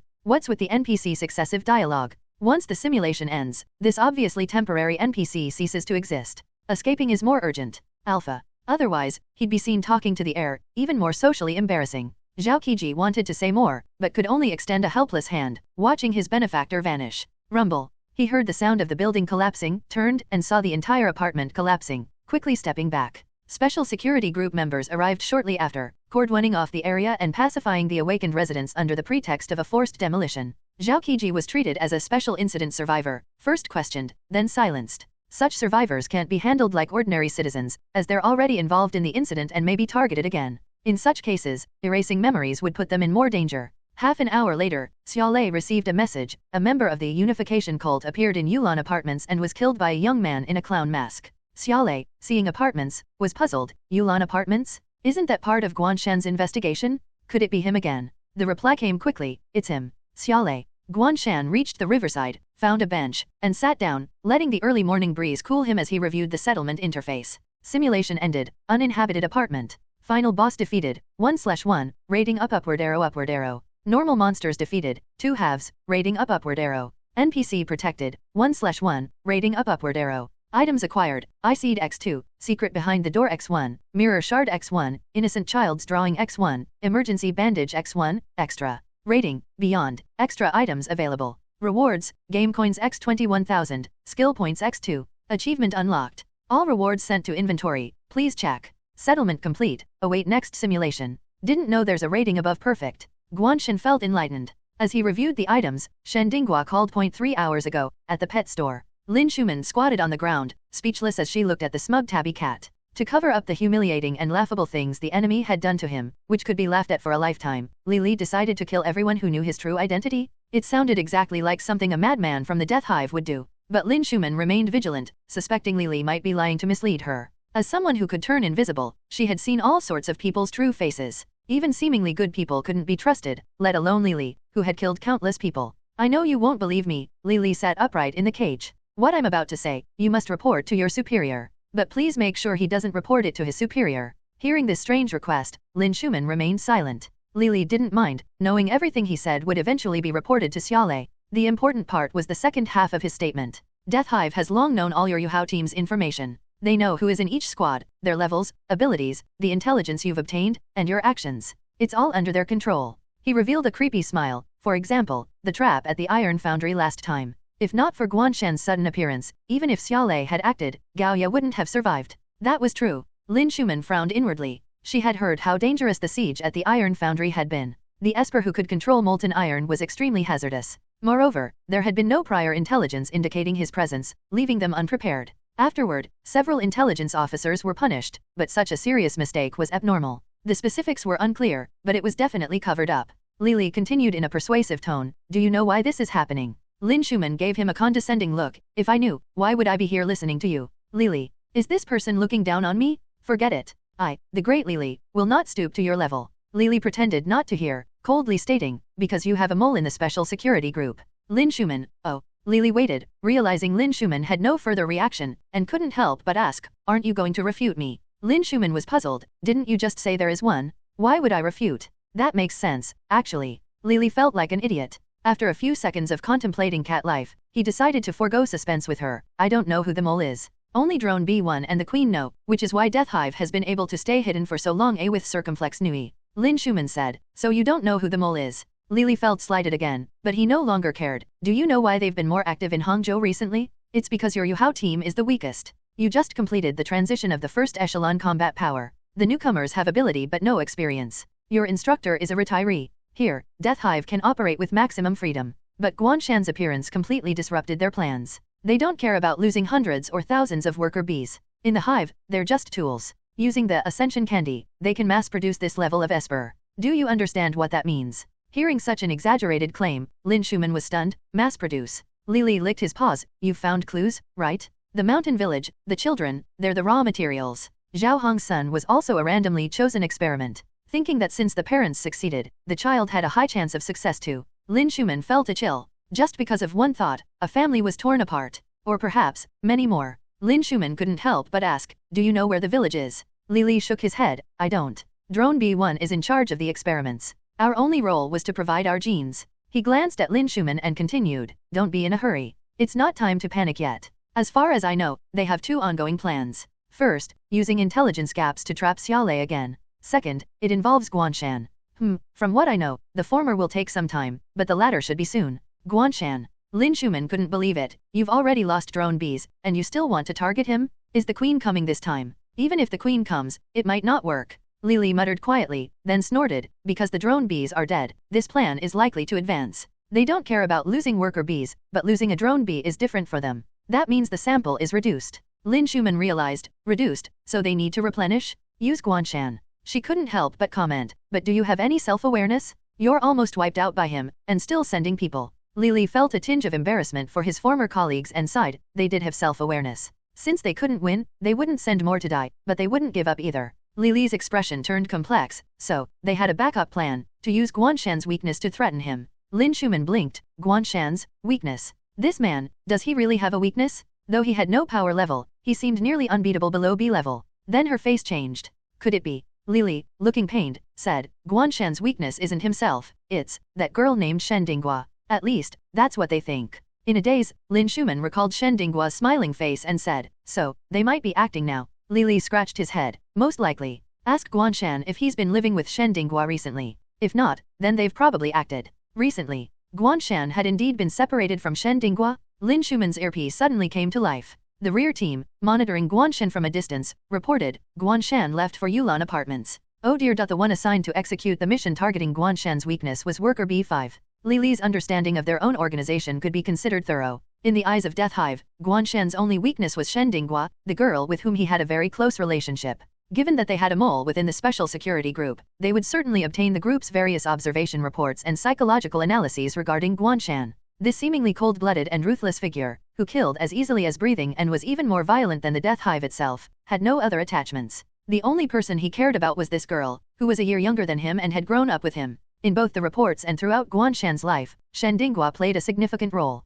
Hence, from every perspective, her importance to Guan Shan was undeniable. Most critically, she was just an ordinary person. This meant she was very easy to control. If they could capture Shen Dinghua, it would be equivalent to holding Guan Shan's lifeline. This was the other plan of the Death Hive. Of course, this plan was based on two premises. First, that the main forces of the Special Security Group had been diverted elsewhere by the Death Hive, and second, that Guan Shan was not by Shen Dinghua's side. When these two conditions were met, it was time for Worker B5 to act. Why Worker B5? It wasn't that the Death Hive was underestimating their opponent, but rather that the first 4 worker bees had already been killed by Guan Shan. Given time, when the handover happened, the current Worker B5, if still alive, would become the next Worker B1. As for the drone bees, they all had their respective tasks. The only 2 available ones went to hunt Guan Shan, resulting in one dying on the spot and the other being kept as a pet. The remaining ones couldn't rush over in time. Furthermore, as Lily mentioned, worker bees were merely mass-produced tools for the Death Hive. Given enough time, they could be replaced. If this one died, so what?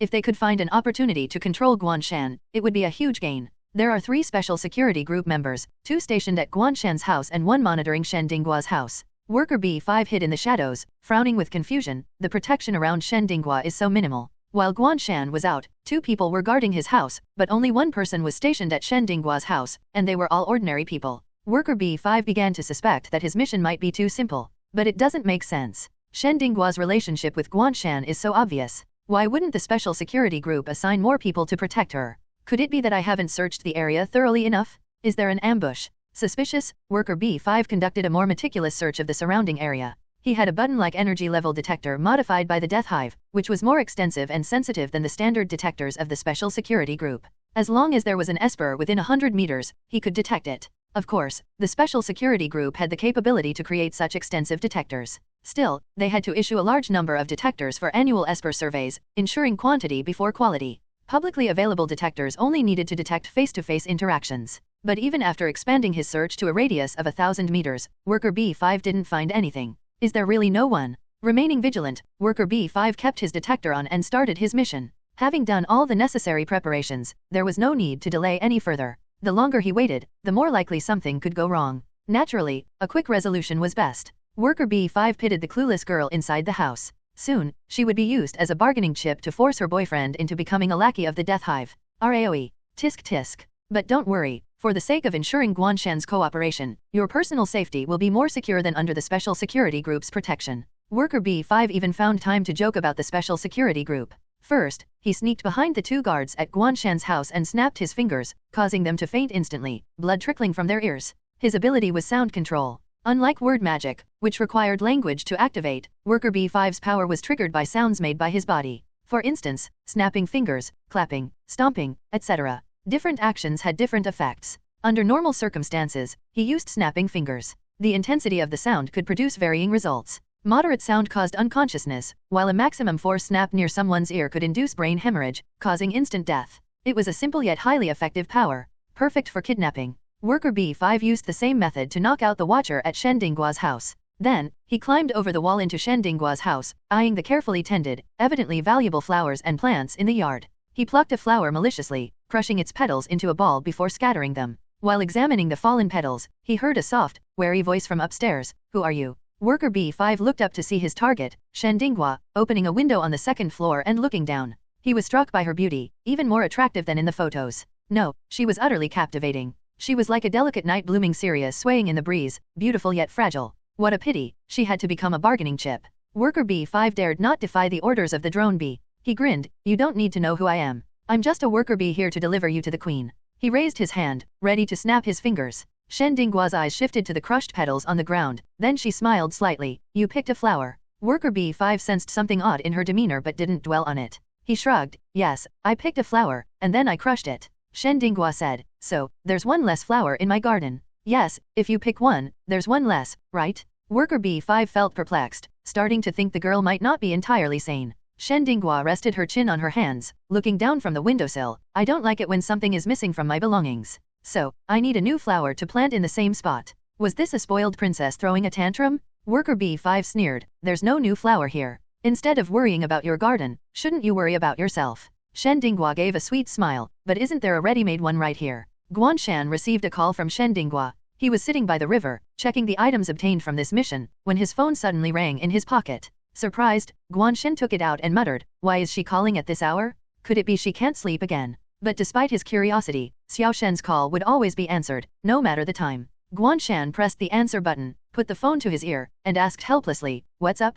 Didn't wake up in the middle of the night for a snack and get a stomachache again, did you?" Shen Dinggua's soft, sticky voice sounded a bit distorted over the phone, as if she had just woken up. "No. A big rat got into the yard and woke me up." "A big rat? Your yard gets rats? Did you leave snack crumbs lying around? I've told you not to leave snacks on the table, and now look, a rat showed up. Cockroaches can't be far behind." Guan Shan couldn't help but laugh as he sternly criticized Xiao Shen's usual behavior, while casually checking the information of the items. The items obtained this time were strong but had their limitations. For example, the first item immediately reminded Guan Shan of the crowbar. Secret behind the door. Effect, used behind a door to enter a concealed state, becoming undetectable by any means for up to 180 seconds. Description, SHH don't open the door. This item looked like a photo frame with the picture torn out, leaving only the border, which seemed to depict a family of 3. The effect's description, much like the crowbar, only had the concept of a door. But this time, it was specifically limited to the back of the door, seemingly restricted to a proper door concept. However, even with this limitation, it was still very useful and might save a life or take down a monster.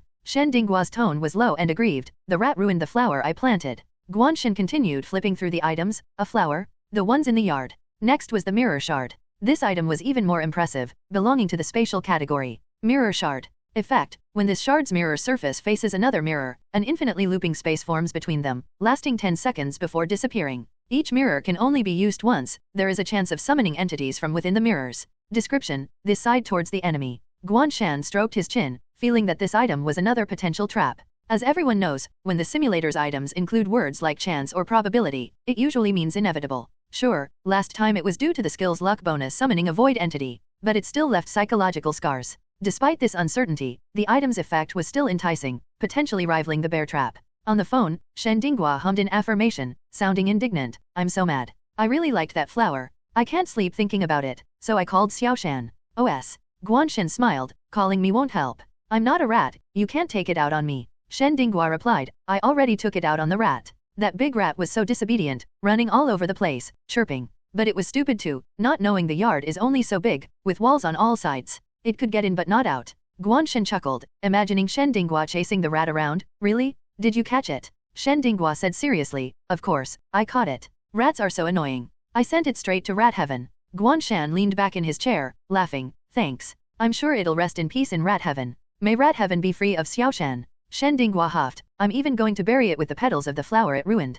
Tomorrow, I'm going to the flower shop to buy a new one to plant in its place. Xiaoshan, come with me. Guan Shan hesitated. I might not have time tomorrow. The apartment building had collapsed, making big news. There's no way he wouldn't cover it. He planned to sort out the new items, then head back with his press card for some reconnaissance. It felt a bit like a psychopath revisiting a crime scene. Haha, haha. Guan Shan laughed dryly to himself, hearing Shen Dinghua say, I knew you'd say that. Guan Shan asked, so, what are you doing now? Didn't you catch and send off the rat? Shen Dinghua replied, making kanji. Guan Shan was puzzled, kanji? What kind? Shen Dinghua answered, phone kanji. Guan Shan. Technically, she wasn't wrong. Just a bit cold. Shen Dinghua giggled, Xiaoshan is so cute. I'm not joking. I can't sleep, so I'm really making kanji. It takes all night. Xiaoshan, if you finish your work, come over for breakfast. She said with a smile, chicken and pork kanji, it's delicious. Guan Shan was surprised, you've learned to make that. Shen Dinghua usually ordered takeout. When she cooked for Guan Shan, it was mostly simple snacks and dishes like tremella soup. Shen Dinghua complained, it's so hard. It has to be cut thin and fine, and it's hard to handle because it's so soft. Plus, I often can't separate it from the bones. Cutting meat is the hardest thing in the world. Guan Shan listened and advised, you can cheat a bit by freezing the meat first. It's easier to cut into neat shapes that way. Meanwhile, he finally checked the last new item. Innocent child's drawing. Effect, creates a 5mx5mx5m space with a child's drawing style for 180 seconds, cooling down for 1 hour. Description, a clumsy depiction of a child's innocent inner world, though reality never allowed her such a world. A two-dimensional foil. Guan Shan's first thought was of this concept, but it seemed different as the space had height. If it just changes the art style, maybe it means no damage? A defensive item. Guan Shan thought he should find a time to test this item, otherwise, it would be hard to determine its exact use. Suddenly, Shen Dinghua exclaimed, ah, my kanji is burning. Why is it bubbling over? Guan Shan laughed at her rambling, hearing all kinds of metallic clanging and liquid splashing sounds from the phone. Finally, she seemed overwhelmed and quickly said goodbye, hanging up to deal with the mess. She used to be such a quiet girl when she was young. How did she become so reckless as she grew up? Guan Shan shook his head. Before high school, Shen Dinghua had always been like a small rabbit in Guan Shan's eyes, always quiet and well-behaved, even a bit reluctant to interact with others. He didn't know when it started, but she had become much livelier, loved to act spoiled, and occasionally threw small tantrums. However, overall, she was still the same cute, well-behaved girl. But, it's also a good thing. Guan Shan thought, when she encounters something unhappy, she chooses to complain and confide in me first, which is also proof that she relies on me. Once the situation at the apartment is sorted out, he would accompany Xiaoshan to buy flowers. After making up his mind, Guan Shan proceeded to buy the skill book Soul Burning Whistle and the equipment expansion slot X1 from the store. After the end of this simulation, his game coins had reached 27,342, and now he spent 23,000. He had 4,342 left, which he didn't plan to spend for the time being. Firstly, he couldn't afford the toy bear, and secondly, he didn't have enough inventory space for the Lucky Pot X10. The temporary skill Neural Magnetic Field was officially retired, disappearing from his skill list. Guan Shan immediately used one skill point to learn Soul Burning Whistle, filling the vacant slot. The remaining skill point, as usual, was allocated to Rotted Flesh accumulation, maxing it out to level 5. His health instantly increased to 5,079, comparable to the 15th level girl NPC he encountered before. Additionally, his current level was still 13, with an experience value of 28,080/40,000. He estimated that he could level up after another simulation.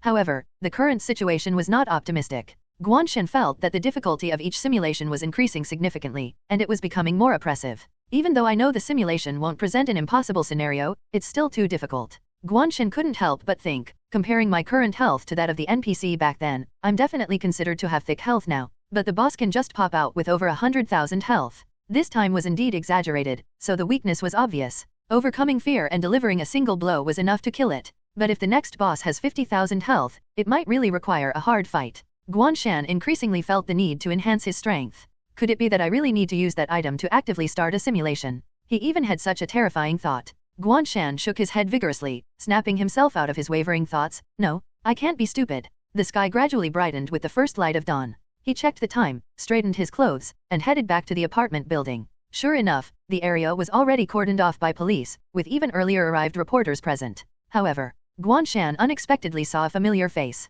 Xiaolei. Because the matter involved the Church of Unity, Xiaolei had personally come to the scene. The entire apartment had completely collapsed into a pile of rubble, with the only intact part being the 704 room buried within. The logistics team quickly cleared the room and drove away the onlookers who had come to see the excitement. Xiaolei inspected the 704 room, crouching down to examine the symbols drawn on the floor, thinking, it really is the Unity ceremony. Why would these lunatics from the Church of Unity come to Hang City? B. The Church of Unity was a mysterious Esper religion. They worshipped the God of Unity, constantly proclaiming, all things have spirits, man becomes nirvana, returns to unity, and lives eternally. All followers of the Church of Unity did not naturally possess abilities but claimed to be bestowed by the God of Unity. Using the Unity ceremony, through the sacrifice of bonds, they completely merge themselves with something they deeply desire, achieving harmony between heaven and man, and ultimately reaching a state of eternal existence with all things. This was the doctrine of this Esper religion. However, the bonds had no specific form and were based on the individual's thoughts. And clearly, according to the remnants of the 704 room, it could be seen that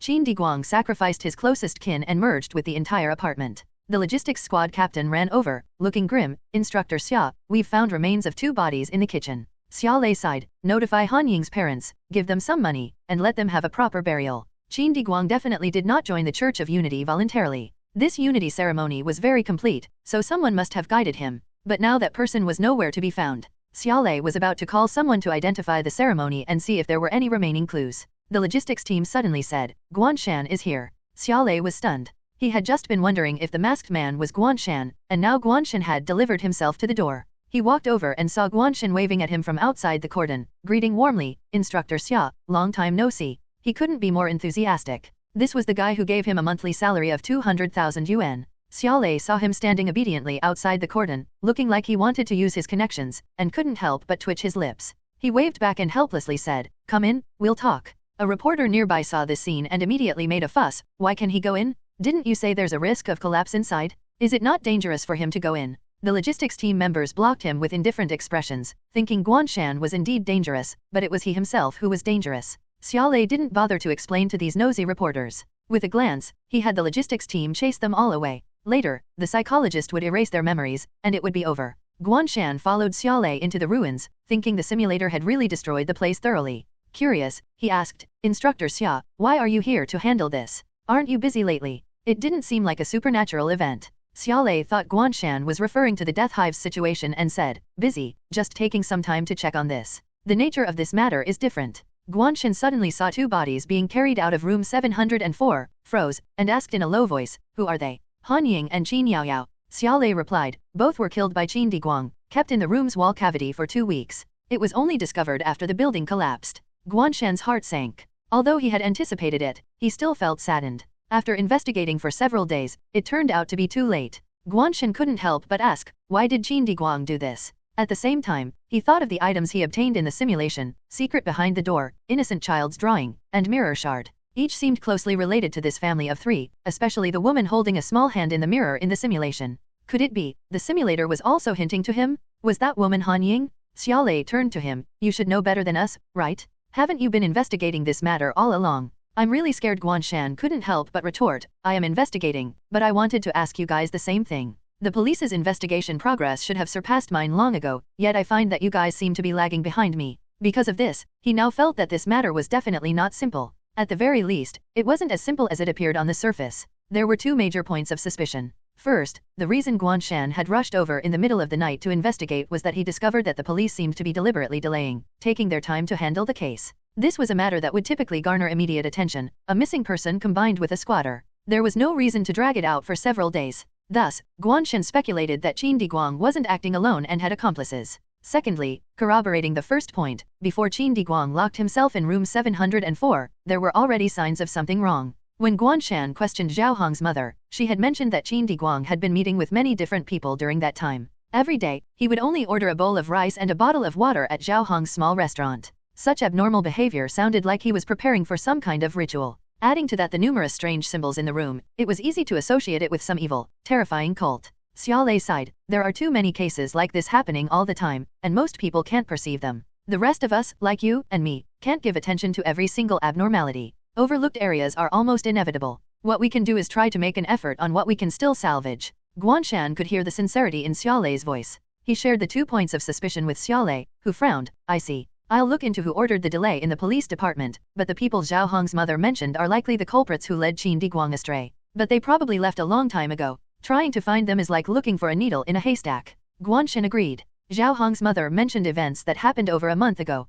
Those people were definitely long gone. He suddenly asked, so where is Qin Diguang now? The house collapsed. Han Ying and her daughter were found. Where is he? Xiaolei paused for a moment, his expression becoming complicated. He's already dead. Something isn't right here. This guy is pretending again. He should have noticed this obvious point. Wasn't the masked person him after all? You've killed the person, yet you come here asking where he is? It's reasonable to suspect that you came specifically to see if they had helped cover things up.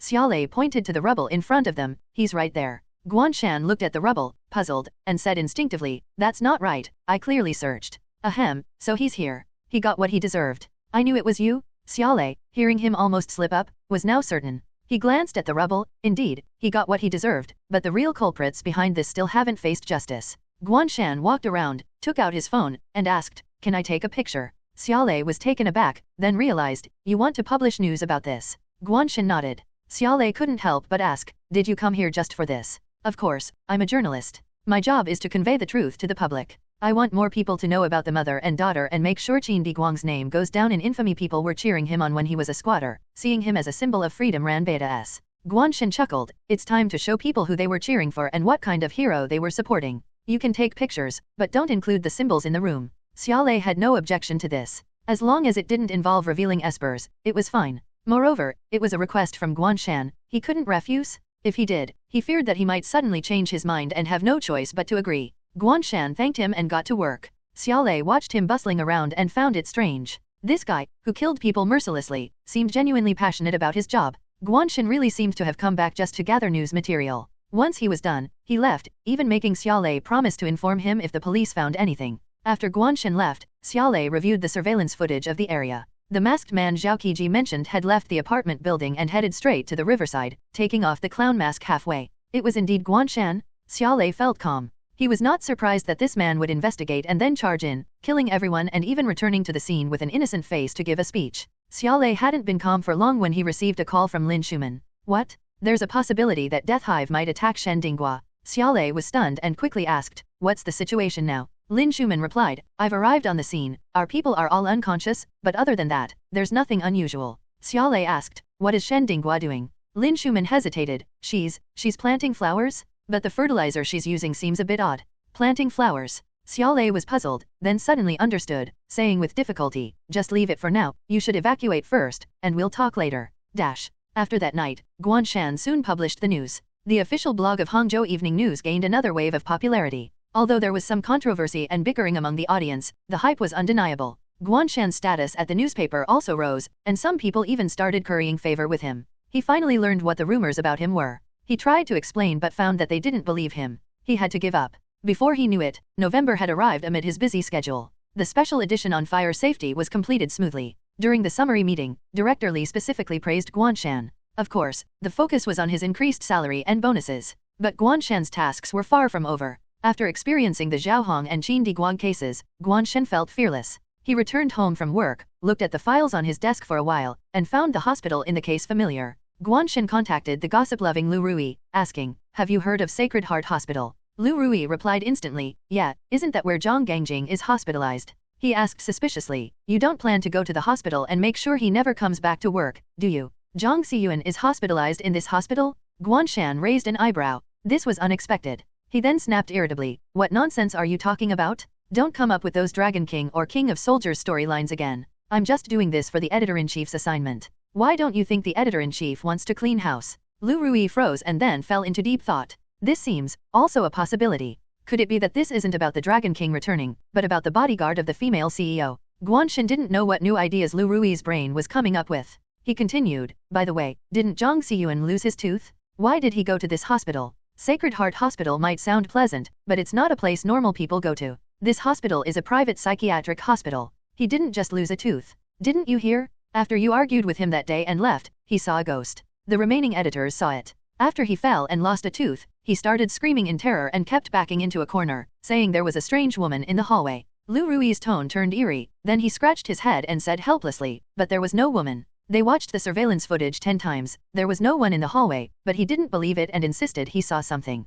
Lu Rui wanted to ask, Guan, did you arrange this ghost? But he thought twice. Guan Shan was about to go to the hospital, which clearly meant he was responsible for this. It was just an excuse to go to Zhang Xiyuan's hospital to further torment him. Lu Rui felt he had figured it out, so he sensibly kept his mouth shut. Sometimes, the more you know, the more you should remain silent. Guan Shan's mouth twitched. So, he was sent to a psychiatric hospital? That's excessive. His family has connections, they could hire a private doctor to treat his psychological issues. Or did Mr. Zhang finally decide to properly treat his spoiled son? Being admitted to Sacred Heart Hospital wasn't a good thing. It was either a psychological issue or, more harshly, a mental illness. Having an illness and seeking treatment is the right thing to do. Nowadays, even depression is common and sometimes even flaunted. But Zhang Xiyuan, working at a newspaper and being a semi-public figure, would not benefit from having a mental illness on his record. Lu Rui feigned ignorance. I'm not sure, but I heard. He coughed twice and whispered, just a rumor, his family supposedly hired some sort of master. Of course, officially, they wouldn't call them a master. An expert, feng shui master, someone with special abilities. Wealthy people believe in this stuff. You know this too? Not bad, gossip specialist. This also proved that Lu Rui was an exceptionally capable journalist. If not for Guan Shan's sudden rise, Lu Rui would have been the best among the batch of interns. The fact that he could gather 21 people into a gossip group within 6 months of joining the newspaper spoke volumes about his social skills. Guan Shan thought carefully and found something odd. Did this master's advice involve sending Zhang Xiyuan to a psychiatric hospital? Otherwise, it didn't make sense how they hired a master and he ended up in the hospital. Guan Shan felt he should thank this unknown master for removing a nuisance. Lu Rui found it strange. Why don't you go to the hospital and ask directly? He speculated, this master is probably a shill for Sacred Heart. Zhang Xiyuan got conned. Guan Shan shook his head. I have my own matters to attend to. Lu Rui said regretfully, all right. I'm curious about Zhang Xiyuan's condition. He took a 6-month leave, so it seems serious. Guan Shan placated him, saying he'd look into it if he had the chance, and hung up. Honestly, for a patient like Zhang Xiyuan, the hospital likely wouldn't divulge any information. It wouldn't be easy to investigate. But, this current investigation target isn't much easier. Guan Shan sighed. This situation was tricky. The patient's family had been causing trouble for over 3 months, constantly appealing and creating disturbances in the hospital, accusing the doctors of lacking medical ethics. Our Nigerian Naira OES. It seemed like a straightforward medical dispute, but the key issue was that the patient was not just mentally ill but a murderer. The family wasn't trying to get the patient discharged due to a misdiagnosis. They wanted him to stay and receive treatment, with the hospital issuing a diagnosis confirming his mental illness and that it was untreatable. In other words, the family seemed to be trying to use this to absolve the patient of criminal responsibility. The Sacred Heart Hospital, on the other hand, had conflicting positions. Initially, they declared the patient sane, but another expert later contradicted this. Anyone could see something fishy was going on. Now, both sides were at a stalemate, claiming to be in discussions, making it impossible to determine the patient's mental state. The family was urgently seeking a transfer to another hospital, seemingly having found a way to continue the mental illness claim. For journalists, investigating the truth was difficult because the family had a history of assaulting reporters and doctors, posing a risk of retaliation. To find out if this person is really mentally ill, we need to determine if the doctor who changed their stance is lying. Guan Shan squinted at the documents in front of him. The previous journalist had already discovered that the patient's medical records seemed to have been altered. But the changes weren't about whether the patient was ill, they concerned bruises on his body. The investigation stalled after that. Guan Shan scratched his chin, finding it odd. Where is the person who compiled this information? Zhang Xiyuan only handled the funding. Who did the on-site investigation? Someone capable of uncovering so much should have been involved. Why did Editor Li come to me? Guan Shan was puzzled but considered that Zhang Xiyuan was in charge, and Editor Li might not know who was hired.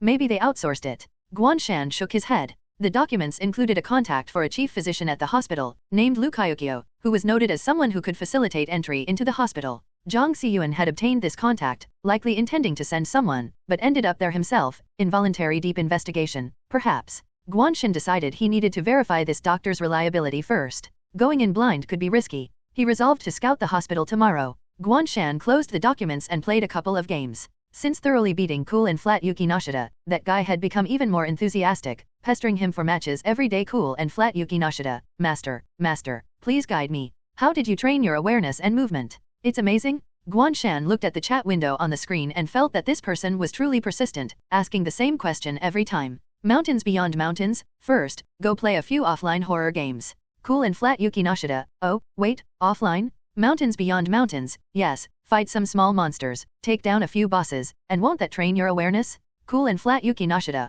alright, I get it. Master, we're planning to form a team. Are you interested? Mountains beyond mountains, not interested. Don't you guys have jobs or school? Cool and Flat Yuki Nashida, oh, it's just for fun. We're not planning to actually compete. These days, Guan Shan had been playing with this guy and his teammates. For him, whether it was matchmaking or playing with acquaintances, it didn't matter much. After all, playing with a reliable teammate made the experience slightly better. But joining a team was out of the question. Besides, it seemed like the other party was just casually mentioning it, probably a short-lived interest that would soon fade. Mountains beyond mountains, I don't have time. Play if you want. Cool and flat Yuki Nashida. Oh, by the way, what do you do for work, master? Your online times seem random. Mountains beyond mountains, journalist. But you have no right to talk. No matter when I log in, you're always online. Be honest, are you a rich kid? Cool and flat Yuki Nashida. Oh, a journalist. I recently heard about an incredible journalist, punching superpowered criminals and kicking killer organizations. I was stunned when my boss told me. Unfortunately, he's not in my province, otherwise, I'd definitely visit him. Mountains beyond mountains, just to clarify, is this journalist named Peter Parker? Cool and flat Yuki Nashida. Ha ha ha. Maybe. But I'm not a rich kid. I'm a civil servant, just that. My job isn't very busy. Mountains beyond mountains? So you play games at work? I'm reporting you. Cool and flat Yuki Nashida. No, I was joking. I'm just a small employee. The main reason I can slack off is that my colleagues are too capable, so I get more free time. Mountains beyond mountains, alright, I need to sleep.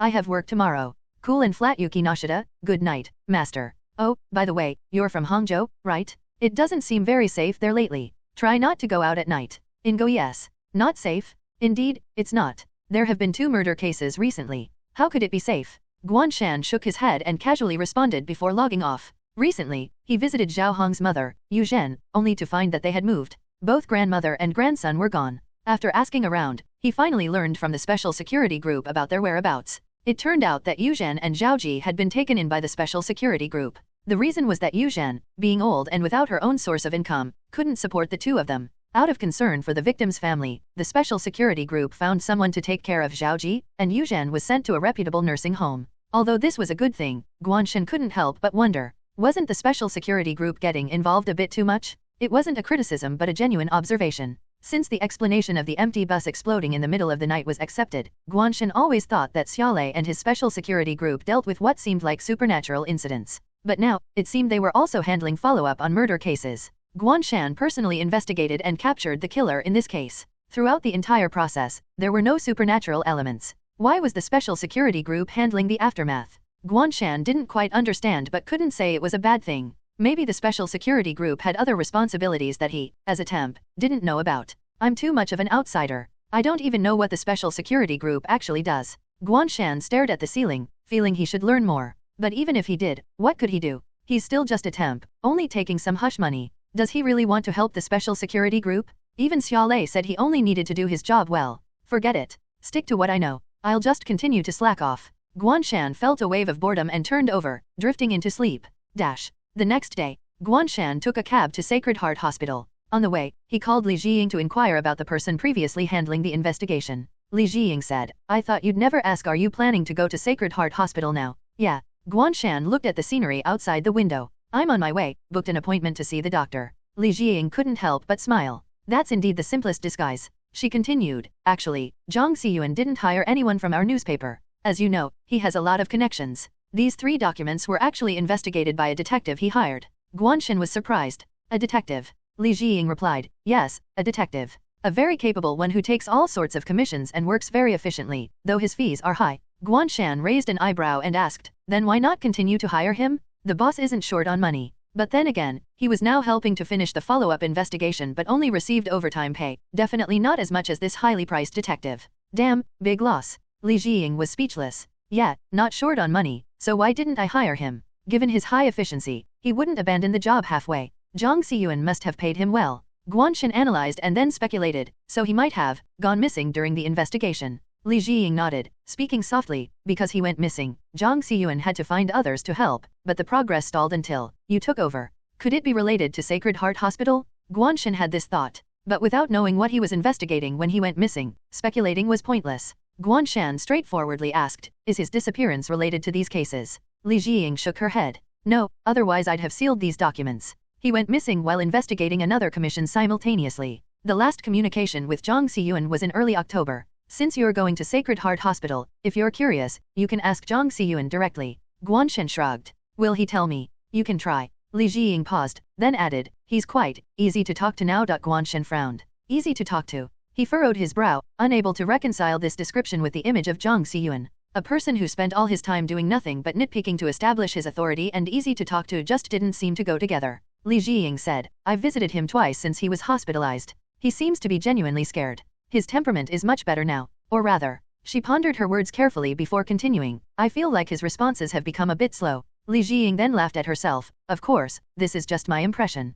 His family wouldn't let anything happen to him, so maybe it's just me overthinking, or maybe it's the medication. Is she hinting that the master hired by Zhang Xiyuan's family is suspicious? Guan Shan wondered. Even Lu Rui knew about this master, so Li Jiying must also know. If she says the hospital or the master has problems, there must be something to it. However, this was Zhang Xiyuan's issue, not his. If Zhang Xiyuan had indeed been messed up by this master, it would be considered a good deed. Shaking his head, Guan Shan looked out of the window and noticed that they had arrived at Sacred Heart Hospital. He ended the call and got out of the car. Sacred Heart Hospital had a long history. It was reportedly established by a foreign missionary who came to China. This missionary eventually settled here, had a daughter who married a Chinese man, and this hospital was eventually handed over to him, becoming managed by the Chinese. It seems there aren't many patients here, which makes sense since mental hospitals wouldn't usually be overcrowded, especially a private one with high fees. Guan Shan thought as he curiously wandered around. The hospital's environment was impressively good. The architecture resembled early 20th century Western houses, with marble columns and a beautiful fountain garden at the entrance. If not told, one wouldn't know this was a mental hospital. They might think it's a private mansion of some wealthy person.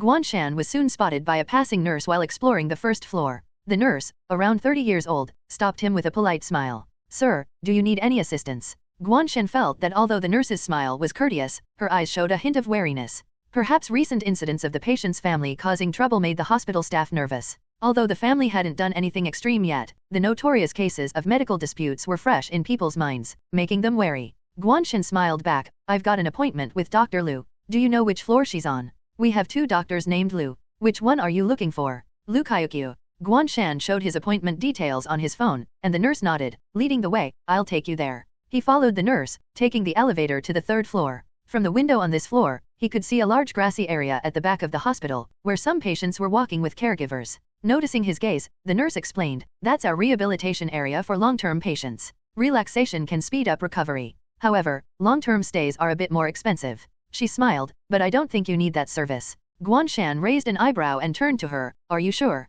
The nurse seriously replied, I've been working here for 10 years, taking care of countless patients. But you seem very healthy. Guan Shan shrugged, if I were healthy, I wouldn't be here. The nurse was taken aback and then apologized, sorry. That's a compliment, no need to apologize. Guan Shan shook his head. Is Dr. Lu in room 7? I'll head there myself by the way. Is there a hospital map? I might get lost. This place is quite large Alpha Nu yes. The nurse pointed to the other side of the corridor. There's one on the wall over there. If you need help, any staff can assist you. Guan Shan thanked the nurse and headed to room 7. The door was open, and no one was calling numbers. He knocked and called, Dr. Lu. The doctor, unexpectedly young, around 27 or 28, with straight black hair tied into a neat ponytail, wore a white coat. Her demeanor was calm and gentle, exuding an approachable aura. She looked up with a warm smile and nodded in greeting, Mr. Guan, please have a seat. Guan Shan closed the door and sat down. Dr. Lu Kaiyukyu straightforwardly asked, do you feel any psychological pressure recently? You can talk about any issues you have, whether in life or work.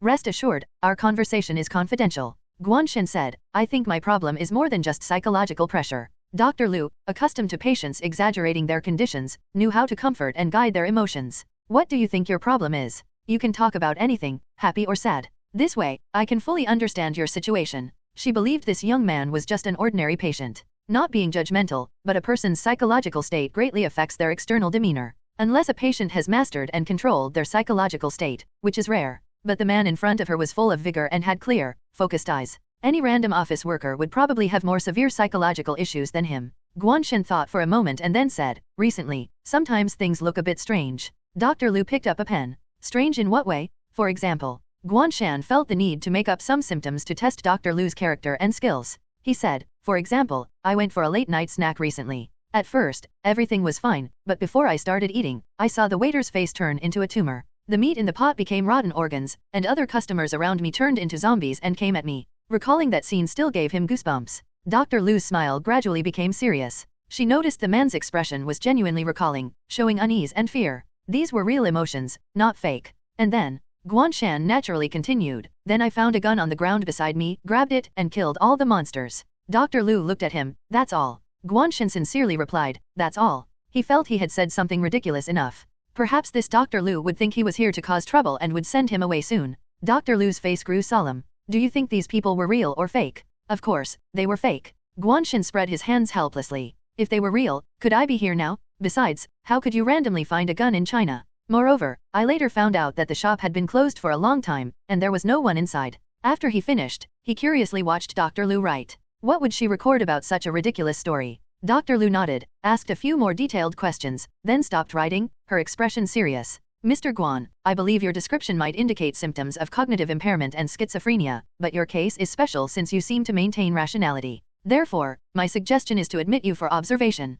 Guan Shan. "I haven't even mentioned the codes from the documents, and she's already trying to admit me. I was just about to use a secret code to cooperate with Dr. Lu and then pretend to be sick to get into the ward. How did I end up getting myself directly admitted so naturally?" Guan Shan twitched his mouth and said, "No, Dr. Lu, am I really that serious? Actually, I was just making things up earlier. Everything I said was fake. I apologize for lying to you, but I really don't have such hallucinations." He didn't have hallucinations, but he did have a system. Every time, he didn't know which temporal gap the system sent him to, constructing a copy space that relied on reality but surpassed it. Guan Shan pointed to himself, "Do I look like someone with cognitive impairment and schizophrenia?" Dr. Lu Kaiokyu looked at him seriously and shook her head. "No, but you're not lying. As you said, if those weren't fake, you wouldn't be here now. So, these can only be real hallucinations. Moreover, sometimes patients don't exhibit any differences from normal people." Guan Shan was speechless. Although it was frustrating, he had to admit that Dr. Lu's professional skills were indeed solid. And in a way, his goal was reasonably accomplished. Sort of. He didn't even need to proceed to the second step. "Congratulations, indeed." Dr. Lu Kaiokyu brushed her hair aside and smiled, "You don't have to be nervous or worried. I'm only making a suggestion. I don't have any reason to force you. Whether you need to be hospitalized for further observation and evaluation is up to you." How could Guan Shan refuse? He had come to infiltrate the hospital to investigate whether that patient was mentally ill. Refusing now would be a waste of effort. Guan Shan could only accept the title of a mental patient with tears in his eyes and sighed, "I'll stay." The situation turning out like this was entirely the fault of the dog simulator? A perfectly normal person was forced to become a mental patient. Dr. Lu Kaiokyu nodded. She naturally liked patients who cooperated voluntarily and pondered, "I checked. There are 3 single rooms available. Which one would you choose?" "NBS." Guan Shan asked about the specific locations of these rooms. After comparing them with the location of the patient's room, he chose the nearest one. Dr. Lu Kaiokyu continued, "Go complete the procedures and undergo a simple physical examination. After you move in, there will be caregivers to record your behavior daily. Of course, I will also evaluate your mental state every day to prescribe the right medicine. If you experience the hallucinations you mentioned again, I will take immediate measures to help you overcome them." Dr. Lu Kaiokyu actually considered these hallucinations potentially dangerous, especially for Guan Shan himself. No one knew what he might actually be doing when he saw those hallucinations hurting him. Although, according to Guan Shan's description, the previous hallucinations didn't cause him any harm. However, who knew if the condition worsened? But saying it directly would likely cause the patient anxiety, so she needed to see how the symptoms manifested first. After arranging the room, Dr. Lu Kaiokyu gave Guan Shan a form to undergo a physical examination. "Thank you, Dr. Lu." Before leaving, Guan Shan remembered the secret code with a wry smile. "By the way, Dr. Lu, do you like drinking oolong tea?" "I do." Dr. Lu Kaiokyu suddenly realized and looked up at him with some surprise. "How did you know?" She usually didn't keep tea leaves on her desk or drink tea at work. Few people knew about her hobby. For someone she had never met to know this, there was only one possibility. Guan Shan replied, "A friend told me. I heard about Dr. Lu before I came. He introduced me, otherwise, I wouldn't have found you." Dr. Lu Kaiokyu nodded. "Oh, then I should thank your friend." Guan Shan said, "Yes, but I don't know where he is now. Otherwise, he would have come with me." Although that friend had disappeared, he probably wouldn't mind Guan Shan continuing his unfinished investigation and borrowing his name a bit. After Guan Shan left the office, Dr. Lu Kaiokyu's expression became serious. She didn't expect. She thought this matter was settled and no one would come to investigate, but someone still came to find the truth. However, the situation was different from what she imagined. According to the original plan, she should have cooperated with the other party to let someone in, but now, the other party came in first and then exchanged the secret code with her. So, having a real mental patient investigate whether a patient was mentally ill. Was this really reliable? Dr. Lu Kaiokyu couldn't help but ponder. Guan Shan first went to pay for the physical examination and hospitalization fees. He glanced at the price, thought for 2 seconds, and decisively called the esteemed president, asking if the expenses could be reimbursed. Fortunately, President Li was generous and covered all the upcoming costs without a second thought. Next, Guan Shan ran around and finally settled in his room after almost an entire afternoon. He changed into the patient gown and heard a knock on the door. Turning around, he unexpectedly saw the nurse he met in the morning. The nurse was also stunned. Guan Shan reacted first and understood. Oh, it looks like you're the caregiver responsible for recording my condition. He squinted and saw the nurse's name on her badge, Li Hong. Li Hong nodded, looking a bit embarrassed. I didn't expect you to actually move in. Guan Shan laughed. I said I came for treatment. What's strange about moving in? Indeed. Li Hong put the patient's wristband on Guan Shan and said, if you need any help, press the button by the bed. I'll come over anytime. Guan Shan asked, I'm a bit hungry. Do you know where the convenience store is? Li Hong immediately said, I'll take you there. Okay. Actually, when Guan Shan looked at the map earlier, he had already memorized the convenience store's location. He just wanted to check the patient's room on the way. However, as soon as he stepped out and walked a few steps, he saw an extremely familiar and annoying face in the room next door, which had an open door. Guan Shan was stunned. The room next door is Zhang Xiyang's. It was indeed Zhang Xiyang. At that moment, Deputy Editor Zhang, who always looked down on people, was half lying on the bed, staring blankly out the window, with dark circles under his eyes and a haggard face. Hearing the noise, he turned around and saw Guan Shan, thinking he was hallucinating. He stared for 2 seconds before reacting, then glared. Guan Shan? What are you doing here? Guan Shan pointed to his patient gown. I'm here for treatment. Zhang Xiyang was momentarily speechless. Indeed, seeing someone in a patient gown in a hospital was not unusual. But the problem was, this was Sacred Heart, a mental hospital? Zhang Xiyang looked incredulous. You're here for treatment. Although he had been hospitalized for a month, he wasn't completely isolated from the outside world. He knew exactly what was happening at the newspaper office. During his hospital stay, this guy was promoted by Li Jiying, using the information he left behind to report 2 big cases in a row. He almost became deputy editor, thriving in his career. During this time, Zhang Xiyang was seething with anger, thinking countless times that if he got out, he would definitely make Guan Shan pay. Unfortunately, he couldn't get out. Guan Shan spread his hands. Why can't I come here for treatment? If I'm sick, I need to get treated, right? The doctors think I'm quite serious. I might have to stay for a while. But what about you, Chief Zhang? You seem to like it here, refusing to leave. He said this with a sarcastic tone, expecting Zhang Xiyang to fly into a rage. Zhang Xiyang did look furious at first, but then he suddenly deflated, took a few deep breaths, and gritted his teeth. Who wants to stay here? They don't believe me. Guan Shan understood, seeing ghosts is not something many people would believe. However, Zhang Xiyang, despite being nitpicky, wasn't actually stupid. Why did he get stuck on this point? It seemed his consciousness was quite clear. Even if he did see ghosts back then, he could just deny it now. I really saw them. Zhang Xiyang suddenly became agitated, glaring at Guan Shan, not just at the newspaper office. There are ghosts in this hospital too. They are haunting me, not letting me leave. Guan Shan sighed. It seemed his condition was quite severe. Seeing Guan Shan's disbelief, Zhang Xiyang sneered. I know you're not here for treatment. I personally reviewed those documents. Do you think I wouldn't know? Stay here. You'll see them eventually, and then you won't be able to leave. Zhang Xiyang spoke with certainty, but Guan Shan thought he was talking nonsense. Besides, how scary could it be compared to the simulator? It seems the doctor was right to keep you here for treatment. I hope you recover soon, Chief Zhang. I'll be going now. Guan Shan waved and continued towards the convenience store. Hey. Seeing Guan Shan's lack of interest in his words and turning to leave, Zhang Xiyang's sneer finally cracked. He intended to pique Guan Shan's curiosity, then talk to him, using both threats and inducements, and ultimately, seek help. However, Zhang Xiyang forgot that he was now considered a mental patient. Indeed, he was truly trapped in this hospital. He had tried asking people who visited him for help, but without exception, either they didn't believe him, or they were stopped by his family and the so-called master. A with ring above B epsilon. Guan Shan's appearance gave him new hope. Although this guy was annoying, his abilities were undeniable. He might really be able to help him. But the problem was, Guan Shan held a grudge against him. Now, for Zhang Xiyang to swallow his pride and beg Guan Shan was impossible. The more he thought about it, the angrier he became. I need to think of a way. In the convenience store, Guan Shan showed no signs of being a patient, happily shopping.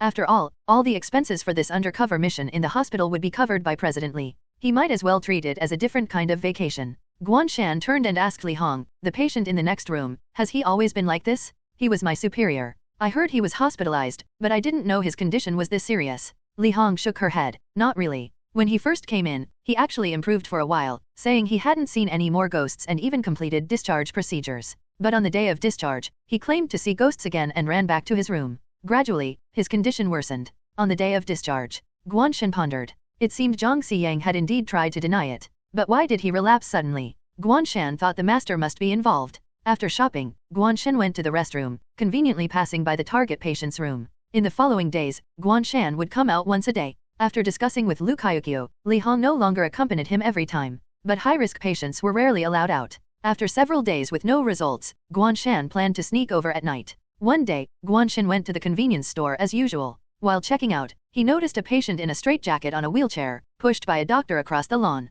Guan Shan raised an eyebrow and pretended to browse. That seems to be Su Rong. Su Rong was his main investigation target this time, both a murderer and a mental patient. Of course, his mental illness was still in question. Finally ran into him. Guan Shan thought his luck was good, casually wandering around the store, observing the two from different angles. The patient's outdoor time was quite long. The doctor pushed Su Rong around the lawn but did nothing else. Su Rong, restrained by the straitjacket, couldn't move at all. His eyes were devoid of any spirit. After over 10 minutes of observation, Guan Shan felt disappointed and thought he'd have to wait for another chance. Then he noticed the doctor suddenly reach out, as if dusting off Su Rong, and touch his waist down to his inner thigh. What? Guan Shan was shocked. The action lasted only a moment before the doctor resumed his normal posture. But Guan Shan was sure he didn't see wrong. The action was too deliberate, though quick and discreet. Guan Shan's dynamic vision was good enough to see it clearly. Guan Shan watched as the two returned to the building, feeling a chill. It seems, the problem isn't with Su Rong but with that doctor. He asked Lu Kaiyukyu about the doctor's office and daily routine. He learned that this doctor, Xiang Wen, spent about 3 hours each night in Su Rong's room for psychological treatment. Hopefully, it's not what I think. Guan Shan thought silently. He was now outside Su Rong's room, using his strength to cling to the wall like Spider-Man. In 2 minutes, the patrolling security would pass by. The room's window had burglar bars and was tightly locked. Guan Shan looked at it and pried it open with his hands. He opened the window, jumped in, and replaced the bars. Su Rong, lying on the bed, stared at him in disbelief. Guan Shan ignored him. Timing Xiang Wen's arrival, he stood behind the door. Knock, knock. A knock sounded. Xiang Wen opened the door, smiled at Su Rong. Good evening, my patient. Guan Shan quietly hid behind the door, slowing his breathing to the extreme, while also turning on the recorder. Xiang Wen probably didn't expect a third person to be in the room. His attention was entirely focused on Su Rong, completely unaware of Guan Shan's presence. Xiang Wen walked straight to the bed, sat on the stool beside it, and smiled. Do you know? Your parents have bribed experts from the 7th hospital to prepare a certificate for you. They will come to examine you tomorrow, and the results will be out in about 3 days. With my testimony, your condition will be officially confirmed. Xiang Wen held up 3 fingers. Do you know what that means? Once this certificate is issued, you will never have a chance to leave. He continued leisurely. Isn't it great? If it weren't for my suggestion to your parents, you would have already faced the death penalty. Now you can enjoy good food and a good life in this hospital. MMM. Su Rong glared at him, fists clenched, his entire body straining in an attempt to struggle. However, the straitjacket held him firmly in place, rendering him immobile. Xiang Wen looked down at him, smiling. Don't look at me like that. It was your parents who strongly insisted on this, and they are grateful to me. Guan Shan thought, as expected, Su Rong wasn't mentally ill. It was all Xiang Wen's doing. But Su Rong seemed very resistant to this. From Xiang Wen's tone, it was clear that he had deceived Su Rong's parents into doing this, and it didn't benefit Su Rong at all. Guan Shan glanced at Su Rong, who was struggling on the bed, and thought it made sense. Su Rong's parents probably thought their son, spared from the death penalty, would live a comfortable life in this high-end hospital. In reality, he was confined to the bed, with no freedom, unable to speak. And with a doctor who seemed to have ulterior motives looking after him, it sounded like a horror story, didn't it? But it doesn't matter. As long as I expose this recording, you will go where you should. To prison. Guan Shan looked at the helpless Su Rong with pity. The latter's eyes now had a pleading look. Xiang Wen then smiled. All right, that's for later. We still have today's tasks. Are you ready? Don't struggle as much as last time, or it won't just be about almost crippling your leg. As he spoke, he began to unfasten the straitjacket around Su Rong's waist. Guan Shan thought he would inevitably see something disgusting. Instead, Xiang Wen opened his medical kit and took out some tools and a syringe. Huh?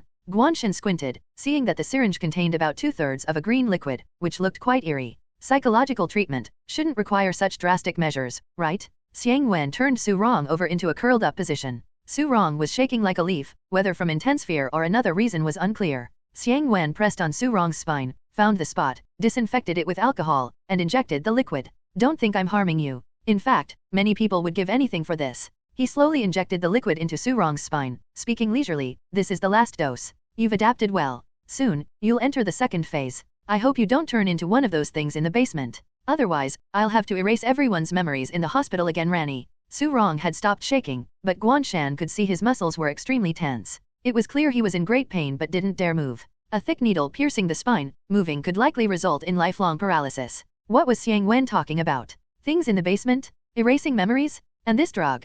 Guan Shan felt disoriented, as if he had entered a Resident Evil world. But Xiang Wen's next words brought him back to reality. Xiang Wen placed his hand on Su Rong's thigh. You've experienced this before. Even if your leg is cut off here, it can be reattached as if nothing happened. Hiss. Guan Shan gasped, finally understanding why Xiang Wen had touched Su Rong's leg that day. According to this, he had cut off Su Rong's leg and reattached it. So that touch was to check if Su Rong's leg had healed. Who was the real lunatic here? But this meant Xiang Wen's drug could grant a powerful healing ability? Was he experimenting on Su Rong? Guan Shan speculated, but regardless, tonight's operation had yielded significant results. However, he didn't expect more to come. Xiang Wen withdrew the needle, changed the angle, and continued, "Recently, there have been very few new patients, especially severe ones. Someone like you, eager to be hospitalized, is rare." He sounded troubled. "At this rate, I'll have to use the mild cases, but the risk of being discovered is too high, unless I make them severe cases." Xiang Wen pondered.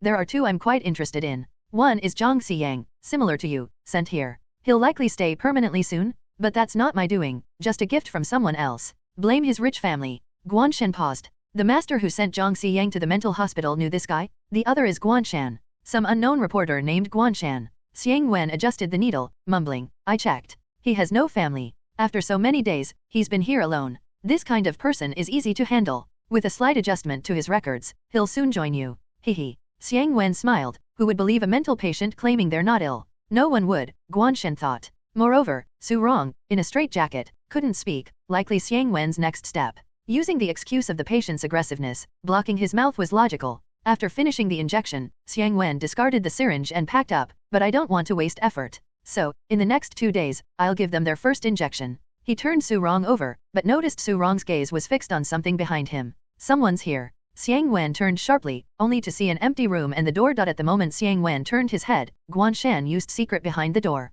His position was definitely behind the door, and once the item took effect, no one could observe him in any way. In fact, Guan Shan had already used this item once when Xiang Wen entered the room. Otherwise, Xiang Wen would have noticed him when he closed the door. Su Rong's reaction to seeing this was naturally one of extreme shock and even fear. However, in Xiang Wen's eyes, he likely thought these emotions were directed at him and didn't pay much attention. Using this item was actually an experiment. Guan Shan had been thinking that he might have misunderstood the simulator. The items he obtained should be considered extra rewards from the virtual scenarios. Each time the simulator settled, it mentioned retaining all rewards. This implied that some usable items were retained from the virtual simulations. The energy to materialize these virtual items came from the number of monsters he killed each time. So, when he couldn't kill all the monsters, the simulator couldn't retain all the items. Guan Shan thought his logic was sound and suspected that since these items had been materialized, they could also affect reality. So he decided to give it a try. If discovered, he would simply knock the person out. 2 plans, no risk at all. As it turned out, Guan Shan's guess was correct.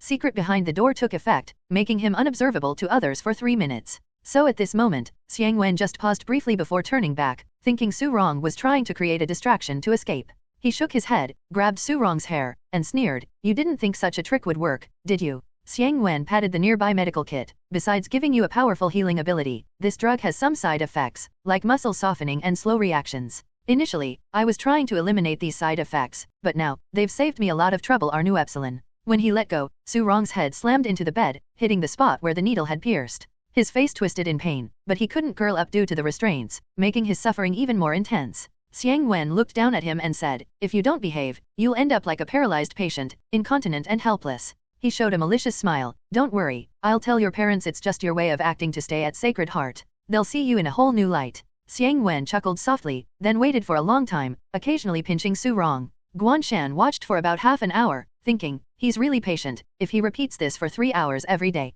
What happened next was hard to watch. To test the drug's effects, Xiang Wen cut various parts of Su Rong's body, timing the healing and recording the data. Each part was tested 3 times to ensure accuracy. Guan Shan could understand why Su Rong looked so lifeless during his outdoor time earlier. Being treated like this every day, one would go mad even if they weren't already mentally ill. 3 hours later, Xiang Wen cleaned up, packed his medical kit, and left. No one knew his kit was full of blood-soaked gauze and pieces of flesh. Xiang Wen even managed to smile and greet passing nurses. In the room, Su Rong, seemingly unharmed, remained trapped in his straitjacket. The layers of restraints covered all his not yet healed wounds. By the time the caregivers arrived, those wounds would have completely healed. So that's it. The bruises mentioned in the records were probably because Xiang Wen hadn't perfected the drug's effects, leaving marks that the caregivers noticed. He then had to alter the medical records. Thinking this, Guan Shan silently emerged from behind the door, and secret behind the door deactivated. Su Rong's eyes rolled to look at him, showing no emotion, perfectly embodying despair. Guan Shan walked over and untied the part of the straitjacket covering Su Rong's mouth.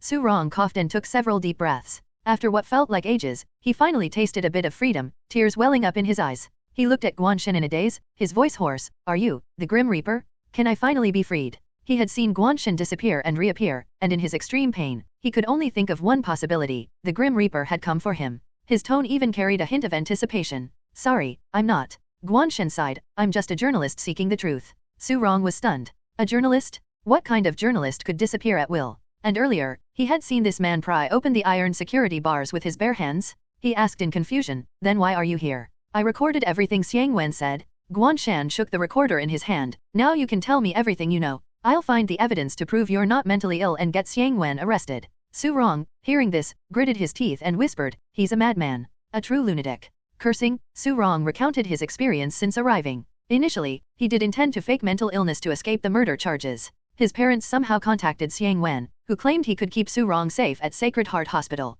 But that was the beginning of the nightmare. Su Rong followed Xiang Wen's instructions to fake illness. Gradually, other doctors started to doubt his condition. In fear, Su Rong followed Xiang Wen's lead, becoming a severe mental patient. According to Su Rong, at least 7 others had died. During this process, Xiang Wen began administering the drug, which had the effects Guan Shan had just witnessed. Guan Shan then asked, do you know anything about the basement he mentioned? Su Rong nodded, shivering. Of those 7, 3 are listed in the hospital records as inpatients, but you won't find them in the hospital. These people were abandoned by their families, not visited for over 3 years, with only the hospital fees being paid. And these people became Xiang Wen's easiest targets. Su Rong's eyes were filled with terror, whispering, at the end of the corridor in Building 4, in the storage room, there's an entrance to the basement. The patients disfigured by his experiments are kept there like livestock.